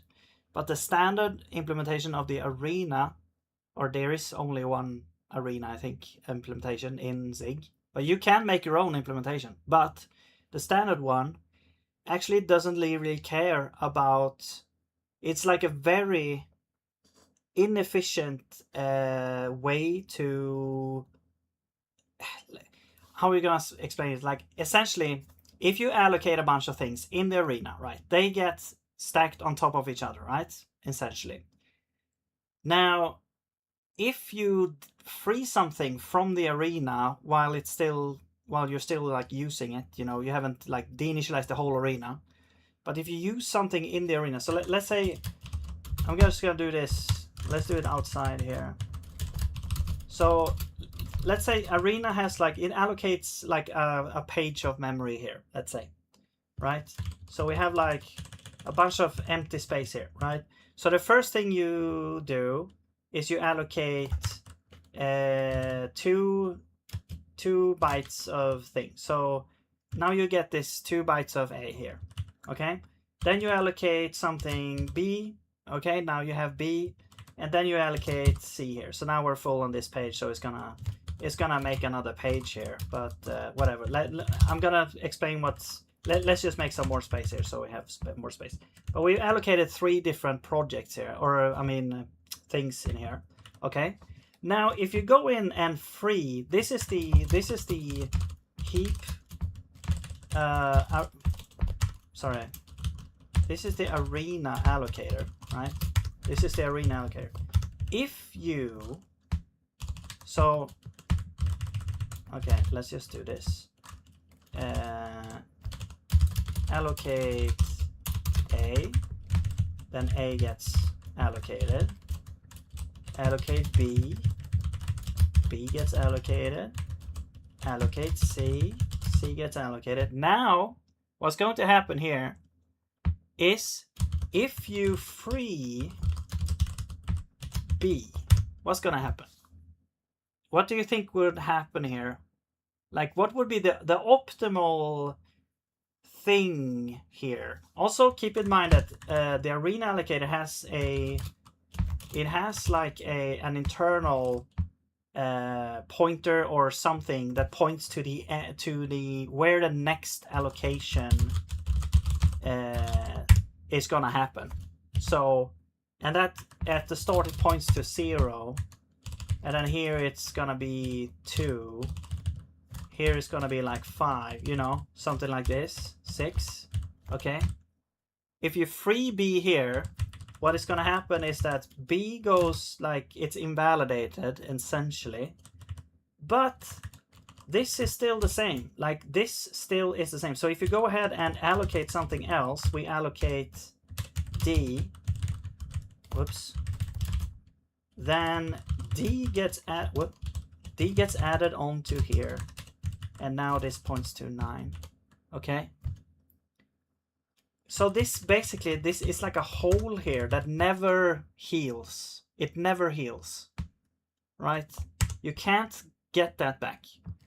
So the arena allocator is not good for long-lived things that constantly like allocate and free in a specific order is also the thing, because this is example 1.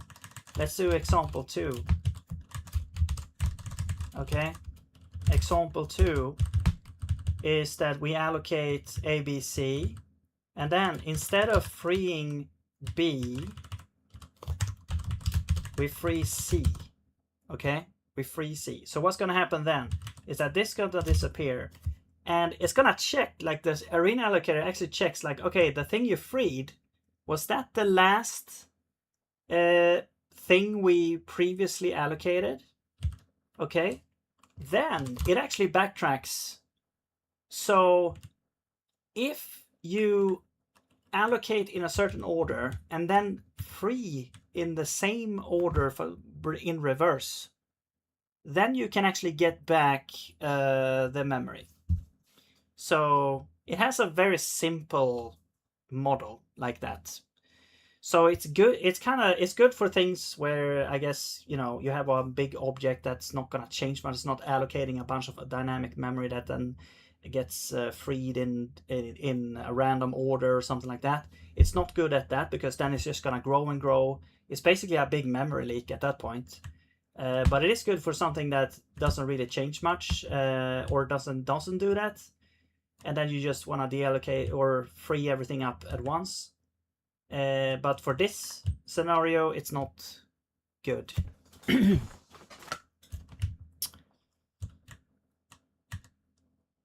And then, you know, what's going to happen then is the next allocation, if you allocate D, then this is going to be now at 8 instead.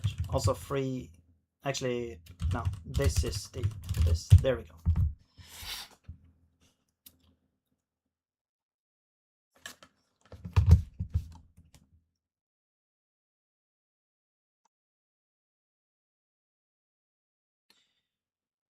No, I don't think it frees the memory, because the memory is already, like, it's allocated from the operating system as a page. So this entire thing is allocated. So it's not freeing anything. It's just it actually doesn't do anything. Like, if you go in the free arena implementation, if it doesn't come to this where you have to change this back to 6, it doesn't do anything. Like, it doesn't free anything. It doesn't change anything. It's only changing something if it's the last thing you allocated. Then it does something.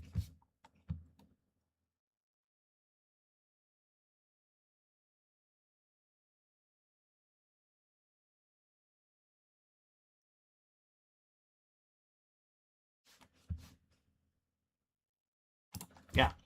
Anyway, let's continue here. So I need to see if I can actually manage to implement this today. We only have, like, the turtles and the logs. They are kind of similar. They need, like, a way for the Frogger to stand on them and also move with them. So Frogger actually is going to have some thing it's standing on when it's on the logs and stuff. Also, what's interesting there is that you can actually get off the grid, right? That is quite the conundrum. So if we move up here, I move down, right? I can... Oh, so that was a weird hitbox there. I move with this guy a little bit. See?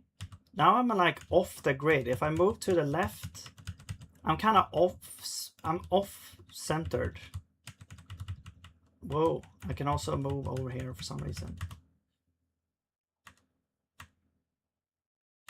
So that's interesting.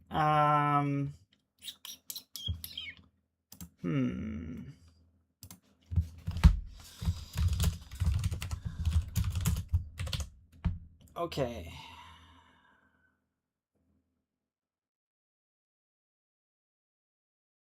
Well, I mean, it's not gonna be that much of an issue. As I don't think that's gonna change anything. It's just how it's just where the frog is at the thing. So okay, let's just make these logs appear. So we'll have logs and turtles. They are essentially the same type of thing, I guess. It's just that the only difference is that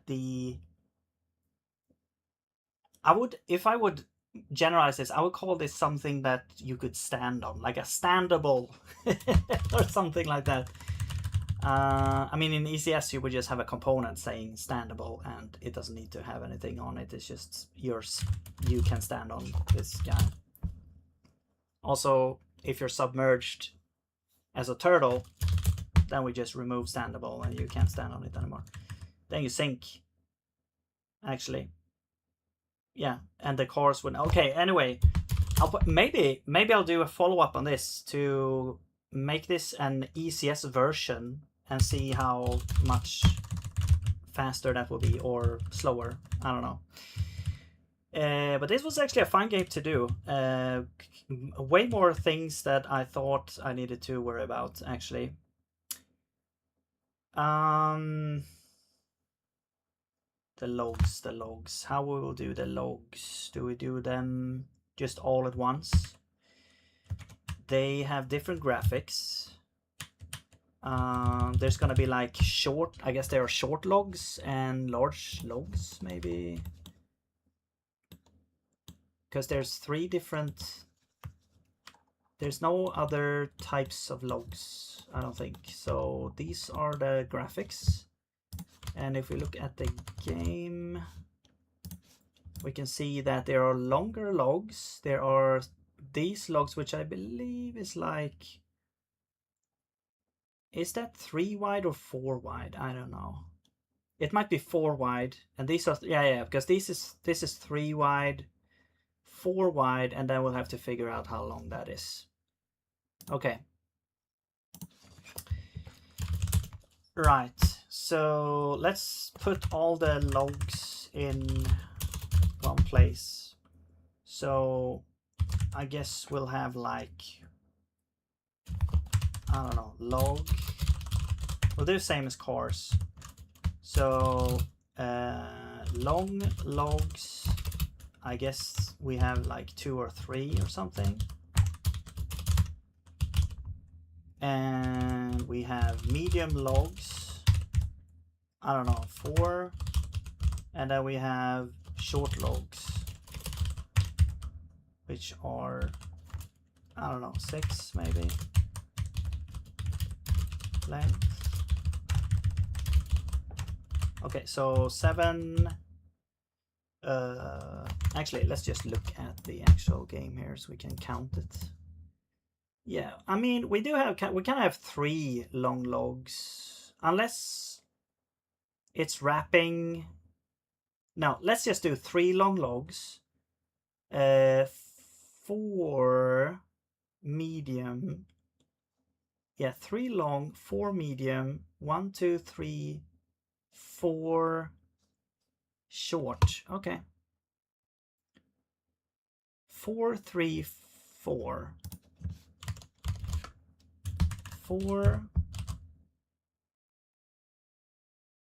No. 4, 3, 4. There we go. So that's 11. Okay. So init objects. Let's move you to like init cars.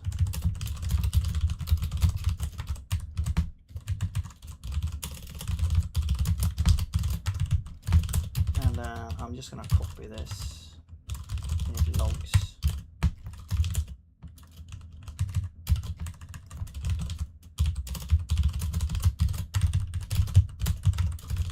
Okay, so we'll have yellow cars is gonna be long.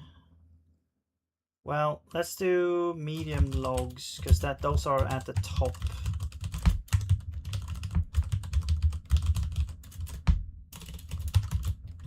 Oops. And you are a log. And you, okay, the log type, we don't really have a, I guess we don't, well, I guess we could make a log type as well, or we could just set the stuff here. We could just say, wait, logs. We could just say that your velocity is gonna be, okay, the medium logs are moving to the right a tiny bit faster than the tractors. I don't remember exactly how fast that they were moving here. They were moving at 15. Okay, let's put 18 there. And 0. And then graphics is gonna be medium log graphics. I'm gonna have to create that, but okay, and then we have position. Yeah, position should be good, except this is like, I don't know, 4. We'll check it out. So those were 4. Yeah. Hey yo, Flies Jet, what's up? What's up? Yeah, I'm gonna show here in a sec. Let's remove these for now. I'm just gonna add these logs here. I'm adding these logs and I'll show you here.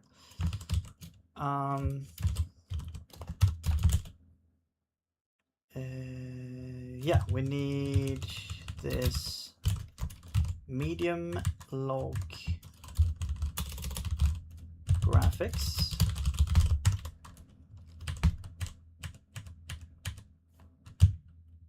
All right. This is going to be texture, and then the source rectangle. Oh yeah, sorry. This doesn't work because it's kind of like it's a composition of multiple things. So actually what we need is, the log is kind of special in that I think what we do is we have a length. So this is going to correspond to the length of the log. Okay, it doesn't really have graphics, so I'm gonna remove that, and it's gonna have a special draw function. But the draw function actually needs more. It needs like the game actually. So also the hitbox is gonna be depending on the length. I'm just gonna say it's gonna be like 16 times the length in X, and the height is 16. Okay, there we go. Okay, I can show you here how far we've come here. So we can move around. Here's the road with the cars, and if you jump into a car, you die. There you go, and that's it. And if you go up into the water, you die. And that's basically all I've done. Yeah, so but we're slowly getting there. I'm doing the logs now, and there's a lot of there's like a lot of subtleties and trying to get it like exactly like the original. We don't, I mean, one thing, for example, is the cars. The cars have like a smooth movement now. They're moving in a, like a sub-pixel way, because everything is scaled up by, well, for one, they're floating point positions. They should really be like you know, integer, because they should move like pixel by pixel and not like smoothly across the screen. I downloaded the sprite sheet from like a website. So I just found a sprite sheet and then I'm just using that. It's just a PNG file with everything in it. And then I'm using, like raylib has a function for like drawing. Essentially, it's good for drawing from a sprite sheet because you can select which rectangle to draw from. Let me see if I can like draw texture PRO. So this function here, you can define a source. So you have the texture, which is a sprite sheet, and then the source rectangle defines like, you know, the position and, you know, the rectangle from like which sprite you want to draw, essentially. So yeah, you can use that to draw from a sprite sheet pretty easily there. Yeah. Okay, so what were we doing? Yeah, we're doing the logs. Okay, so we should have a bunch of logs now. So, but the thing is, the graphics for the logs, actually, we don't have like medium log graphics and all. We have like left log graphics. We have middle log graphics. And we have the right log graphics. Right? Now these are, yeah, and then when we draw the logs, that's gonna be comprised of all of these things. So we have like left log, we have middle log, and right log. Okay, now I need to find the coordinates for those. So what I do is I go in here, in GIMP, and I select this log. This is the left log graphics here.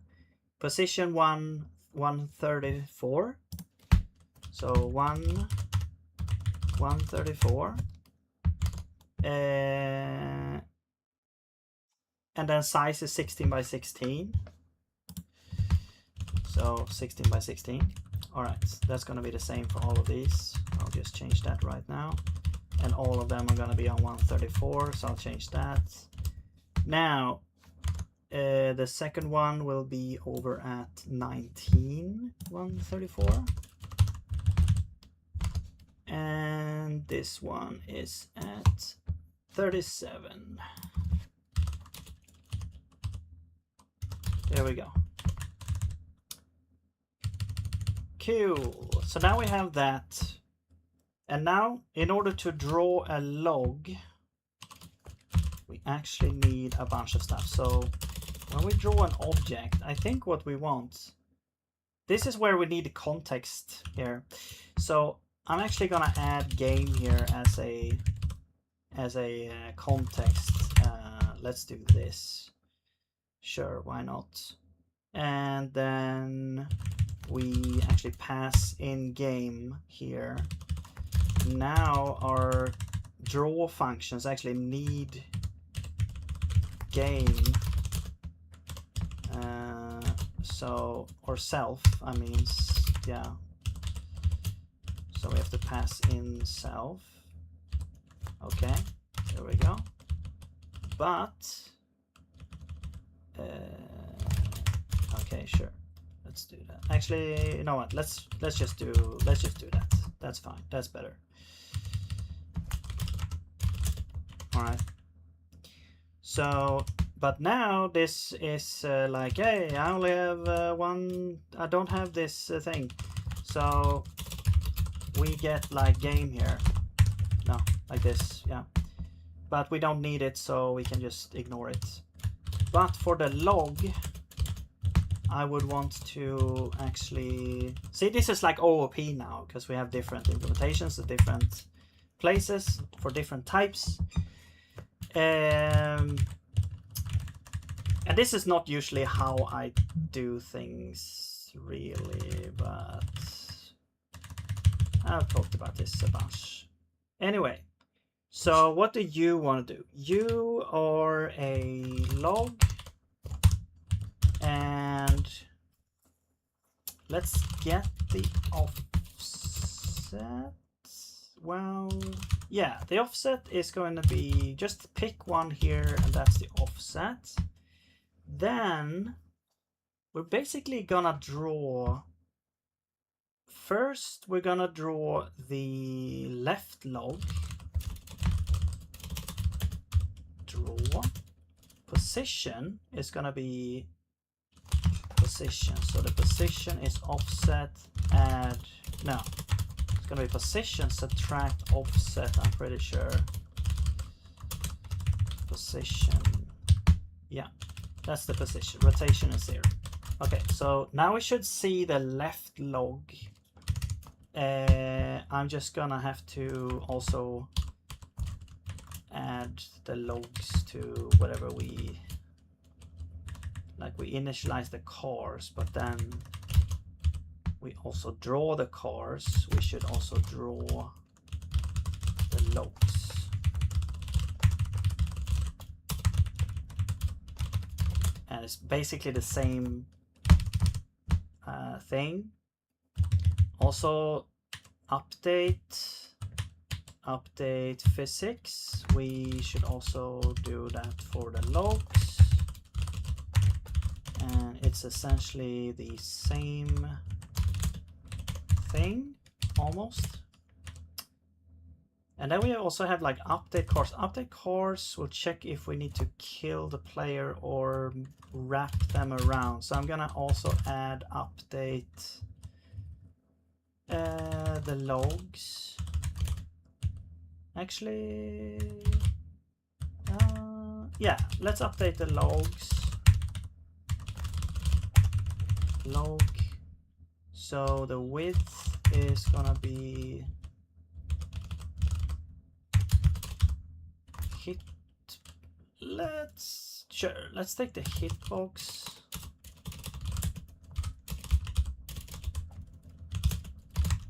Okay, and then handle object wrapping. Yes, that's gonna be the log.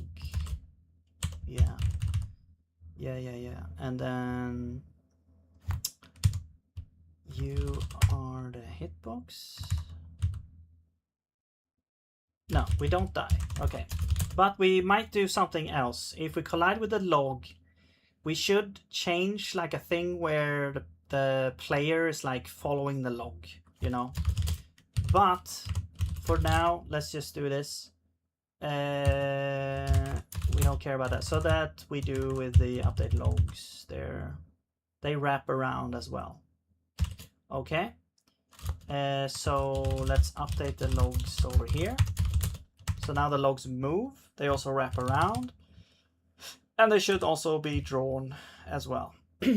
Okay, hitbox for the log is going to be, so the position, I don't really have a hitbox defined for those. I'm gonna check the log here. It's basically gonna be something like this. Actually, it's probably something like this or something, which is kind of hard to tell how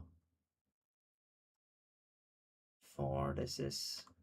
So it's like 1, 2, 3, 4, 5, 6. 1, 2, 3, 6 by 3, and then 10 by 10. So the relative hitbox is 6 by 3, 10 by 10. So essentially just gonna be relative hitbox X, Y, and then this is kind of strange. It's gonna be like the width. No, this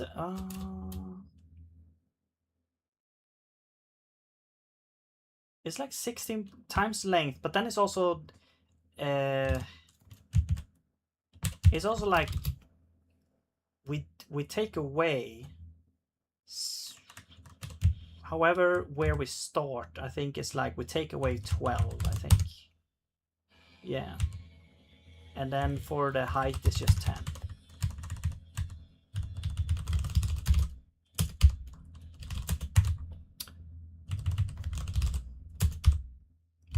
times 2. Yeah.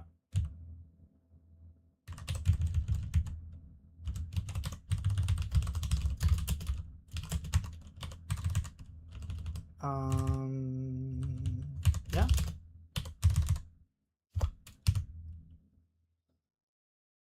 F32 use size. Oh.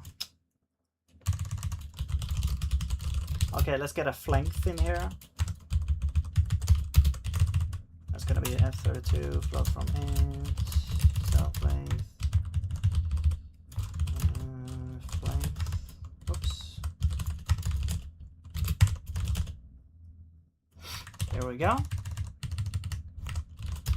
Okay, should we see them now? I think init objects, init logs, update, logs, draw. Are we drawing the logs? No. Draw logs. Okay. Are we happy now? Let's try this. Let's try it. There we go. We got some logs up there. Okay, but we're only seeing the left part. So let's go to log, draw. Okay, so let's draw. Well, now I'm gonna actually make position mutable, and then I'm gonna loop through the length. And it's gonna be like -2 because I'm not counting the left and the right, because this is only gonna be the middle part. So this is gonna be the middle graphics. We draw that at position, and we also update position. So we're gonna add, and this is gonna be like some kind of step here. The step is going to be I mean, it's just gonna be 16:0, I think. And we don't care about. Okay. I could have also used like I to calculate it or whatever, but this also works. And at the last thing, we also add another step. Okay, let's see if this works. And we probably need to space them out a little bit more. Oh, what's happening now? Don't fail on me now. Come on, come on. Okay, something went wrong. Even though it's telling me nothing went wrong. Something was obviously wrong. Okay, yeah, it's consistent. So I was thinking it was like a one-off thing, but are you gonna close, please? So I mean, now I forced it to quit, so, but,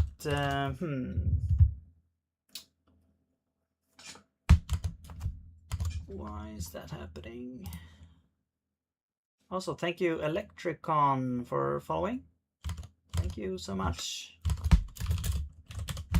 I don't know how much time I have left here, but I'm just gonna grab a glass of water. I'll be right back, and we'll fix this. Hopefully, we'll get this finished.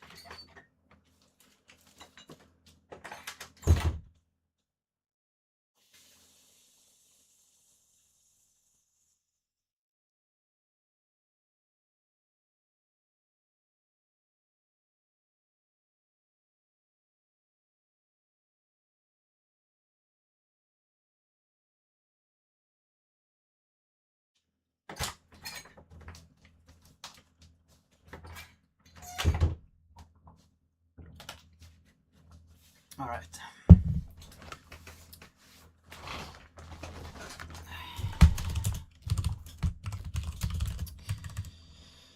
Okay, so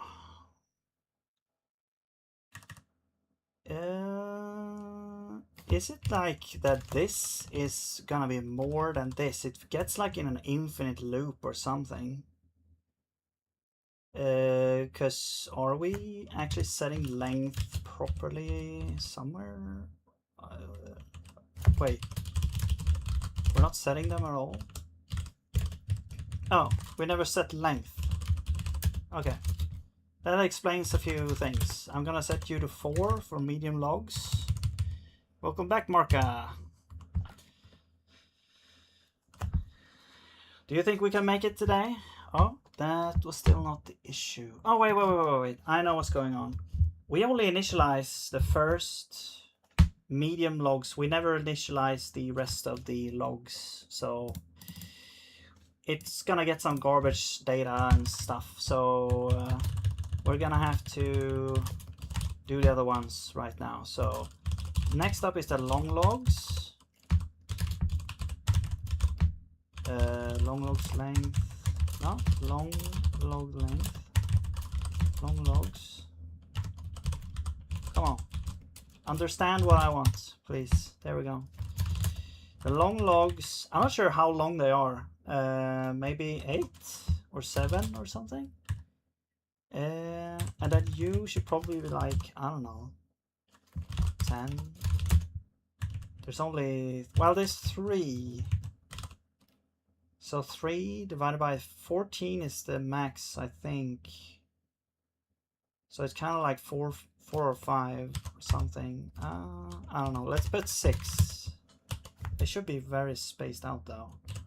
Actually, let's put 8. We'll see. We'll figure it out. And you're gonna move to the right. How fast are you moving? Well, actually, let's fix that later. Let's fix that. Let's just get this in here first. So, and then we have the short logs. Short logs length. You are moving to the right, and you are like 3. And I'm not sure exactly how much that's gonna be, but there we go. Now we should have all the logs there properly. Okay, they're all at the same location, but it was the correct location for the first one, I believe. Next one is like there, and then maybe 2 down. I'm not sure exactly. We'll figure it out.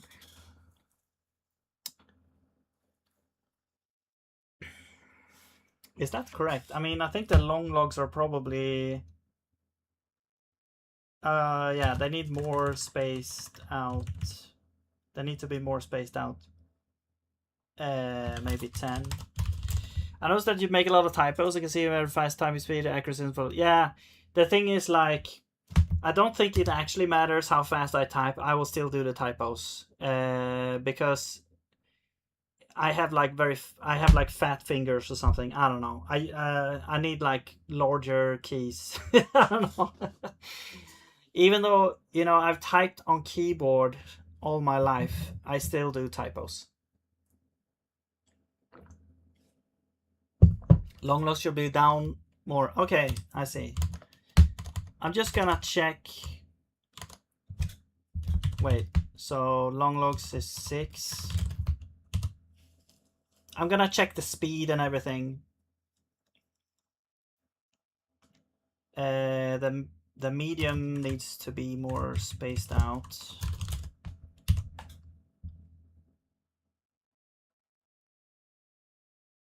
Okay, that looks good. Or not.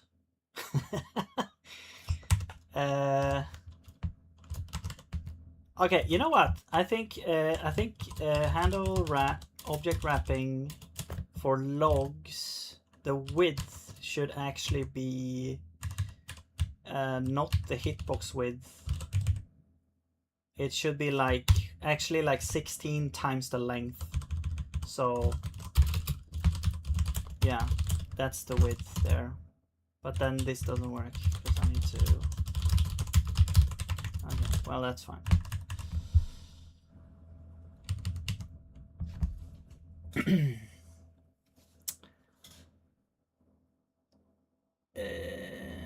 Let's see if it wraps better. I think it wraps more correctly now, and now we can say If you can manage the segfault the compiler, compile time has to be off too. I mean, that's gonna be some kind of compiler bug. That's what practicing for, training muscle memory and not make typos.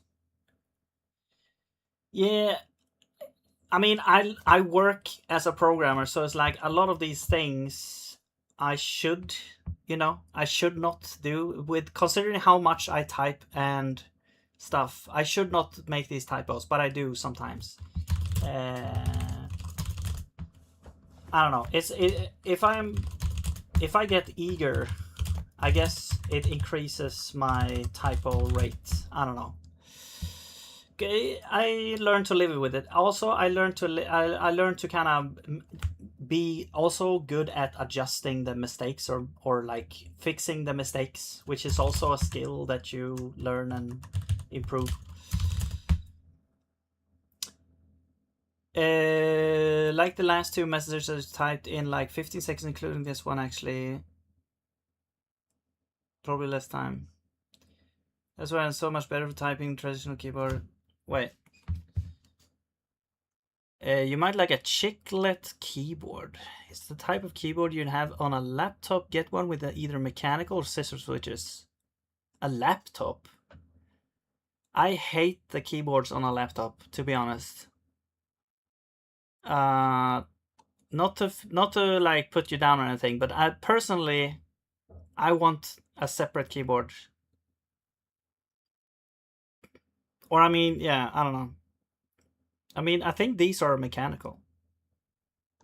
The ones I have. The problem is probably not the keyboard. The problem is like, just my fat fingers.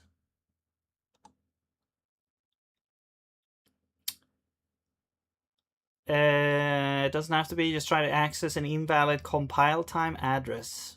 Okay. Well, I mean, yeah, I don't know. I've never run into that issue. Don't mean a built-in as a separate keyboard. Okay. That guy Doru, hello. I bought the whole keyboard. I will use all the keys in the keyboard. Yeah, exactly. The keys are bigger. Okay, that could be that could be good. Because the usual problem is that it's not that I'm missing the key. It's like oftentimes the problem is that I hit too many keys because of my fat fingers here. So it's like if I concentrate, like if I play a game where I have to concentrate on typing because if I typo, if I play some kind of typing game, then I'm usually pretty good at it. But now it's kind of like you're thinking at the same time, and I'm speaking at the same time, and I'm typing at the same time. So it's like there's more things happening, which probably increases the typo rate or something.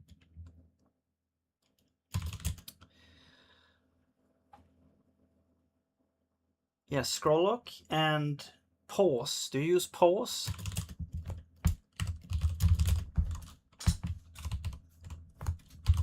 I don't even know what scroll lock does, to be honest. Like, why do we keep having these keys that no one knows what they do? And then they add these weird extra keys that no one uses as well. Pause is useful when I'm using a virtual machine. Oh, I see.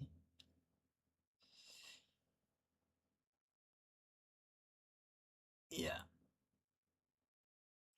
I mean, even if you never kind of do a typo, I don't know. It's useful to know, to kind of learn how to navigate around and fix typos and stuff quickly as well. Like I think that's a useful skill to have. So it's not really a big deal to me.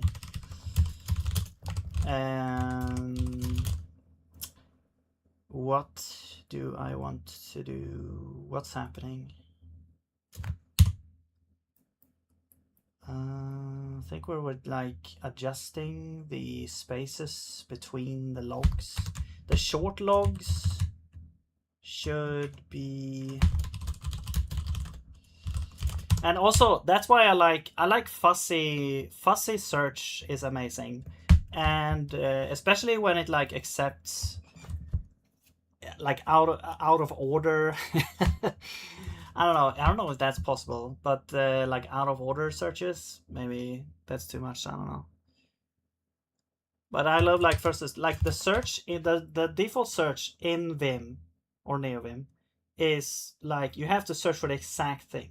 But if you have like I have like CMP, and it adds like these fuzzy search suggestions. So if I see this down here and I want to search for it, I can do this and then tab, and then I can just search for that. So that's actually really nice. So you don't have to like type the exact thing. So that's why I'm trying to increase my speed by just typing half of the thing, but sometimes you get the wrong thing, so you have to fix it, and sometimes you have to pay extra attention, but yeah, anyway, let's try 6 here.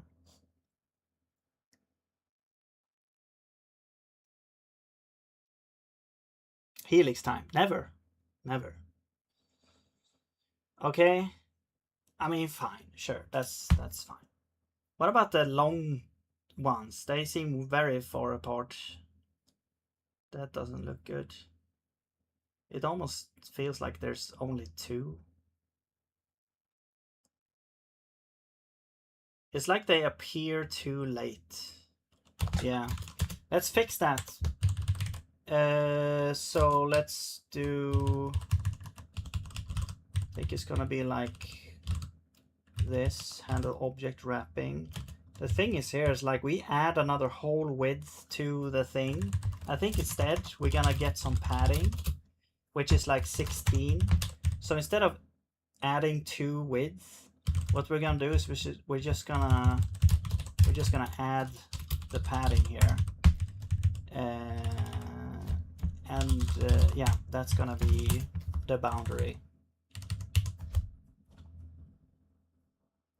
Where do you get the assets from? I downloaded it from some site. I just googled Frogger Arcade sprite sheets. Okay, now those are neat. Wait.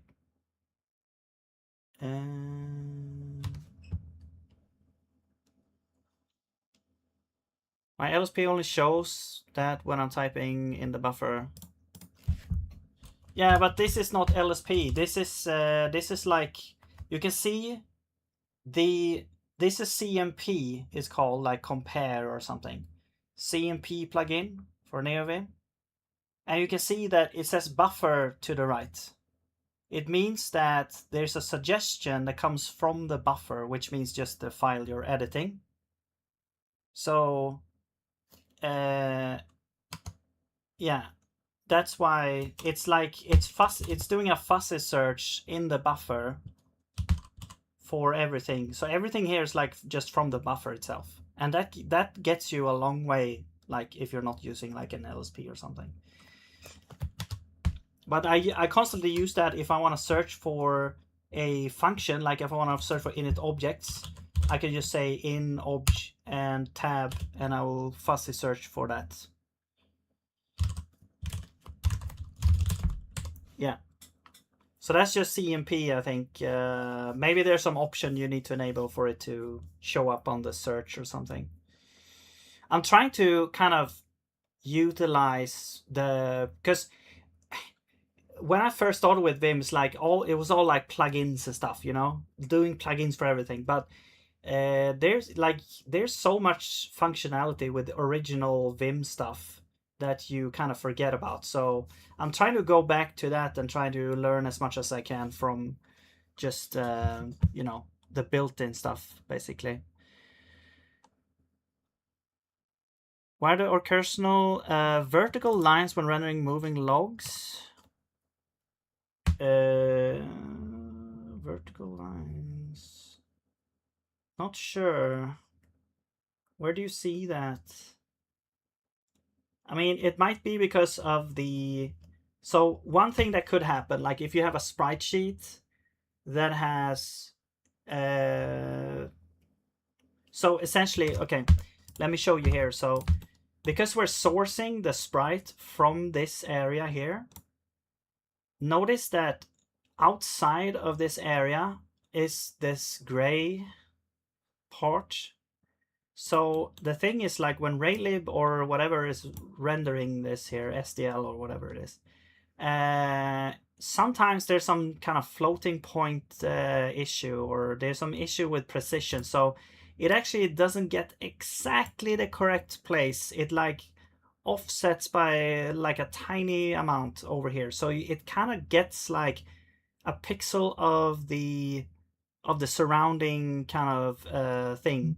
So usually what I do is I use a thing called condition tileset, which is my own kind of thing. Well, it's like an algorithm that kind of, you can set it to, now this sprite sheet doesn't work with that because it's like defined in such a weird layout here. But if they were uniform, if all the graphics were like uniformly placed and all that, I can use that. So what the idea is that you would kind of expand the graphics, so everything gets expanded like this, and then also you get a little border of like things extra there. So that means that the actual sprite is this, but if you would get an extra pixel in any of the corners, it wouldn't matter because it would just grab the same pixel that was already there. So it's kind of like, it's like extending the sprite a little bit. So this will fix that issue. So so this might be the problem that you're seeing.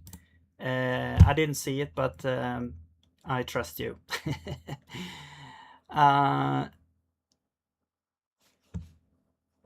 N3 being one, yeah. So I'm using the built-in, like, you know, the built-in, you know, this one here. So, and I've learned to use it, sort of. The only thing that doesn't work is, like, if you want to copy files, that's like a hassle to do here. Also, it doesn't work because I'm in WSL, and there's some sort of issue there that I can't be asked to actually fix to fix that. Oh, NT. Oh, but then it opens it in the root. I want to go. Why do I have all this shit here? I mean, if I do this, it will open the current. Wait. Yeah, it will open in the current folder where the file is. Oh, now I open up all these buffers again. Anyway. Yeah. You can also just do that to open this as well. I think I asked this before, but why not use Linux instead of WSL? I can't be also set up a dual boot thing.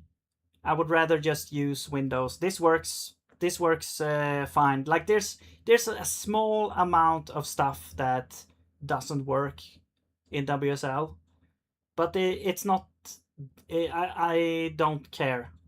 So I would rather just have it like this because it's such an easy setup. And I already have it. And I don't want to have to switch operating systems to be able to go in and play some games.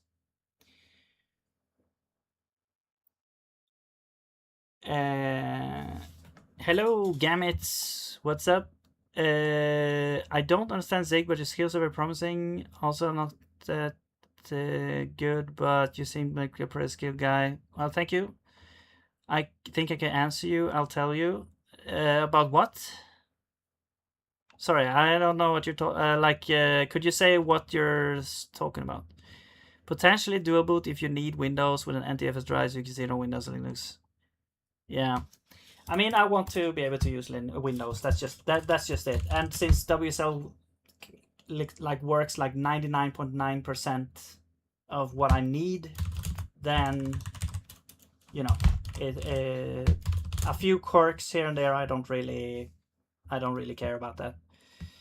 I just want to be able to develop, like, use it as a dev thing. I don't really want to, you know, I don't care about using, you know, some kind of window management system that is better than Windows built-in stuff, or rising or doing any of that stuff. Like, I just use it as my terminal-based development environment, essentially, and a Windows for everything else. You'd have to switch to play games. Basically, every single game works great on Linux. Are you sure? Except for ones with kernel level anti-cheats, like Tom Clancy's Rainbow Six Siege. Oh. And it's not that the anti-cheat doesn't work, devs don't enable it. What? So, but they do have to, I guess they have to kind of implement one version for each operating system, or because it's like kernel level, so it's gonna be more, I guess, intricate than just in a program. Unless there's, I don't know.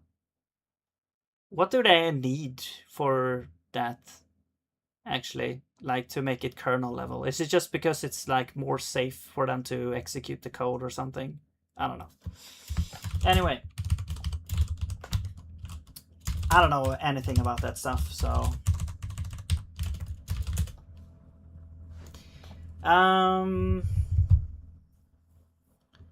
Steam's compatibility layer Proton does all the work. Oh, okay. That's why Linux gaming is even possible. I see. Occasional game might perform slightly. Maybe they are scared that it doesn't work properly or something like that. They're like paranoid. The occasional game might perform slightly worse, but it usually run better. Okay. Kernel level means the anti-cheat is running ring 1. Yeah, I know. I'm just wondering why they need it. Like, what is the specific reason? Would be interesting to understand, but yeah.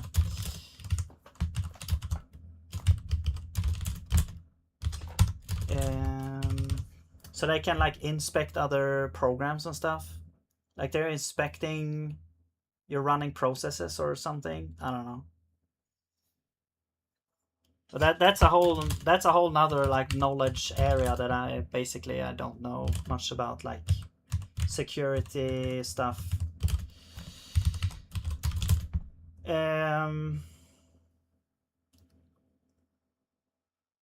Yeah, they can directly look at stuff. Yeah, exactly.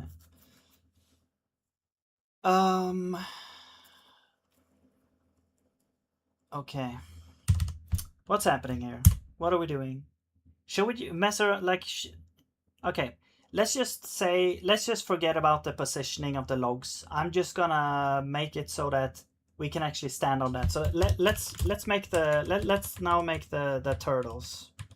Okay, let's just make the turtles. I'm gonna copy this. Now we have a turtle.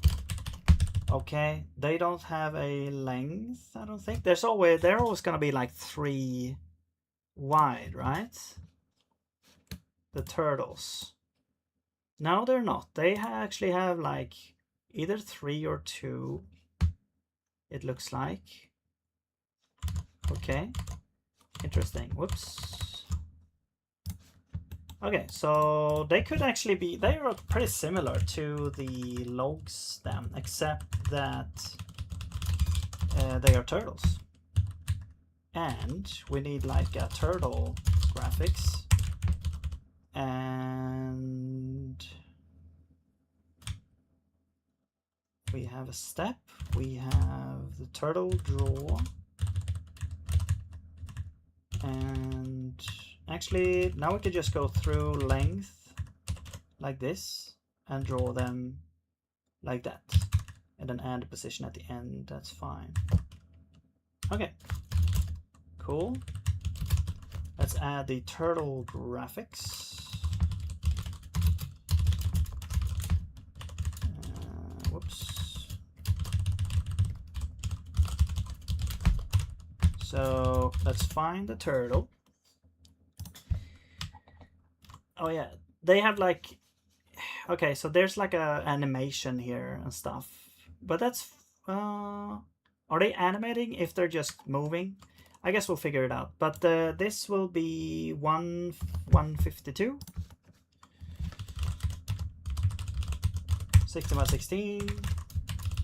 All right, so that should be that, and then we have hitbox. I'm not sure about the hitbox actually. Can you die in between the turtles? Is my question. Time over. Let's go. Let's go. No. So I guess the hitbox. Yeah. The hitbox is like. Of course, it's depending on the length. Okay. So the relative x. So. Well, the thing is, that should probably be full height hitbox, maybe? Maybe not. They need to be so that we don't die when we jump over the water though. So the height should be like at least 8, I think. Let's keep it at 10, sure. We'll figure it out. I love the kernel antigens, a basic spyware. Yeah, exactly. Where do we start though? On the left side. We start at like here. Wait. Let's do, I don't know, let's do like this maybe. So that's like 2 by 1, 2, 3, 4, 5. I guess. Okay.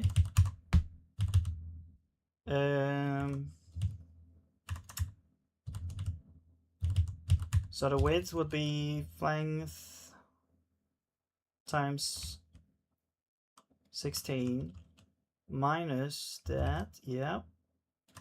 And then you're gonna be that plus that, and that's the same. Everything's the same. Okay, cool. So that's the hitbox. Now let's add the turtles. So we're gonna have a bunch of turtles. We have 3 turtles length. We have 3 turtles and 2 turtles.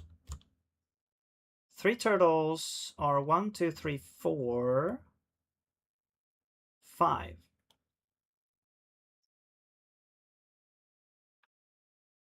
Okay, they're 5. 5. And then the 2 turtles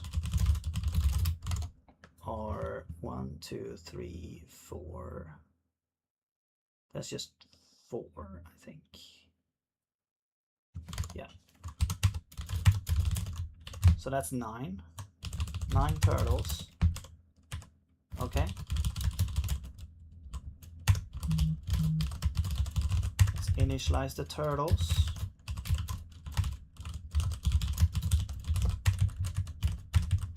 We have the 2 turtles. Whoops.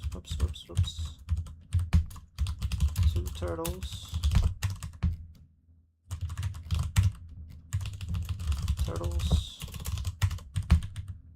And turtle. Okay, and then we have the other 3 turtles.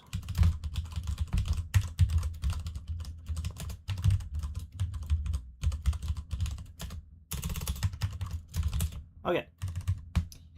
And the 2 turtles are 2 length, the 3 turtles are 3 length. Yeah.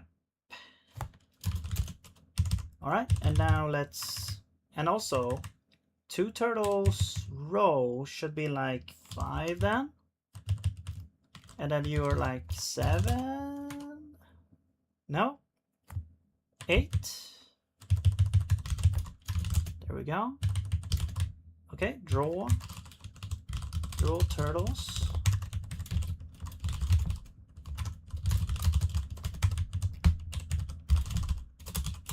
Turtle.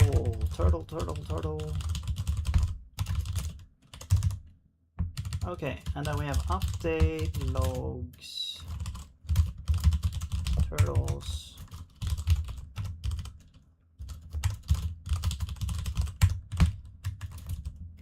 Oops. Turtle. Yep, that should be the same thing there. Yeah. All right, cool.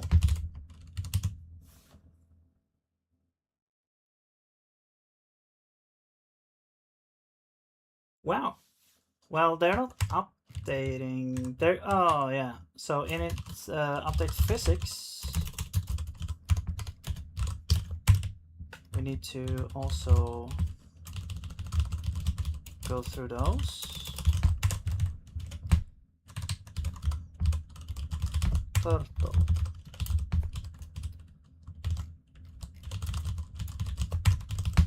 Sometimes that does not work.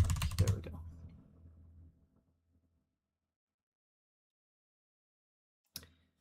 Cool. Okay, and let's fix the speed and direction and stuff. Init turtles. So the first one is okay. Both are going left. So, but how fast are they going left? Wait, all logs are going right. I just realized. So this should not even. The long logs are going way faster. Wait, now it changed. What the hell? Do they have variable? Am I crazy? Do they change speed? Okay, let's just start with this here. Okay. And you should both go left.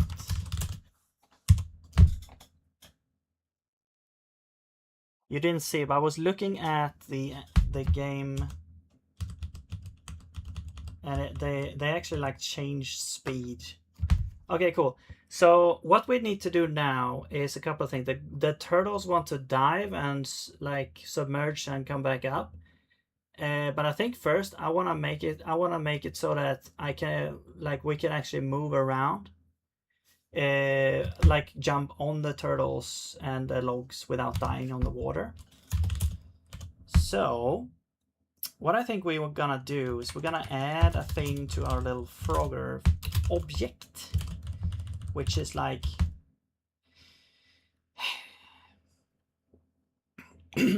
this could be either like a pointer to something that we're standing on.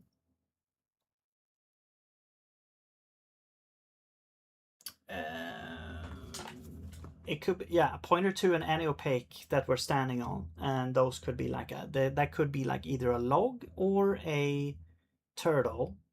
It doesn't have to be an anti-opaque. It can be, it can actually be like, you know, standing on, and then you have like a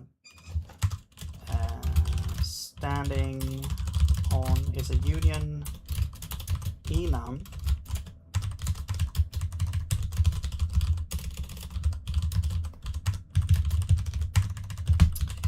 And it can either be none,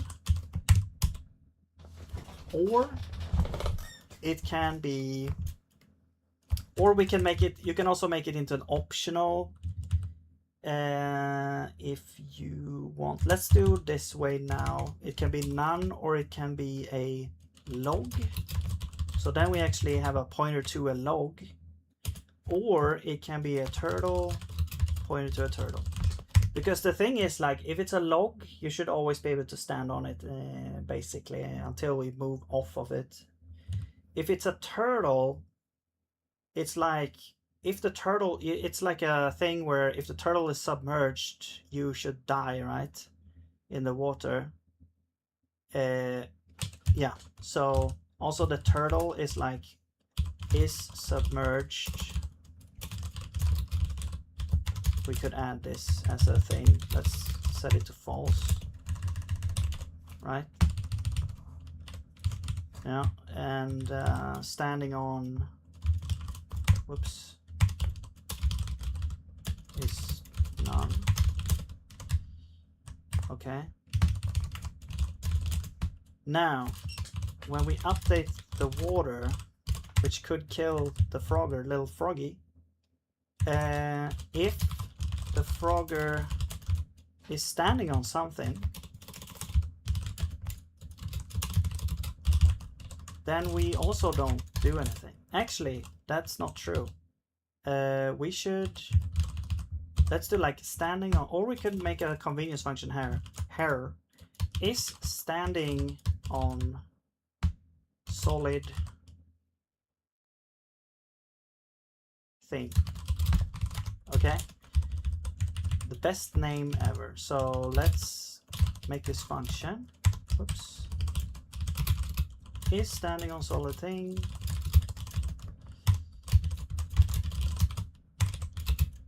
Bool. So we're gonna return a switch cell standing on. If it's none, then it's false. If it's a log, then it's true. If it's a turtle, we need to look at the turtle, and we need to look. Why don't I get this auto completion here? Okay, is submerged. So this is gonna be negated, because if it is submerged, we're not standing on a solid thing. We're actually drowning. If it's not submerged, then we are standing on a solid thing. Yes.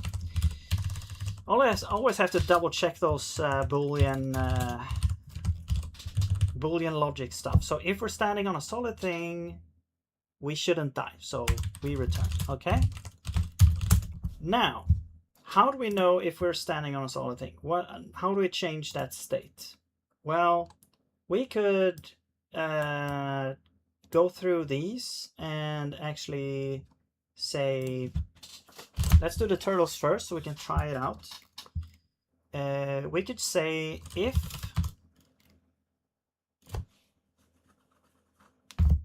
how should we do this? I think we're just gonna say like if turtle, well, if check collision rect. So if the turtle hitbox is colliding with the frogger hitbox, then we should set the standing on to a turtle that is the turtle. Okay. So now we can kind of, you know, it's gonna, well, hopefully this will work here. Whenever we go up to a turtle, we die. Did I forget to put the offset on the turtle or something? Let's go to debug draw, and we'll draw all the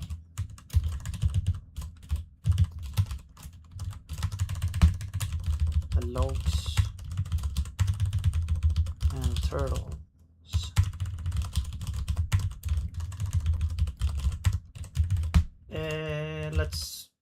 Let's put these as yellow and these as dark green. Okay.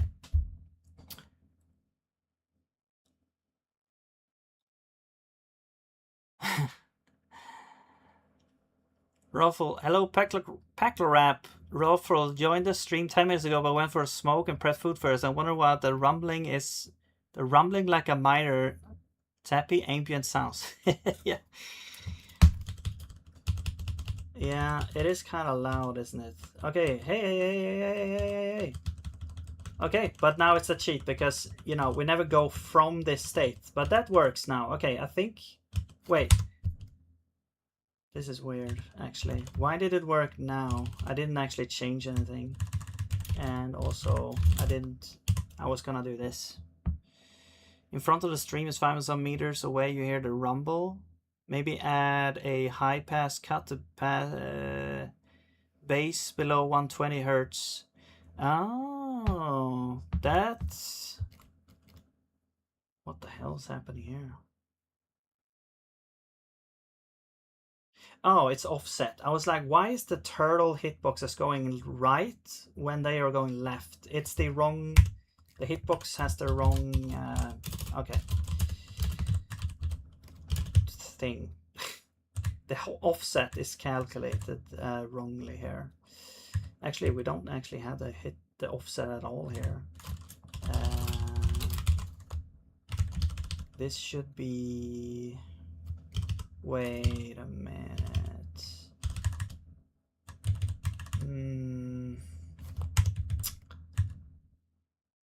That's not great. We actually need game here as well. Okay. Well, it doesn't need to be a pointer though. Alright, let's get hitbox. Let's get, so position plus relative hitbox. No. Okay, you know what, whatever. Let's just do it like this. Offset X. Actually, it should be subtracted, I think. Yeah. Okay, now hitbox needs game. So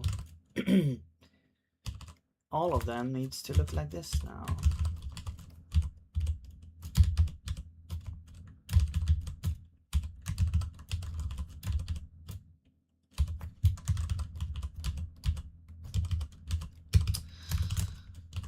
And they also need to do that.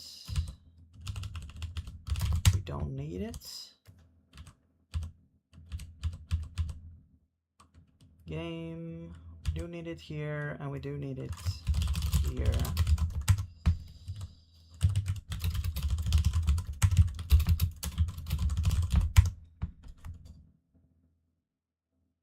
Are you using array list or multi-array list? I usually never use multi-array list, to be honest. I mean, you could potentially use that for everything.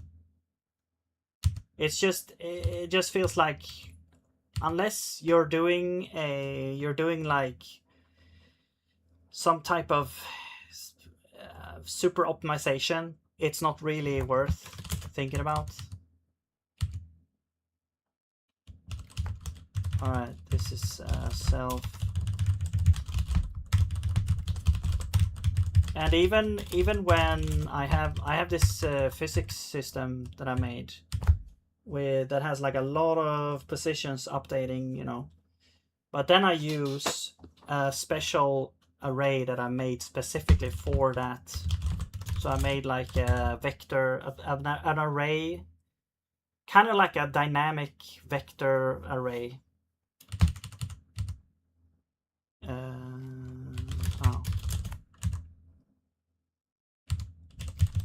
And you also need that, and you need that, and you need that.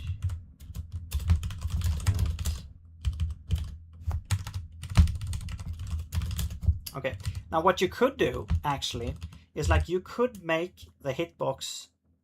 Well, actually, since we didn't use hitbox as a generic, I didn't actually have to do that. I just realized I didn't actually have to do that. I mean, I guess now we have game everywhere, but I was thinking of a more generic version of this, but yeah, I didn't have to do that. Whatever. Let's just forget that happened. Okay, so it's still off. What the hell? Are we drawing them in the incorrect position as well?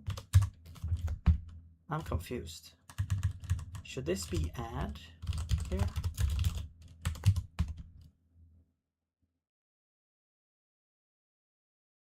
No. Because that's... No, because the thing is like in between.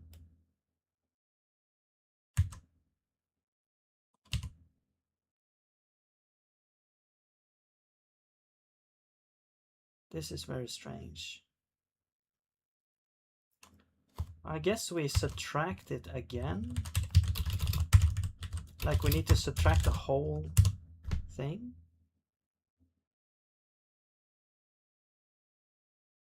Okay.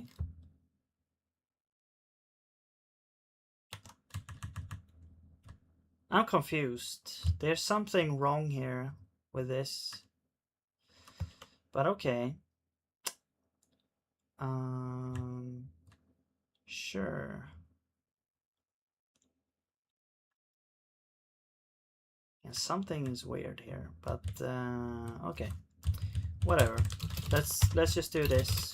It feels like I have to do something a tiny bit different for every time here. But I might have just made it wrong here. Okay, so there we go.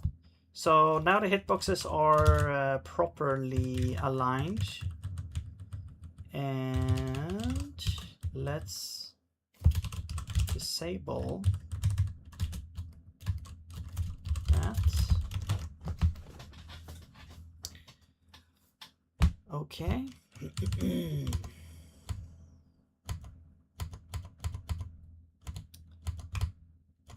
Hang on. All right, so let's see, where are we? What are we doing? Right, so we can go in the water. We can die in the water if we're like, if we don't reach a turtle. Okay, and there I accidentally touched the turtle, so come on. Yeah, so there we go. But if we touch the turtle, we will survive. However, there's a couple... what? That was strange.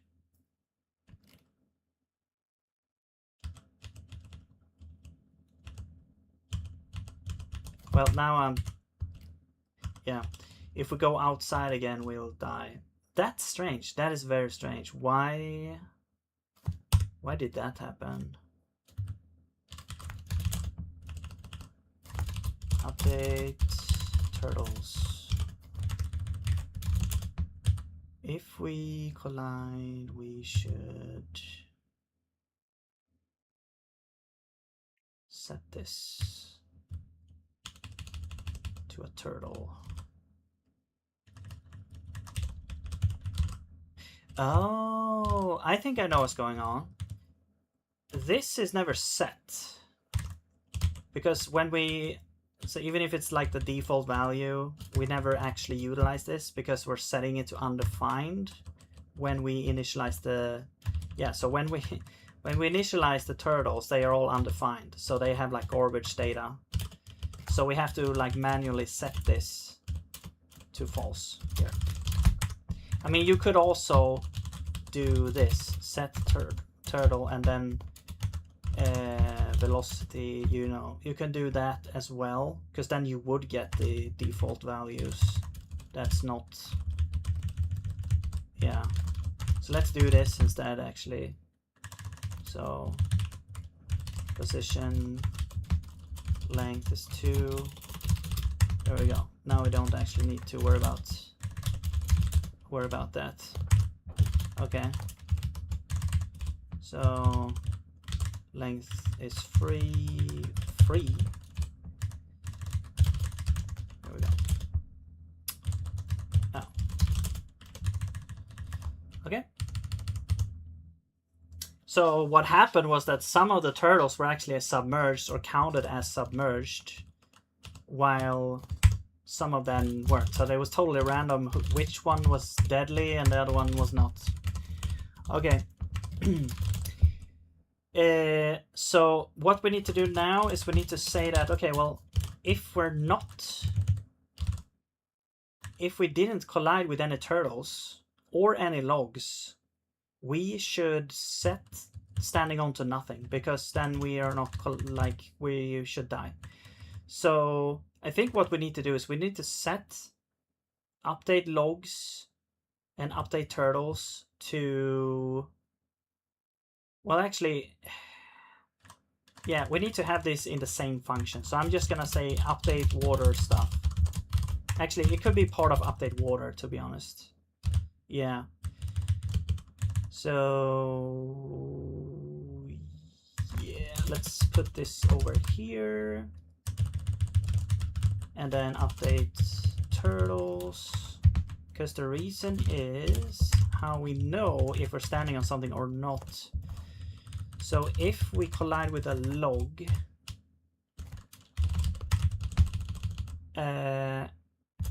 we are standing on a log.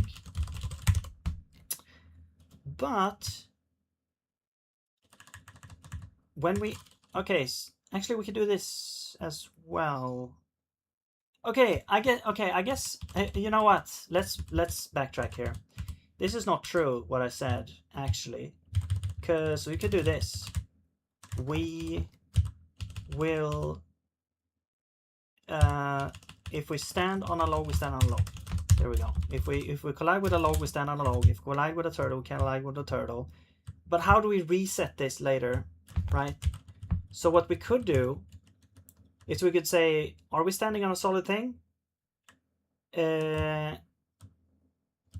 If that's the case,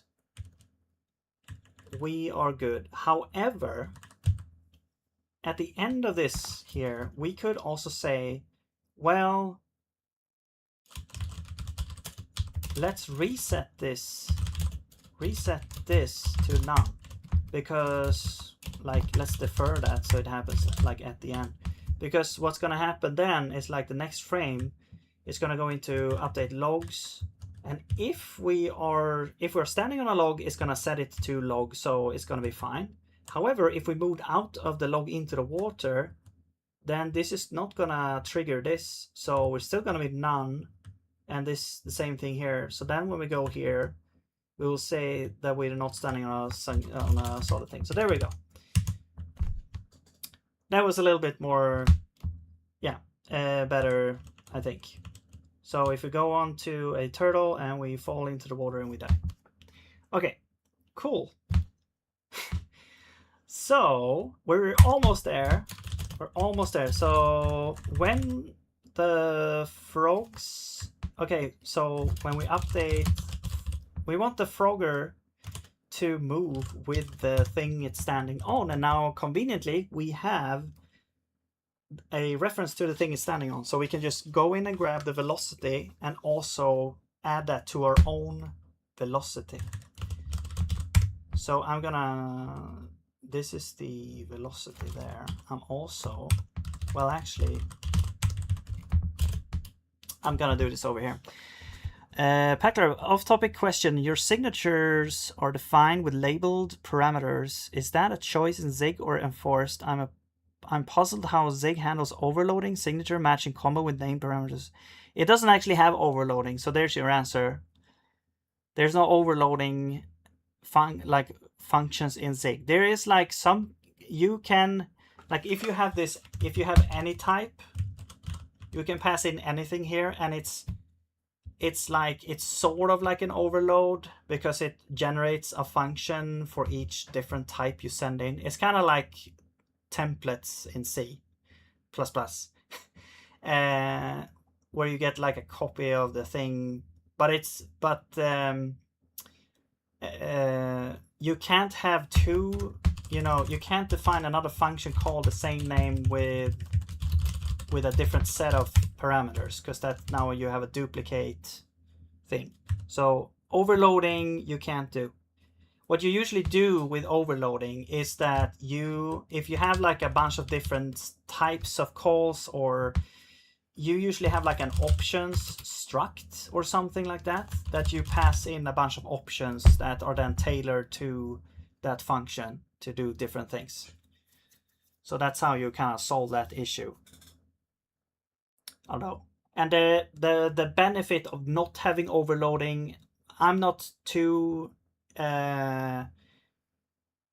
how you say, knowledgeable about that.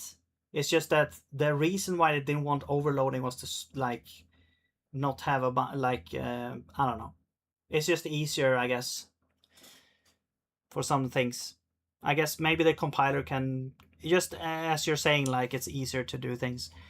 Nice. So by using an inject, you mean inject collection passed, or what does that mean?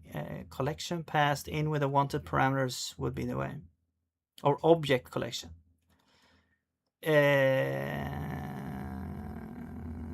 Wait, object collection passed in with the wanted parameters. Yeah, exactly. So you would have this options struct, and then you could have different options here. Like, I don't know, it depends on, you know, what functions you have. But and the thing with options, usually they are like, they have default values. So if you want to use the function, you can just pass in, you know, if you call this function, you could just pass in this to get the defaults, or you can modify the defaults by, so it's kind of like named parameter, you know, like named parameter feature, but it's, you know, it's just utilizing the fact that you're passing in a struct instead. So that's how you would do it in Zig there. And what's good about that also is like the option struct could potentially have like a bunch of default sane sets, like presets of options as well. So that would be immediately available. So essentially, if you have like pump const like default, it's just gonna be the default options like this. Or you could have like, I don't know, it depends on what it's gonna be, but it's like, I don't know, greedy, or I don't know, you know, then that's gonna, you know, set some kind of options over here. And then when you want to use that, you just say like, well, I want the default options, or you can say, I want the greedy style, or you can also say, I want to like totally customize whatever options I want. So you actually get a little bonus from doing it like that as well. Yeah, no problem. All right, let's see.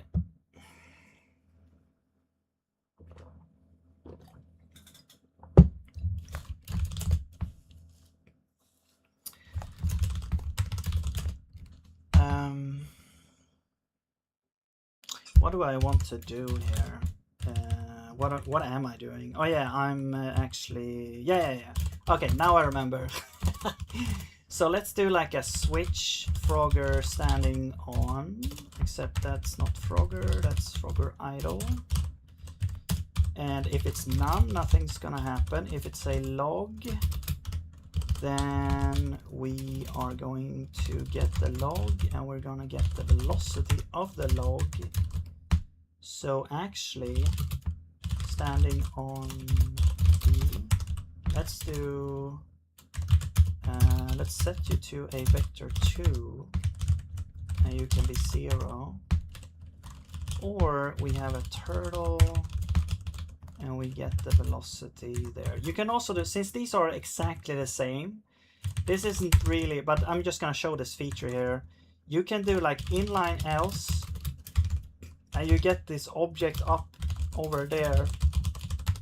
So this is either a turtle or a log, except the LSP doesn't really understand this, but that does work, because yeah, you can just, if everything else has a velocity on it that it could be, then you can just do this and it will actually work. So that's pretty cool. Okay, and that's how you can do some certain types of generic programming as well. Okay, so and then we're just gonna add this. We're just gonna add the position. We're gonna add this velocity. I mean, the velocity is scaled, I think.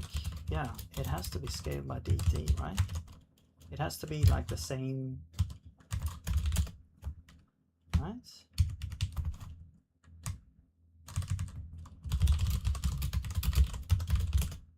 Okay. Yeah. All right. So let's see how this works now. No?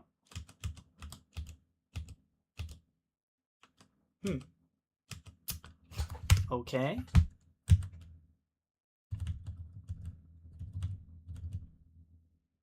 Why is that not working? Frog position, we add the velocity scale dt. Did I scale those other things? Yes.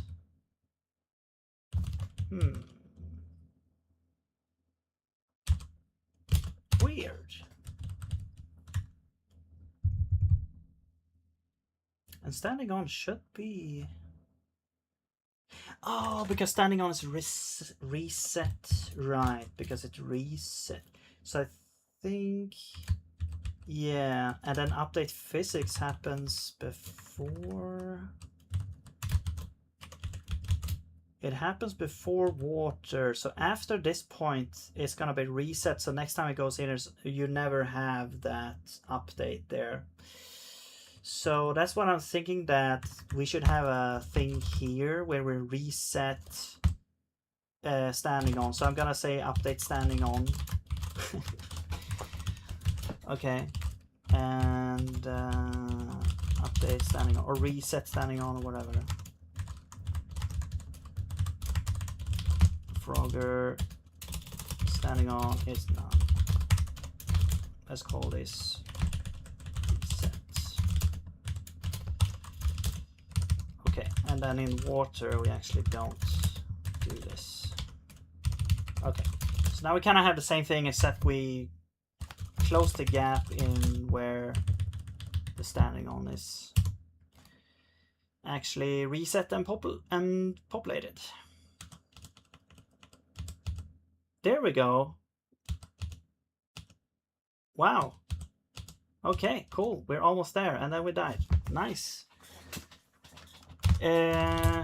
Cool. I mean, how long have I streamed for here? Where's the timer? Where's the timer? Where is the timer? There should be a timer on OBS or something. Let me check Twitch here. 6 hours. Oh, thank you, Abby Sheck, for follow. Thank you very much. Welcome. Okay, so 6 hours in, and we have this going on. Okay, should we now do like a submerge of the turtles? We could do that. So the question is, how do we determine like who? I think the submerged turtles, they are like going to, they are like always the same or something. Like if you look at this, it's always like these ones, and like some of these who do the submerging, like they it's always the same turtle, same group of turtles, same usual suspects here. Oh, I see, that's the same instance of turtles. This is gonna be a problem for me, actually. They wrap around even before they've gone through, so these actually count as like 3 different things. Oh, okay. Well, I'm just gonna ignore that. I'm just gonna do as I want to do here. So what we're gonna do is we're gonna have a boolean here, which is like no, wait, this is not the correct place here, which is like can submerge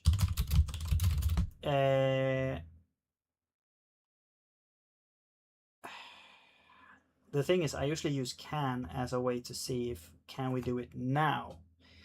But well, this is gonna be for if they can submerge at all. So for all time, can submerge is false. Okay, and then we're gonna have a timer. Next submerge at, which is gonna set to 0 for now. And then we can do, let's just have an update here. Update, we don't really need game, I don't think. Turtle. Okay, so the turtle is gonna say if can submerge. If we cannot submerge, there's really nothing to update, so I don't really, so then we don't care. Okay, but if we are next submerge at, we should probably also have like a unsubmerge. What's that called? What does that call? What is that called? Next unsubmerge.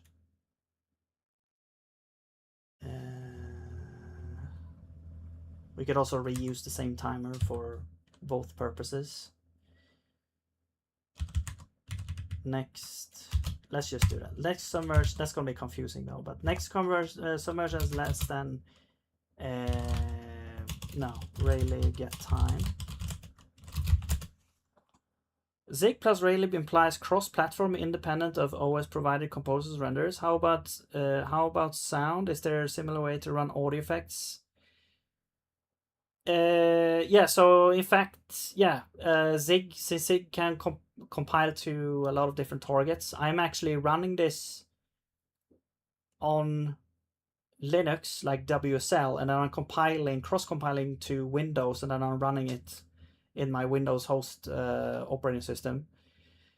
Well, it works both when I compile to Linux and Windows, so I've tried running both of those, so that still works. The sound, Raylib has sound.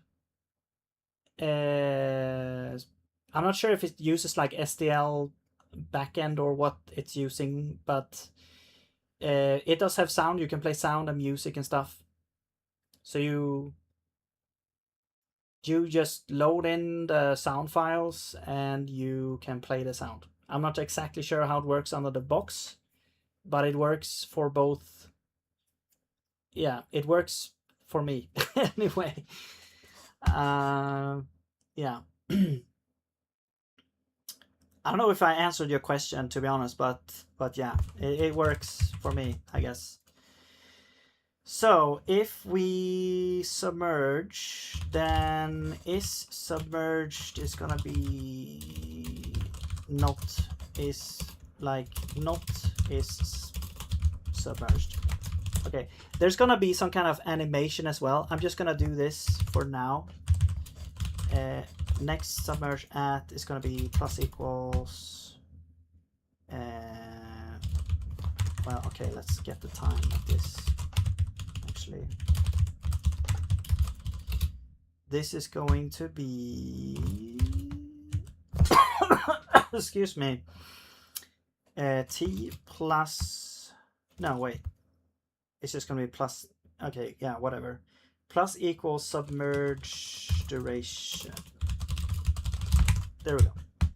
And submerge duration is going to be how many seconds? I don't know, 2 seconds, 3 seconds, I have no idea. And there we go. Okay, so now we need to like update. We need to call update on the frogs. So let's go to update, or I mean the turtles. So many animals to handle here. Object wrapping, we don't care about that. Turtles, no, turtle dot update. There we go. So now we're calling the update function here. And that should now do that. Now the thing also is that we want to change the graphics, I guess, if it's submerged or not submerged. So let's grab the graphics when it's like fully submerged, I guess, for now. 73, 152. So we have turtle graphics. We also have turtle submerged graphics.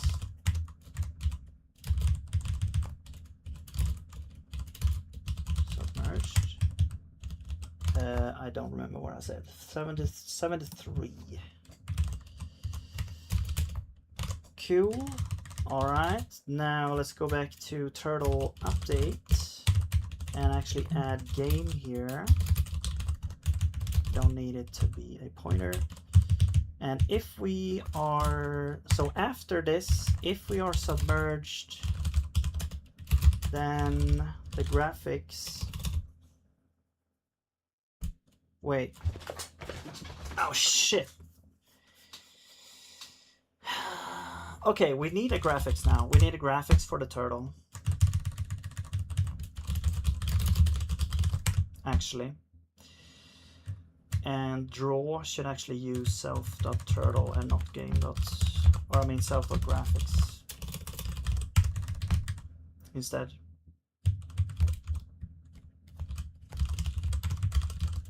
Which means we don't need game. Okay, whatever. Self.graphics is equal to game.submerged, else it's equal to turtle graphics. Okay. Now you need graphics, and it's gonna be turtle graphics.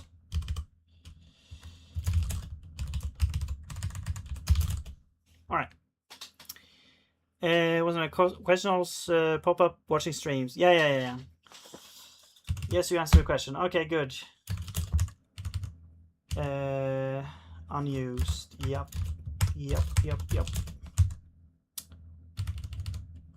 Update.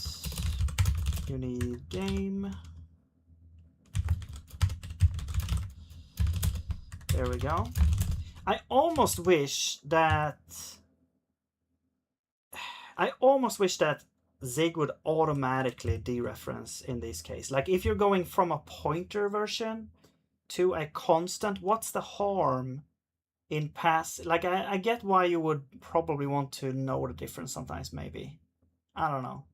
It feels like, because you're passing it to a function that just needs the information, so it doesn't really, I mean, I guess for like if you're doing multi-threaded program or something, it might be more relevant, but I don't know. Anyway, so we are updating turtles now. We should see, actually we shouldn't see anything because we don't actually know. We don't set anyone to be submerged or not. So I'm just gonna say 2 turtles. First one is can submerge, true, and then same thing for the 3 turtles. So now one of those groups can submerge. There we go. Look at this. Hey, it's starting to actually look like something now. Okay, let's make it so that if we die, we also restart. So we can, so I don't have to quit and every time. Let's add like a restart function maybe.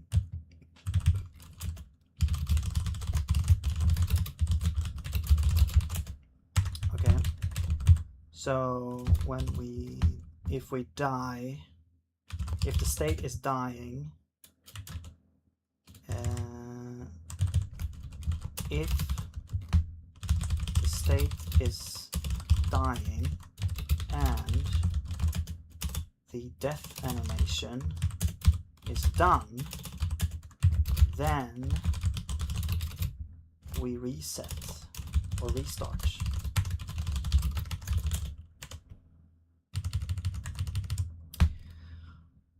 Cool.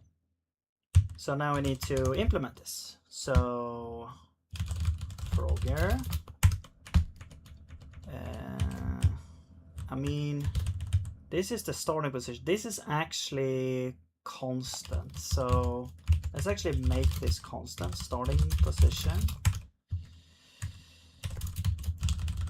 is a vector 2. Okay. So you are the starting position. Velocity 0, direction up. I'm just gonna copy all this.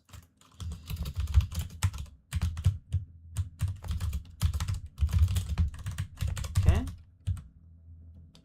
And this could also be like initial Frogger.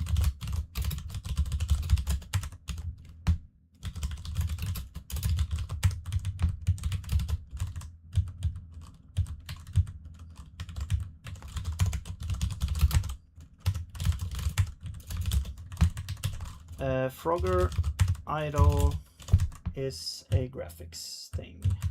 Actually, the whole reason why I want this is just so graphics. Yeah, this is the Frogger idle. Frogler might be the new game. New game name. Right, and then this is just the initial Frogger. No, actually, because it's not self, but it's initial and then Frogger idle. There we go.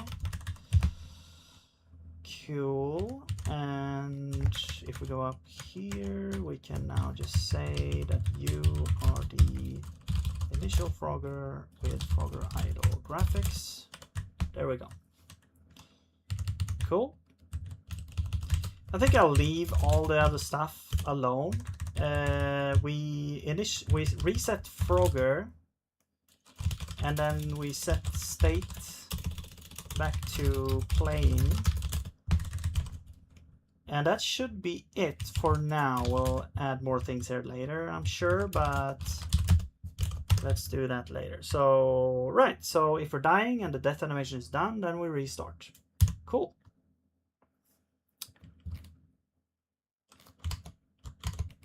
So let's die. And we restart. Nice. Okay, so let's try this. And let's wait for something to be... Okay, yeah, so it was submerged, so we died. Let's also try if it's not submerged as well. So this guy here. There we go. Cool. All right, we're almost there.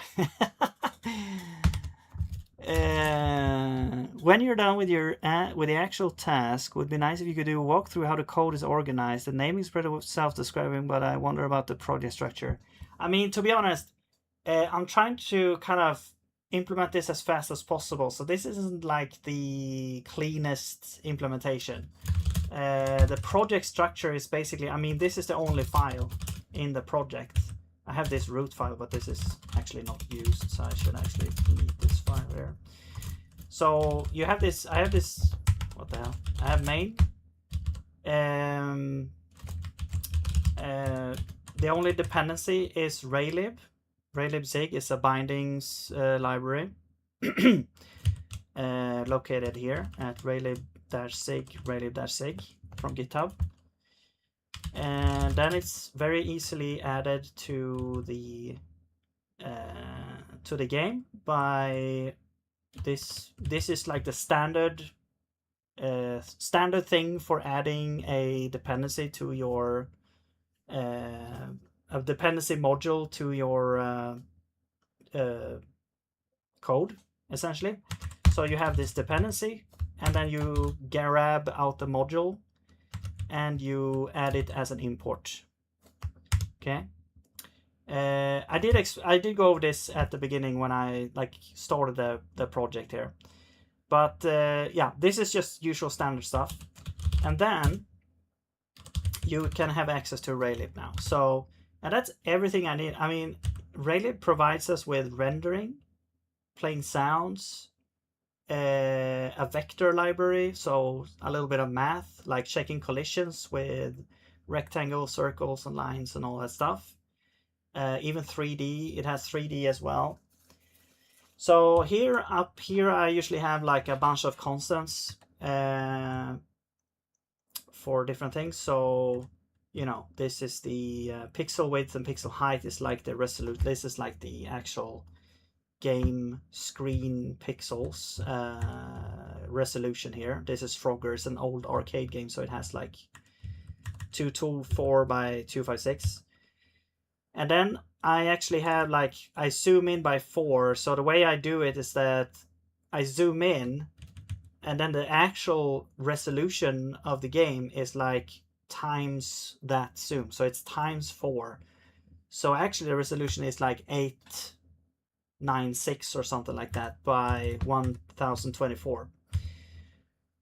Okay, well anyway, so I have a bunch of stuff up here, and then I have like all the things I deemed that I needed. Everything is like in this file. So it's like talking about project structure is like not really how like, but essentially if we ignore like file structure, I would like, you know, move this out into a separate file. I would have this in a separate file, probably maybe these two in it's the same file. So we have like an animation struct that can play animations. We have I have this helper thing for directions, and since yeah, and then I have this graphics thing, which essentially just, since I'm using a sprite sheet, it's good to what's it called, couple a texture with a rectangle which describes which sprite you're choosing to do, and rotation, and a convenience function for drawing this thing. I have like all the, so this is not usually how I do things, but for this one I'm doing a little bit more OOP-ish thing. So I have Frogger as like one object with a bunch of stuff on it. And I have car type and car. So those are helping each other out. And then we have log is one thing here. We have a turtle. And we have some generic stuff. And then we have game, which has like basically has everything in it. Like this has all the data we need, essentially. And game has like a bunch of constants, and we have yeah, it has a bunch of functions. This has everything, every behavior. It's about 833 lines of code here. That's it. Am I dreaming? Guess I really should do a deep dive in Zig. Even more straightforward on regular web dev. I mean, yeah. The thing is, as I said, this is, if I was organizing this better, this is not a good way to organize it, because I would not put everything in the same file, although you can. I mean, there's nothing really, you know, preventing you from doing that. But I would organize this. I would put things in separate files.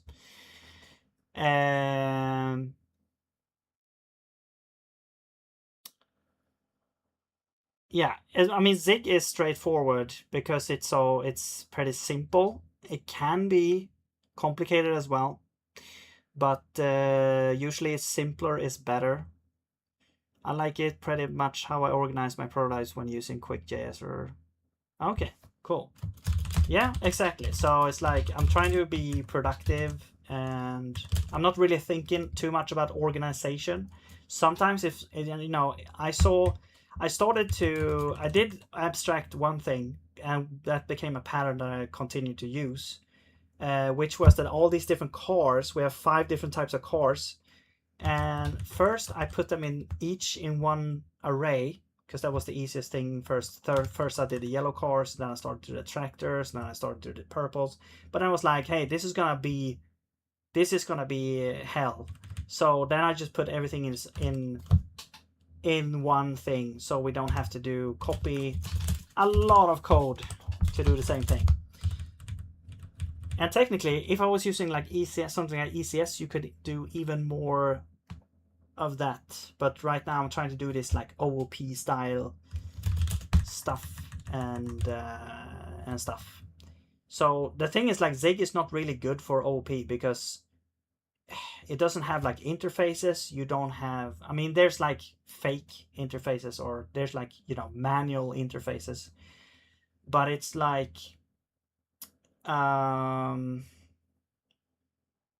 anyway, I don't know, we'll see. But I don't really like OOP anyway, so I don't know why I chose to do it that way. It's just because I don't know, it was the first thing that came to my mind when I started this shit.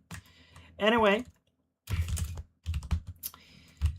what are we doing? So we now restart when we die. We can ride the things. They submerged. We die when they submerged. Okay, so now it's like, okay, what should happen when we reach the top? It's like, that's the goal of the game. It's like populating these things up here, right? So it's like when you reach the top, there should probably be like a hitbox up there. If you reach it, you populate that space with some kind of weird frog. I never really understood what's happening up there, to be honest. It's like I can find a graphic here. Actually, let's play the game and we can see what's happening. So, is this me? Yes, it is me. Oh, sorry, I need to take this call here. 1 second.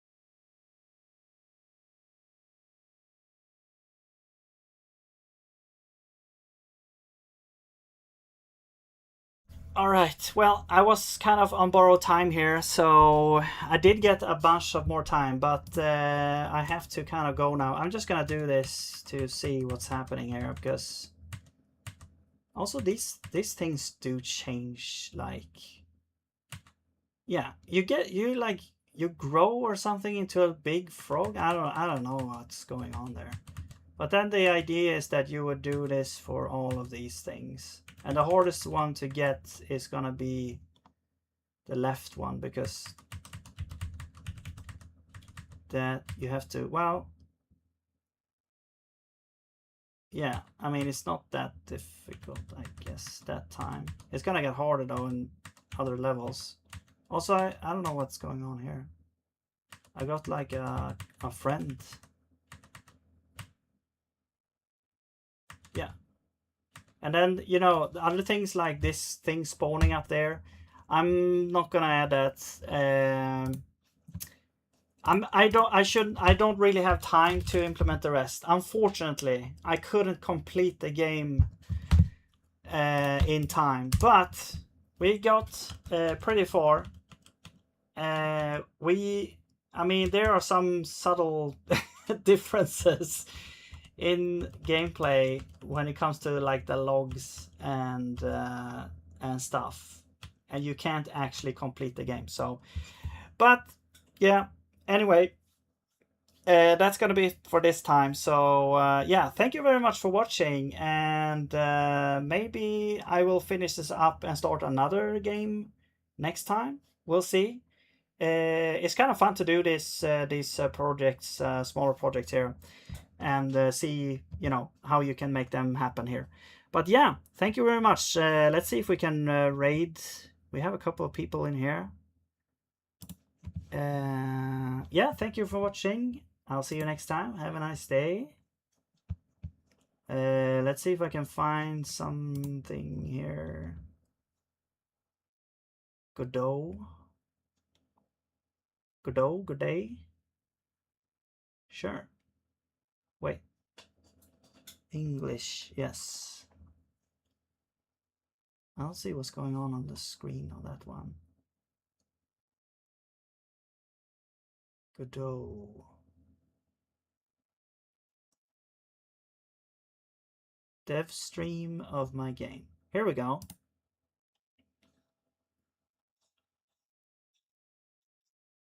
No, it's offline. Why do I get like outdated things?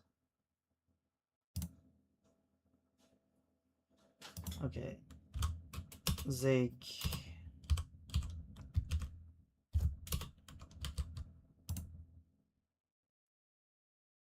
No. How do I... Okay, I'm gonna refresh the page. Thank you, Packlorap, for following, by the way. Cool. That's 200 followers. Woohoo! Let's see.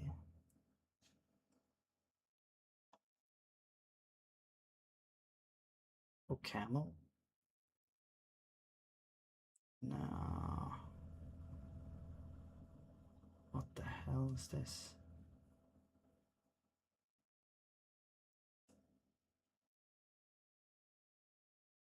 Okay. Let's take this one here. All right, see ya.